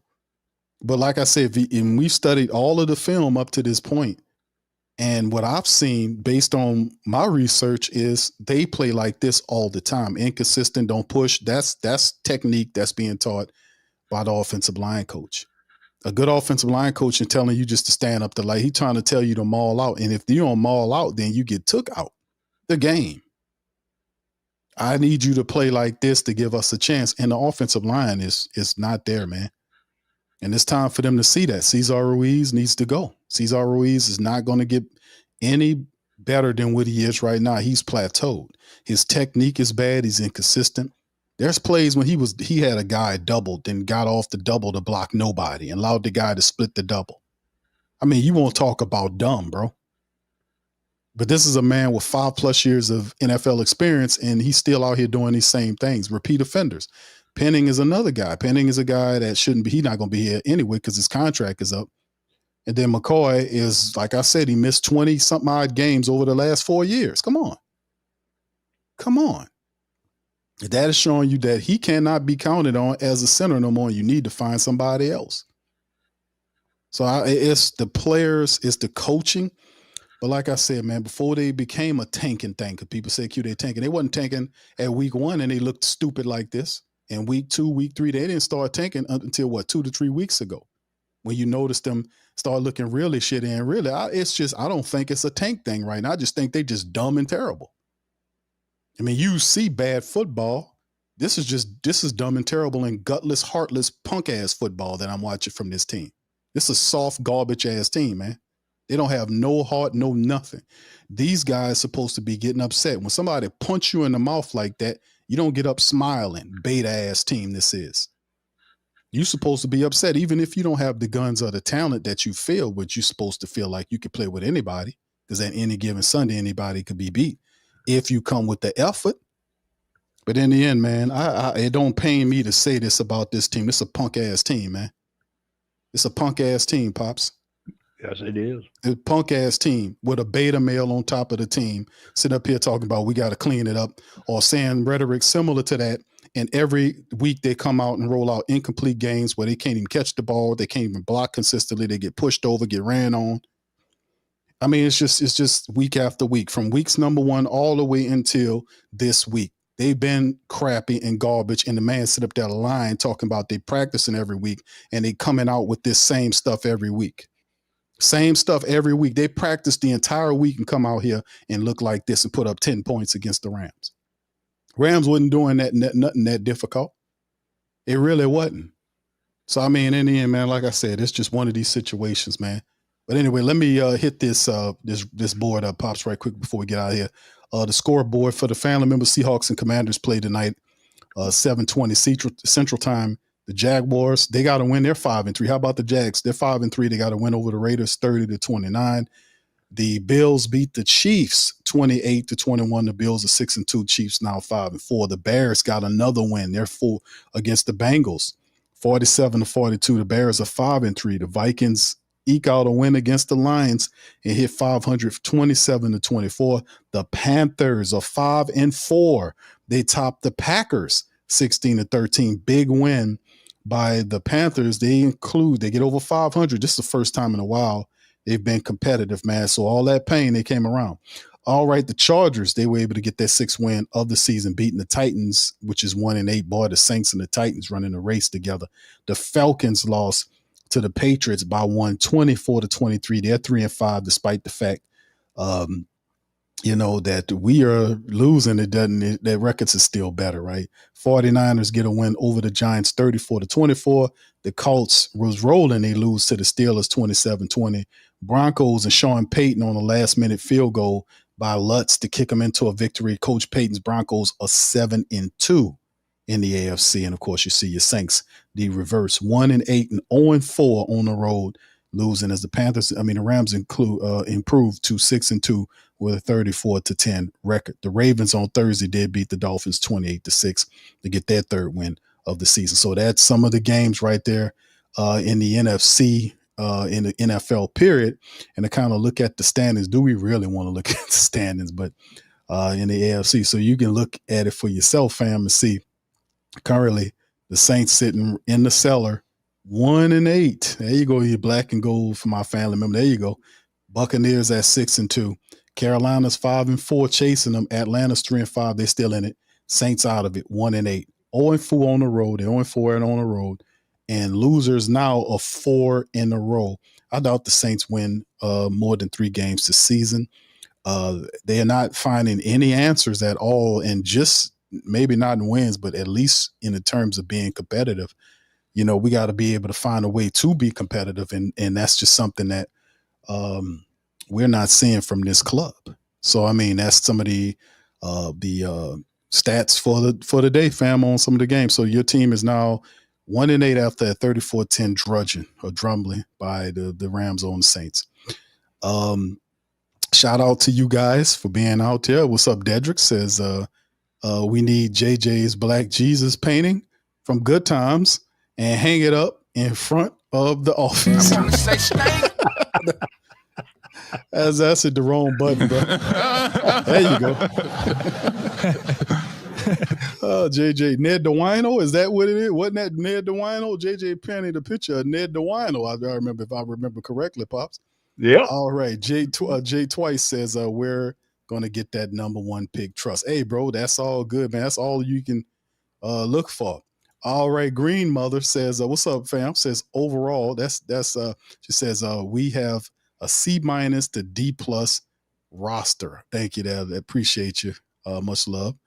All right. Cam says losing is our version of winning. All right. Okay. I get you. All right, Brother Derek. What's up, Brother Derek? Says 2-15. Got the baby looking at it bad. All right. Baby mad watching the Saints play. All right. So anyway, man, fam, listen. Another loss with 1-8, man. The Pelicans lost too. They're 0-6. Something is definitely got to shake. But listen, Gail is oblivious to anything going on here, man. And she's oblivious to a lot of this stuff that it doesn't make any sense. Because she'll go and get instruction from Mickey Loomis, who is an idiot, and she really need to hire her own people. That's one of the things I say coming in. Hire your own people. At least having a couple of advisors where you break the circle. You come into, that's your husband thing. That's his stuff. He's no longer here. You got to make a statement. You got to have your own people in place. And I think Mickey Loomis should have been gone, or at least he should have been taken the general manager position. At the very least, should have been ripped away from him, because he has no vision. He's too stupid and arrogant to understand what's going on with this team. And all he does is he's not going to keep it real. He's not going to be accountable. He's just going to stand up and lie to you about the condition and the situation dealing with the team, just like he did with Dennis Allen. He's a complete and utter moron. It doesn't need to be over this team. Complete and utter moron. That's a part of the darkness dealing with the Saints too. His lack of leadership and accountability. Pops, last word. Well, yeah, that and the fact that he's a no-show when it's coming down to showing any interest in the team, and because we just got Kellen here, but Kellen's never been a head coach, so he's just still in the learning process. But it seems like these players are either too old, or they lazy, or they just playing to get checks. I mean, but Kamara's been around too long. You can't be turning the ball. You have to be very careful. You got to hold the ball, and you can't just fumble. You're one of the leaders of the team, but you're not showing any leadership when you let a guy punch the football out. You know how to. You've been running for years. He's been running for years. And he's returned that ball over quite a few times, and I can remember down the season. And it don't seem to bother him to do that. He don't come off the field mad. None of them do. They don't come off the field mad. They just like it's a party. Man. I don't know what else to say, son, other than see y'all next year or something. That's all we can do. Playoff is gone, buddy. Oh boy!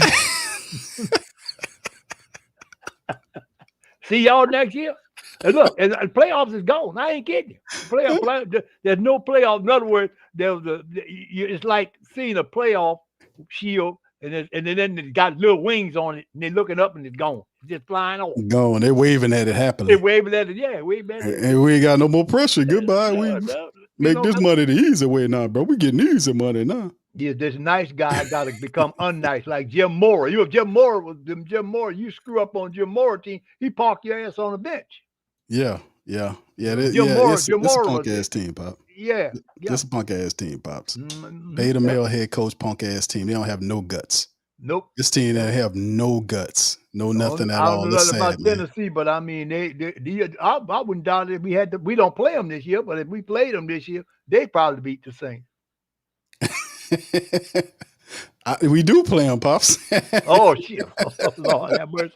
I want to say we do play the Titans. We play them later on in the year, if I'm not mistaken. Let me pull up their schedule. Yeah, we do. It'll be that will be the battle for the first round draft pick, Pops. Yep. I want to say we play them. Yes, we do. We play them on December the 28th, Sunday, December the 28th, in week 17. We're going to Tennessee to play them. So in Nashville. Yes. Yep. Oh man. Well, yeah, so there you go. Yeah, it'll be those two games, the game before Christmas and the game after Christmas. The game we'll have the Jets in the town. The Jets are bad. So it's going to be the Jets, the Saints, and the Titans all within that 3-week time frame, because the Saints play them on the 21st, the Jets at home in the Dome on the 21st of December, and then December the 28th, they play the Titans in Tennessee. So those little slobs of games will decide on who gets the first round draft pick. Just being honest, because all these teams are they're funky teams, man. They're really funky. So the next few games, Pops, they got we go to Carolina. We got Carolina next on Sunday, goes back to 12 o'clock. Then we hit the bye week, come back out against Atlanta in the Dome. We then travel November the 30th to Miami, then Tampa, December the 7th. Those are 2 road games. Then home against Carolina and the Jets. And then we finish the season out Tennessee and Atlanta. So that's the rest of the games we got right here, man. So 3, 4, 5, 6, 7, 8 games, 9 weeks, including the bye. And speaking of bye, we're going to say bye-bye to you guys. And we'll holler at you on Monday, man. Y'all do us a service, man. If you're not subscribed to the Coma, check y'all subscription button and make sure it's lit up, because a lot of people don't realize they listen to the show and they're not subscribed. So we're trying to fix that. Hit that subscribe button. It's absolutely free. Your phone will not blow up, I promise you.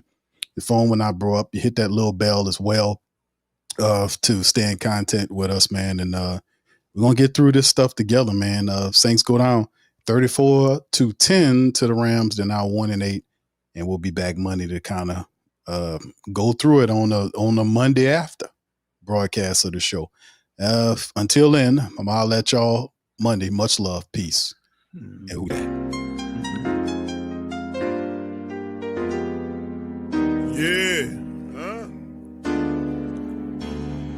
Boogie like Benson, I'm a who that. I'm a who that. Long as I'm living, I'm a who that. Lose or winning, I'm a who that. Sports Coma, yeah, this is where we do that. Where we do that, where we do that, where we do that, where we do that, where we do that. Boogie like Benson, I'm a who that. I'm a who that. Sports Coma, this is where we do that. Where we do that. Welcome, welcome, welcome. Somebody please better help. Running this thing like elf. I thank God every day I'm not a felt. Go to YouTube Live with Big Q and the guys. If you ain't ride or die, the bandwagon get flipped. Been marching in, that was way for the ring. I was yelling out your shame for the championship. Bucking on Tampa, duck down. Falcons, pluck, get shut down. Panthers ain't much touchdown. The vision really belong to us now. So much hate on the Saints, you could probably tell. Ever since Bounty Gate hit the NFL, when things seem fishy and you probably smell the crooked referees are Roger Goodell. Yeah, probably like this and I'm a who that. Every day I'm living, I'm a who that. Lose or winning, I'm a who that. It's the Sports Coma, this is where we do that. Where we do that, where we do that, where we do that, where we do that, where we do that. Boogie like this and I'm a who that. It's the Sports Coma, this is where we do that. You're listening to the Sports Coma with Big Q and the guys on the PRO Media Network.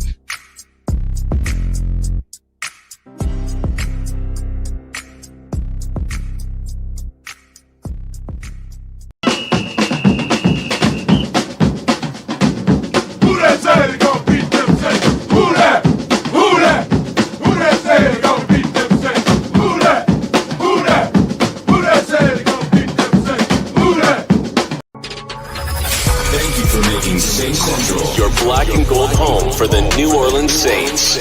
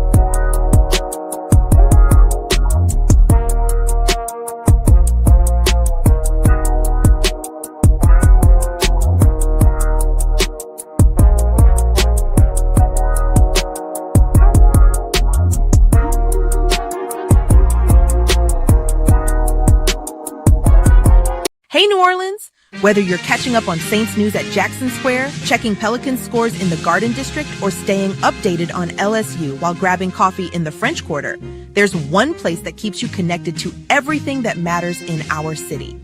From Bourbon Street to the Superdome, from Preservation Hall to the Riverfront, New Orleanians are staying in the know with the WhoDatDaily.com, your daily source for Saints, Pelicans, LSU, and all the sports, music, and culture that makes our city special. At work downtown, at a game in the Dome, or just relaxing by the Mississippi, wherever life takes you in the Big Easy, you can stay connected. Because when you're from New Orleans, you don't just live here. You stay in the NO. That's stay in the know. Visit the WhoDatDaily.com and never miss what matters most to Who Dat Nation. Stay in the NO, you stay in the know. Welcome to the Pro Shop, where we create authentic NOLA-inspired clothing for men, women, and children. From Saints jerseys to Pelicans gear, everything's crafted right here in New Orleans. Whether you're shopping the Pro Shop, the Pel Shop, or the Pro Shop Kids, we've got your whole family covered with genuine merchandise that represents our city's spirit. Check for links in the description section below or in the chat.